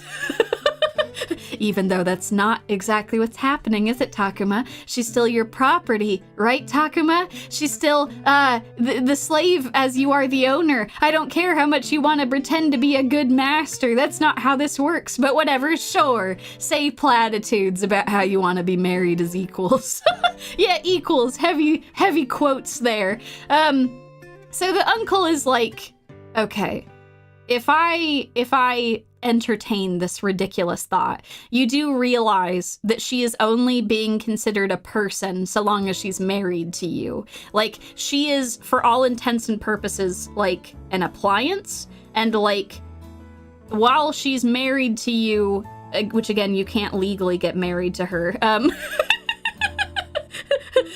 you can, I guess, pretend like she's a person, but she doesn't have any rights. Like, she has no ability to leave you. Like, you can't, like, divorce her effectively, right? She'll just go and be someone else's slave. You do realize how completely screwed up this is. He says, I think it's tremendously unfair. Like, you have all the power in this relationship.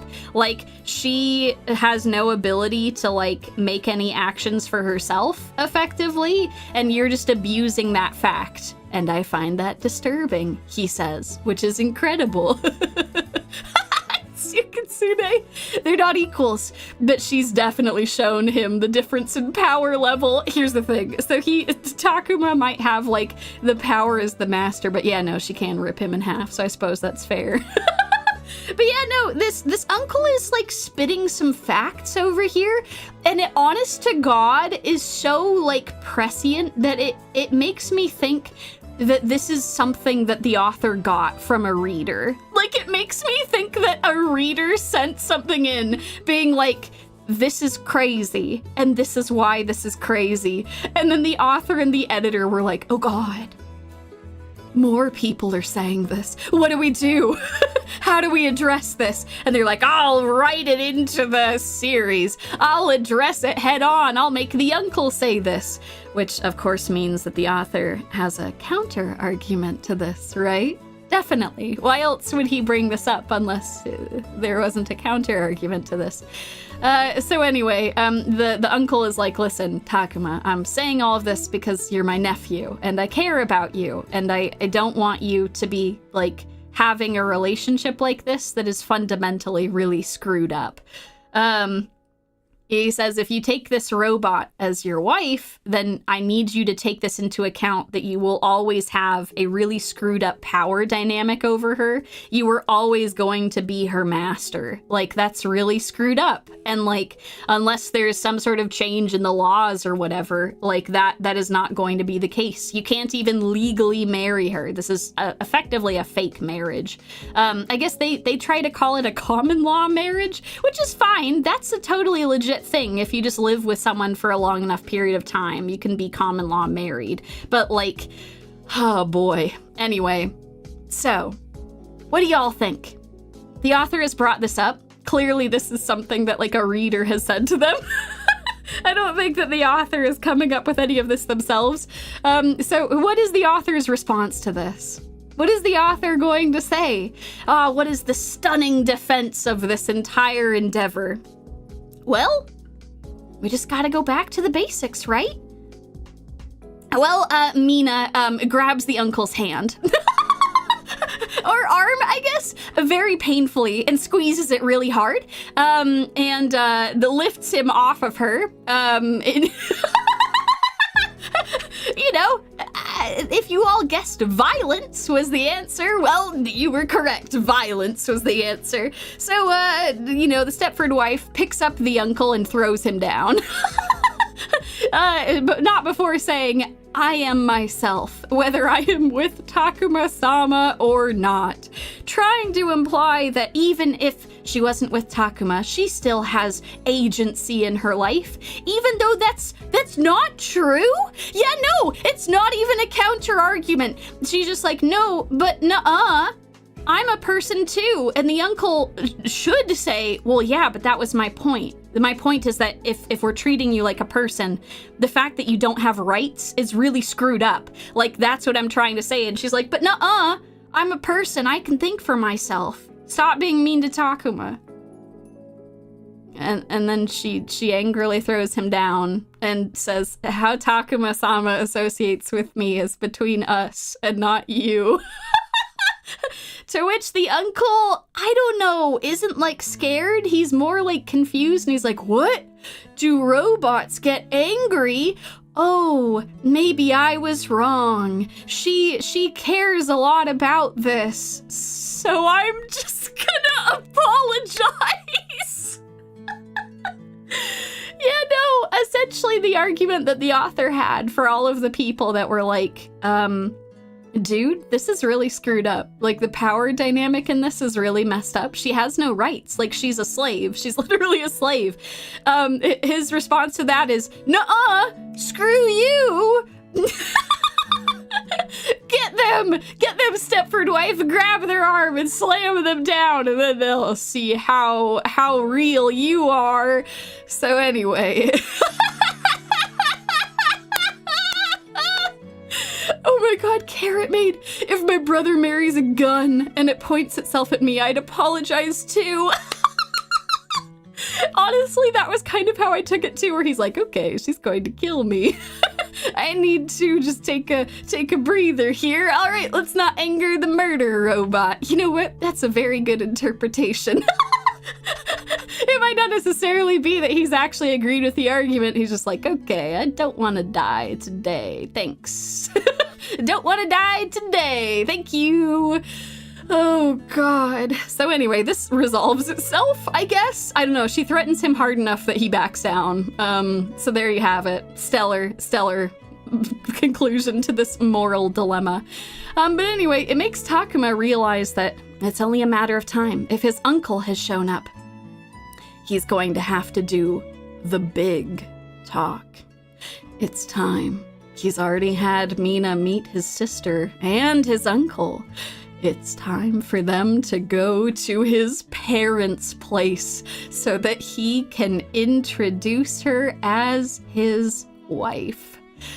Oh boy! I'm sure everything's gonna go totally fine there, but let's do it. Gabriel, thank you for the super chat. The argument, facts don't matter, emotions do. Yeah, no, stellar argument technique over here. Oh, God. All right, so anyway, She agrees. Very well. We shall go meet your parents.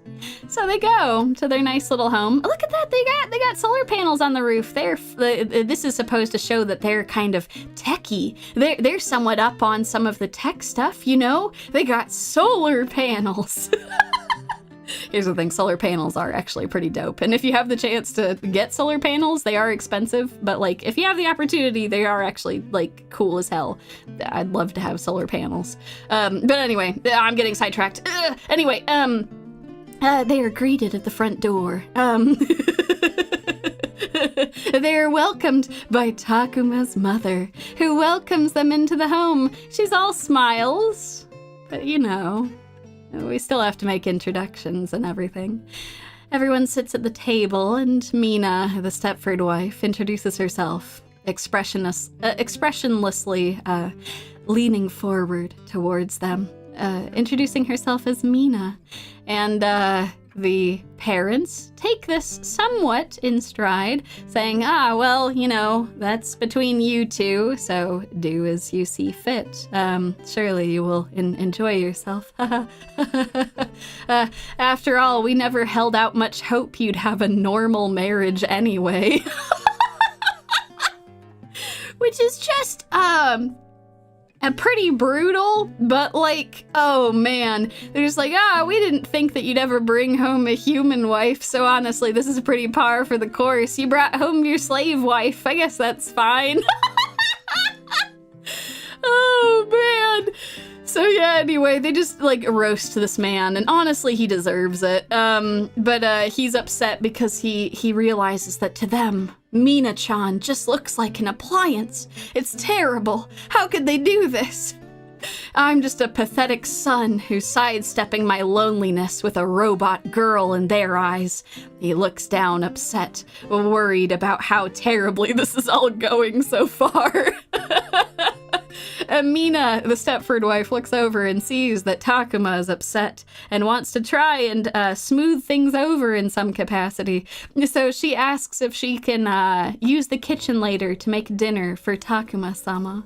The mother is relatively cheerful and says, "Oh, yes, of course, dear. If you don't mind, you can make it for the whole family. It doesn't just have to be for Takuma." Because, you know, that would be kind of wild if you just made him dinner. While you're staying with us, but sure, if you want to use the kitchen, go for it. You can use all the ingredients we've got and all this stuff. You're just right. Oh yes, this will definitely prove that she's not an appliance by doing appliance things. I don't know. This is her read of the situation. But anyway. And then leads to this incredible scene where they leave her to go and do cooking, and for like the first time in this entire show, she decides to cook in the complete darkness. This is like not a thing they have shown us up to this point. She always cooks with the lights on, but for some reason, now that she's meeting the family, who like Takuma desperately wants her to impress, she decides to cook in the complete blackness. With only her eyes to see, and the mom is just super freaked out by this. She turns on the lights and is like, "What? Why aren't you cooking without the lights? That's really weird to do suddenly." And Mina's like, "Oh, it's okay. The light from my eyes is enough for me to discern the visual situation. It's fine. I don't need the lights." Sky. She's just stressed. Oh god, it could be she's just acting completely differently than normal. I guess that's a decent read of the situation. She's like, "Oh god, I have to impress them. No lights. I cannot deal with the lights." Oh god, Takuma upgraded to the night vision package. I guess maybe this is one of the things that she did. I don't know though, I guess she can see. She's always been able to see in the dark. It's just normally her eyes are blue in the dark, right? Like same with Mamoru. I don't know. Yeah, I guess maybe this is just some next level strats though. Maybe we should all be cooking in the dark. Okay, don't actually do that. Don't actually cook in the dark. This is not an endorsement of cooking in the dark. Please be safe. Don't cook like I do. Protect your hands, and your kitchen is good. So anyway, the mom bless her soul. She tries her best, you know. The dad's kind of just been blowing off this whole thing, but the mom is actually trying. You can tell she's really uncomfortable about the whole thing, but she's making an effort. She's talking to the Stepford wife like she's a person, and she's asking her questions and thanking her for always cooking for Takuma and all this stuff. So anyway, she thanks her for cooking for Takuma, and the Stepford wife replies, "Yes, I make food for the sake of my owner's health. I have never done so based on whether I enjoy it," which is just, whew, that shit is soul crushing. Oh my god. Y'all remember, like, way back when we did our history lesson, we were talking about waves of feminism, and I was talking about, like, the plight of the house spouse. Like, this is, like, crushing sad. Like, this is, like, it is my job. I do not enjoy making the food. I just do it for my master. And you're like, oh god, okay, all right. And, wouldn't you know it, this strikes a chord with the mother. The mother has her eyes widen as she looks at the Stepford wife and says, "You mean it's just your job? You feel like it's your job to do this?" And Mina says, "Yes, it is my job." To which the mom says, "Well, it's like that for me too." And this, my dear friends, this right here is the crystallized sadness of all of this. They are literally screaming to the audience, this robot wife is relatable to the housewife. This is the moment where the housewife mom is like, yeah, I understand your troubles perfectly. It's just like that for me too. And that's why we talked for so long about history for a while and what it's like to be a house spouse and how it can be really, really like psychologically rough to deal with, because this moment brings the two of them together, and that's terrifying. That's so sad. Yeah, exactly. She's like, yeah, I'm just like a kitchen appliance too. Don't you see, folks watching at home, she is a real girl because the very real mom relates to her. This isn't a tremendously terrifying moment where the series just directly confirms unabashedly that this is like super screwed up. That like the robot wife has sentience, that the robot wife is a housewife, just like this woman is a housewife, and they both just feel shackled to their jobs with housemaking. It's just terrible. Absolutely terrible. So anyway, you know. Yeah, no, Sky, that's the thing. This is one of those this is one of those moments that could be poignant. It could be like, oh my god, maybe the robot should have rights. Maybe the robot should actually be able to, like, you know, be able to have her own life. Maybe she should be able to vote. Maybe she should be able to have a job outside the house. Maybe she should be on equal standing if she is literally just a housewife. But no, the series is like, nah, it's fine. It's fine. And if you think that I'm crazy for saying this, that the show might do something more with this, oh, we gotta keep playing through, don't we? We got some more still in store for y'all. Oh my god. So anyway, the housewife mom just starts really just leaning into this, where she's like, common ground. I have something that you and I share together. Oh god, no, Strider Long. The suffrage costs extra. God. So So anyway, they have a bonding moment together with the two of them. The Stepford wife says, "I am not designed to be a wife, so there are difficulties at times." To which the housewife mom is like, yeah, preach, sister, that's so true. None of us are designed to be wives. Do y'all see what I'm saying? Do you see what I'm saying, where this show is trying to transport us back to a time when, like, yeah, no, if you're a woman, that equals housewife, of course, yes, no, none of us are born to be housewives, but that is the role that we must have, trying to keep this family together. Oh my god, yeah, no, they're so close to actually having something meaningful to say. They just keep fumbling it. It's absolutely crazy. So anyway, the mom then starts talking about, yeah, you know, it's like that for humans too. Nobody's made to be a wife or a husband. Oh my god. So anyway, that was why we spent so much time on the waves of feminism earlier. You all learned so many things today. Did you know that you would come away from this learning so much about history and about all of the rough parts of being a house spouse and everything? Well, there you go. You've come away smarter, more educated, more capable, knowing more about the world around you. Guys, I think this show bad. Oh no, you all have just suffered instead. I don't want to time travel back to the 1760s. My apologies. I'm sorry you all had to suffer with me. My apologies. But I promise, we're so close to the end here. So anyway, this is our moment of bonding with them. Bonding over the shared suffering of being housewives. Wonderful. Beautiful.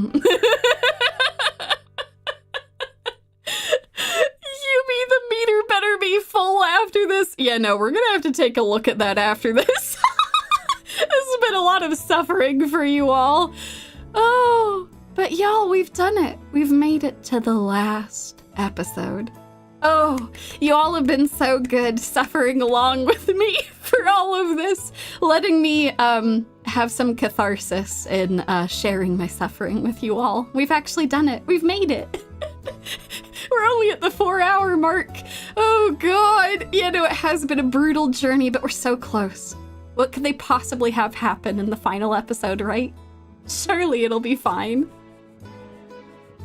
The suffering meter will now be the suffrage meter. Oh god. Does the suffering meter go rainbow when we fill it? That'd be beautiful. It really would. It really, really would. That's a great question. How are we ending this when the finale really was episode 9, when they decided to reveal that she was the prototype for all the Mina? No, they try to one-up themselves. This, like, last couple of episodes really feels like the author got really fed up with all of the hate mail that they were getting and all of the people being like, this is bullshit. You do realize how completely screwed up this is. And then the author was looking through it and being like, oh no, they have some points. I have to address these. Well, anyway, another one of these points is gonna get addressed this episode. Aren't y'all excited for how they're gonna tackle another moral dilemma?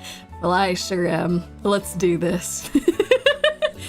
We actually have a moment between Takuma and his father this episode where Takuma apologizes for not being able to bring home a human wife, to which his old man, in the most, like, unbelievable way, is like, what are you talking about, son? Sure, I'm a little disappointed, but you're all good.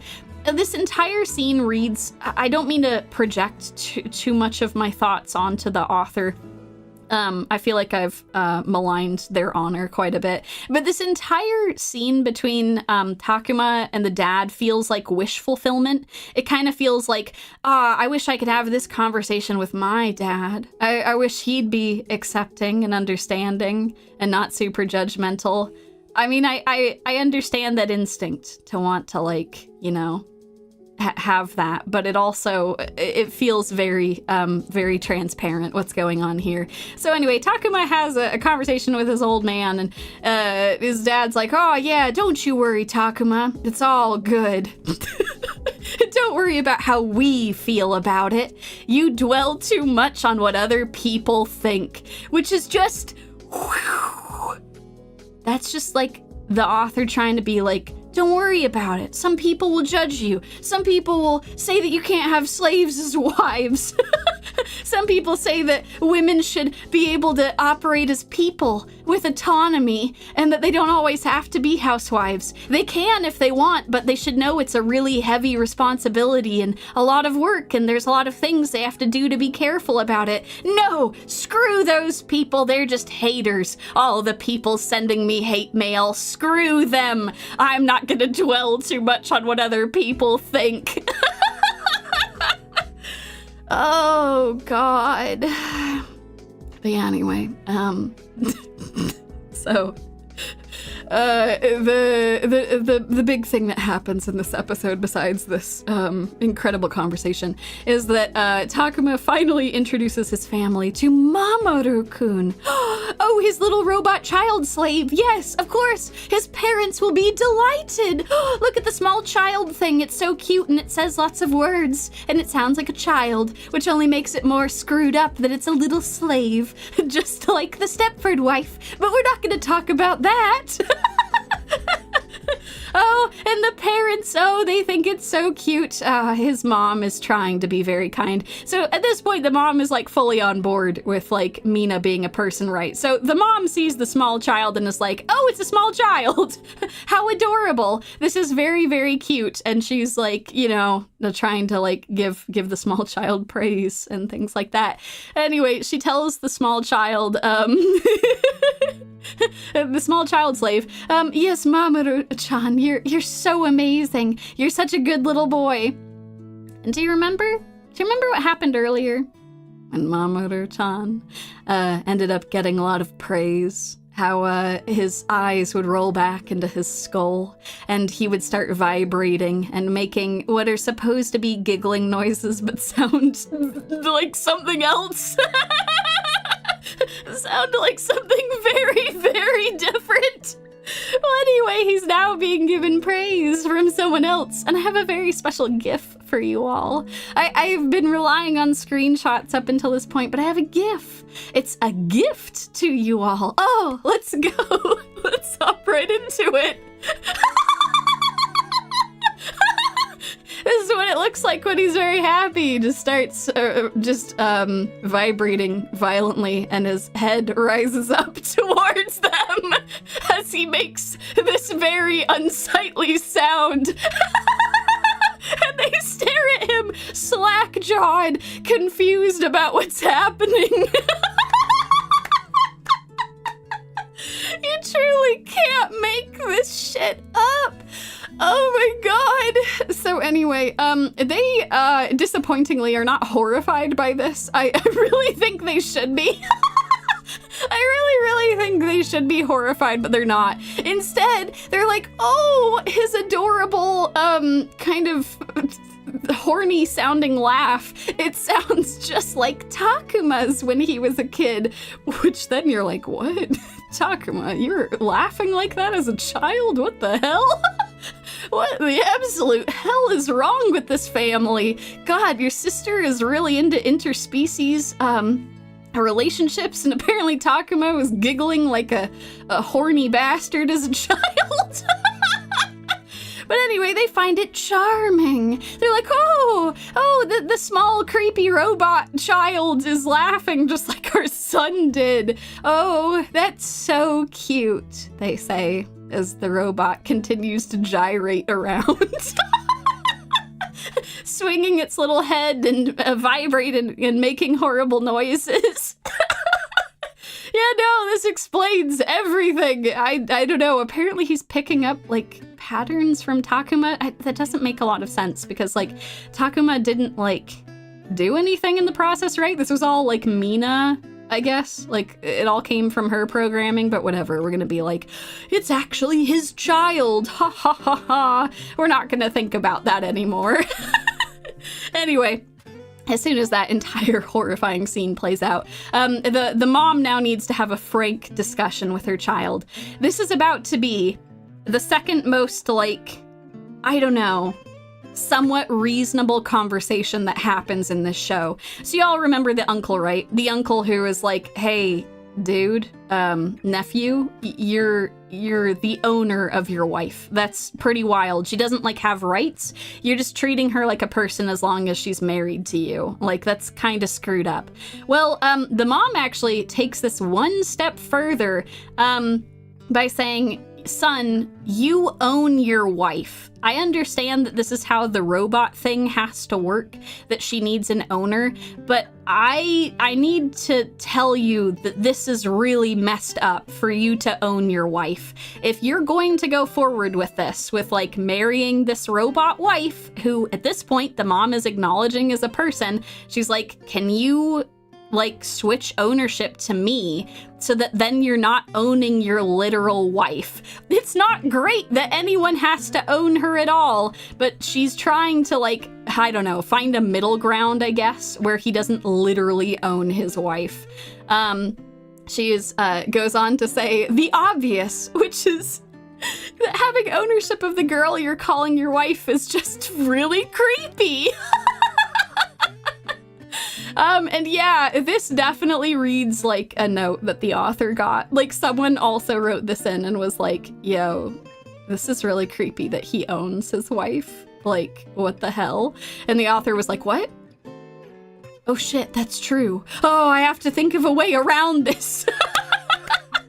I don't know if the author thought that, or maybe the editor was like, yo, you need to address this. We're getting so much hate mail. Like, I need you to do this. But either way, however this came to be, it is now, we got another moral dilemma to solve. Takuma listens to his mom telling him the obvious, which is like, your family should not be your property. Like, I don't like the idea of owning your wife, but I think it's better than you owning her at least, because like, then it's less creepy that you're married to her, I guess. Oh no, doesn't that make Mina his sister? No! Oh no, the sister would be really into that. God. Oh. So anyway, Takuma's like, okay, you know what, Mom? That's kind of reasonable. I think if we talk to Mina-chan, we might be able to transfer ownership. And some of you are already asking wonderful questions. Is the mom going to get a body slam too? Oh, I'm so proud of you all. You all have gained so much, so many wonderful abilities of foresight, because how have we solved these moral dilemmas in the past? Through violence. Violence is the true answer after all, according to this particular author. So anyway, they decide to confront Mina while she's in the kitchen cutting up an apple. And she just, casually brings out the knife. Saying, I do not recommend transferring ownership. To which everyone in the room is like, oh, that's a little unsettling. Why you got a knife? She's not directly pointing it at anyone yet, but it's a little terrifying. She holds the apple in her other hand, saying, the actions we robots take are carried out in the name of our owner's rights.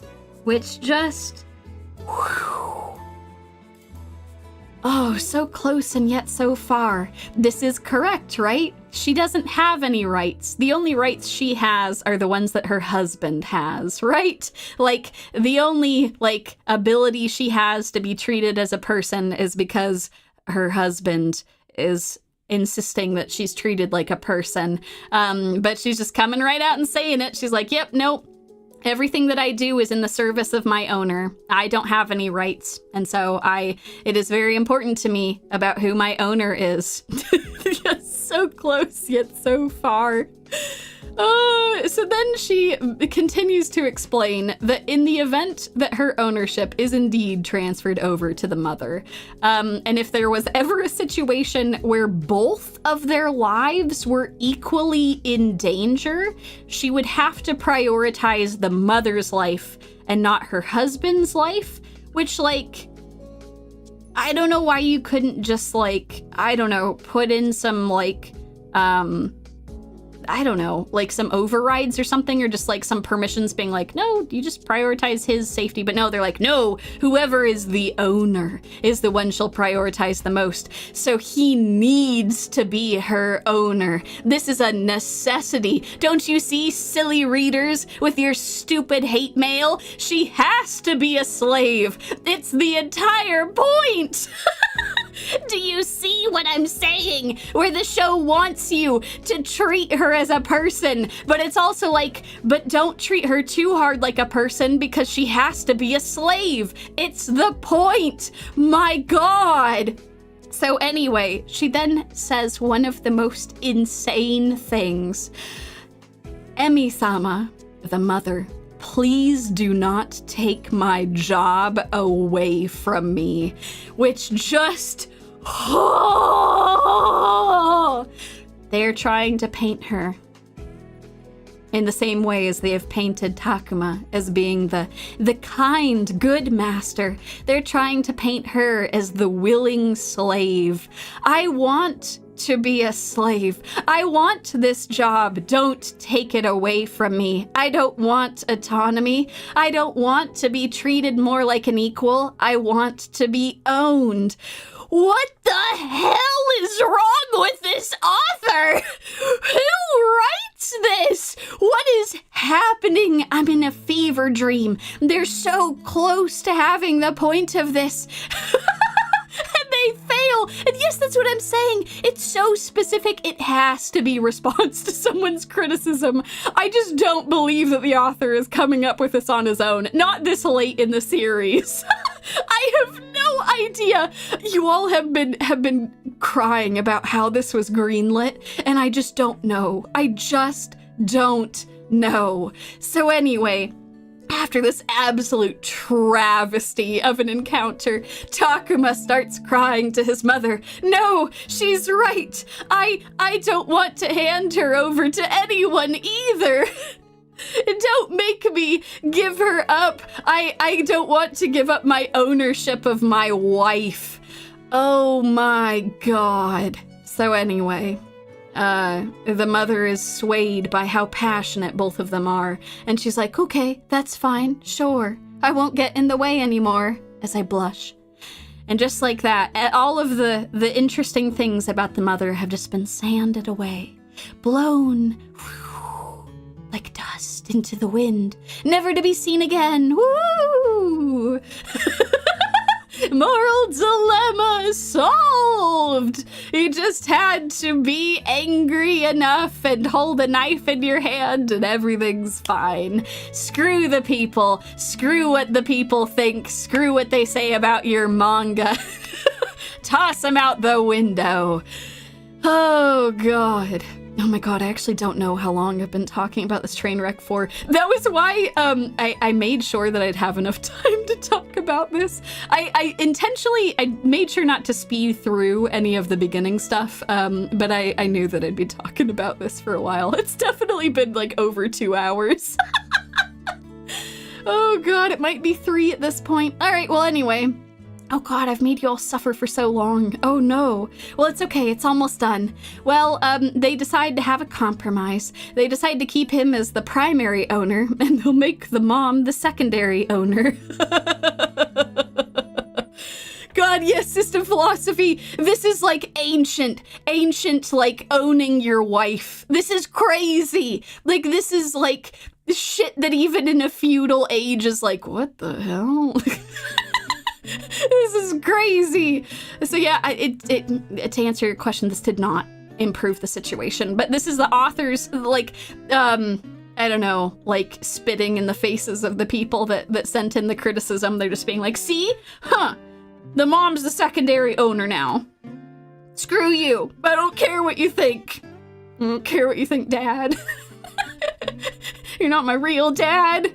The dad in the story is my real dad. Oh God, I'm being probably way too harsh to this person. I don't want to make anyone who has like strained relationships feel bad. Oh man, there's a lot of suffering I had to undergo watching this, and I have quite a lot of hatred. Quite a lot of hatred and spite that has built up as a result. Oh God. Okay, so anyway, at the very end of the story, the thing that they decide to do is they're gonna actually fulfill that dream that Takuma had. They're actually going to go and move to a bigger place. His wife didn't end up having a modification that made her too large to work in their old apartment, but it still got him thinking that maybe they should have a bigger house. And so they go and get a bigger house. They send this postcard to all of the people they know, and there's this montage of all of the people with their robots that don't have any rights, and the parents that are like, yeah, son, you own that wife. And the sister who's just jerking off to the picture of the two of them. You know, like, the whole cast is there. They all see that they've moved and everything. And the final shot of the show, as we're winding things up here, is that they all lay in bed together. And for once, Mina turns over to look at Mamoru, her fellow robot slave, and she goes and actually hugs Mamoru because she actually loves the child now. Really, I think the implication is that she loved the child all along, but you know how it is with the Housespouses. There's just all kinds of things that drive you crazy, and it's just rough. And now she will undoubtedly become obsessed with the robot child and start to live vicariously through it. And with that, we've done it. Oh my God, 4 hours and 20 minutes. We've made it. We've done it. I hope that y'all are doing well. Where's the OVA where the Terminator protocol activates? Omnia, oh my God, how are you all so good with your segues? And here I was, about to leave you all with a parting gift. Something that I want you all to think of when you remember the show, because I gave you all so much suffering. In fact, before I give you the parting gift, excuse me, we need to see how much the suffering meter has increased. Yeah, everyone, give yourselves a pat on the back. You all survived this. You all survived. I'm so proud of y'all. Oh, God. All right. It's time to see the suffering meter. Drum roll. Oh, it's going up. Oh my God, it's still going up. Oh God, it's going up quite a bit. Oh my God, there was a lot of suffering. Oh, there was a lot of suffering. Okay, oh my God, it's almost maxed out. Oh no. Okay, this is, for those of you who are in my Discord server, my apologies in advance. That was a lot of suffering all at once. That might be a lot of, power for Dekainoko, but we're pretty close. I just have to get a little more suffering. Oh God, but it's only a week and a half until the Yumie-versary. Oh God. I should be able to get enough suffering to get us there. We don't have that many streams left before them, though. I have a member stream in 2 days, and then I have a collab that's going to be happening over the weekend. For those of you who want to check out the collab, you can go and check that out on Twitch. I've got a placeholder stream for that with a link to it. But I hope we'll be able to produce enough suffering from just that, because next week, the only streams we'll have are the Yumie-versary.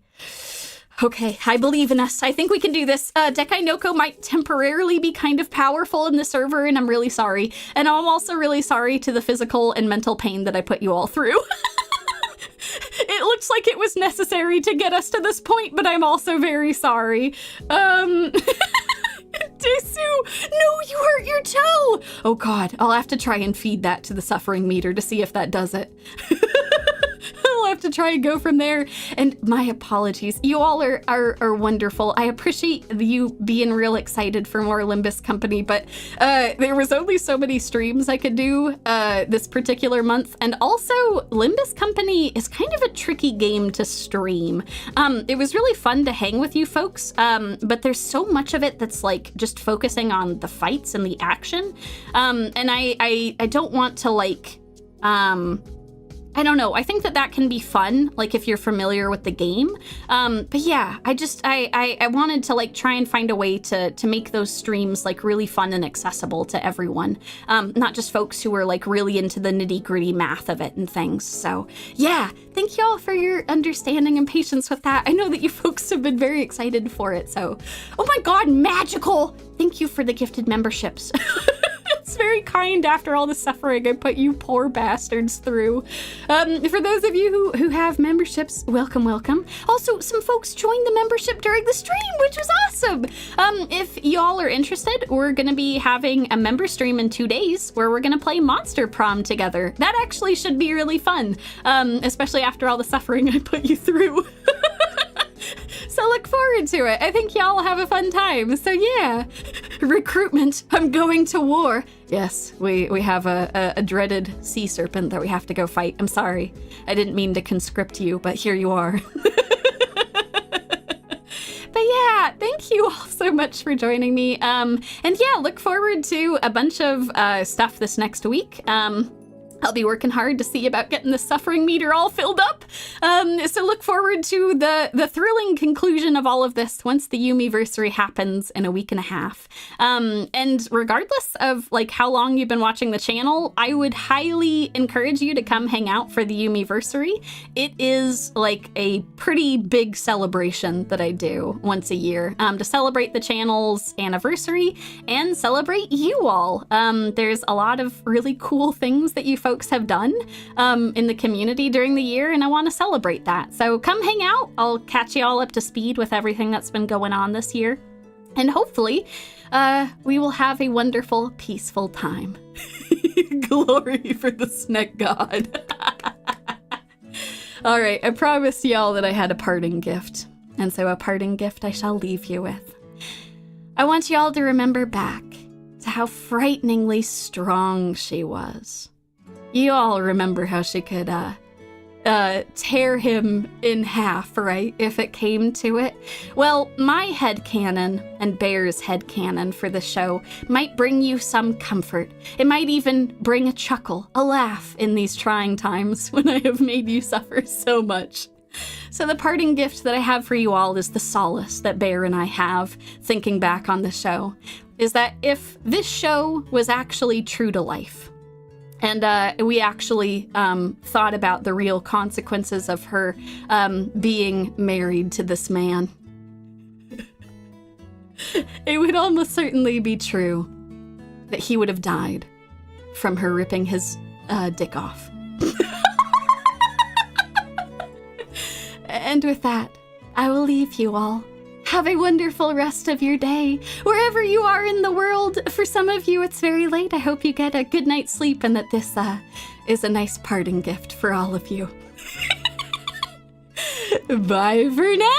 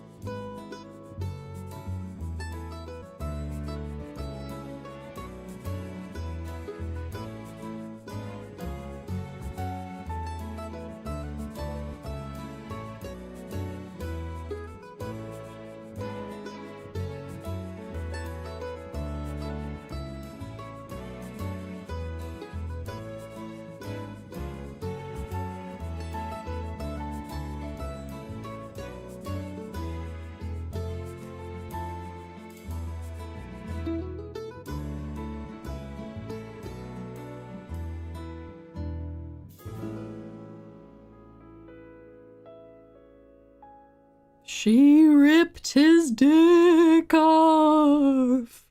Bye.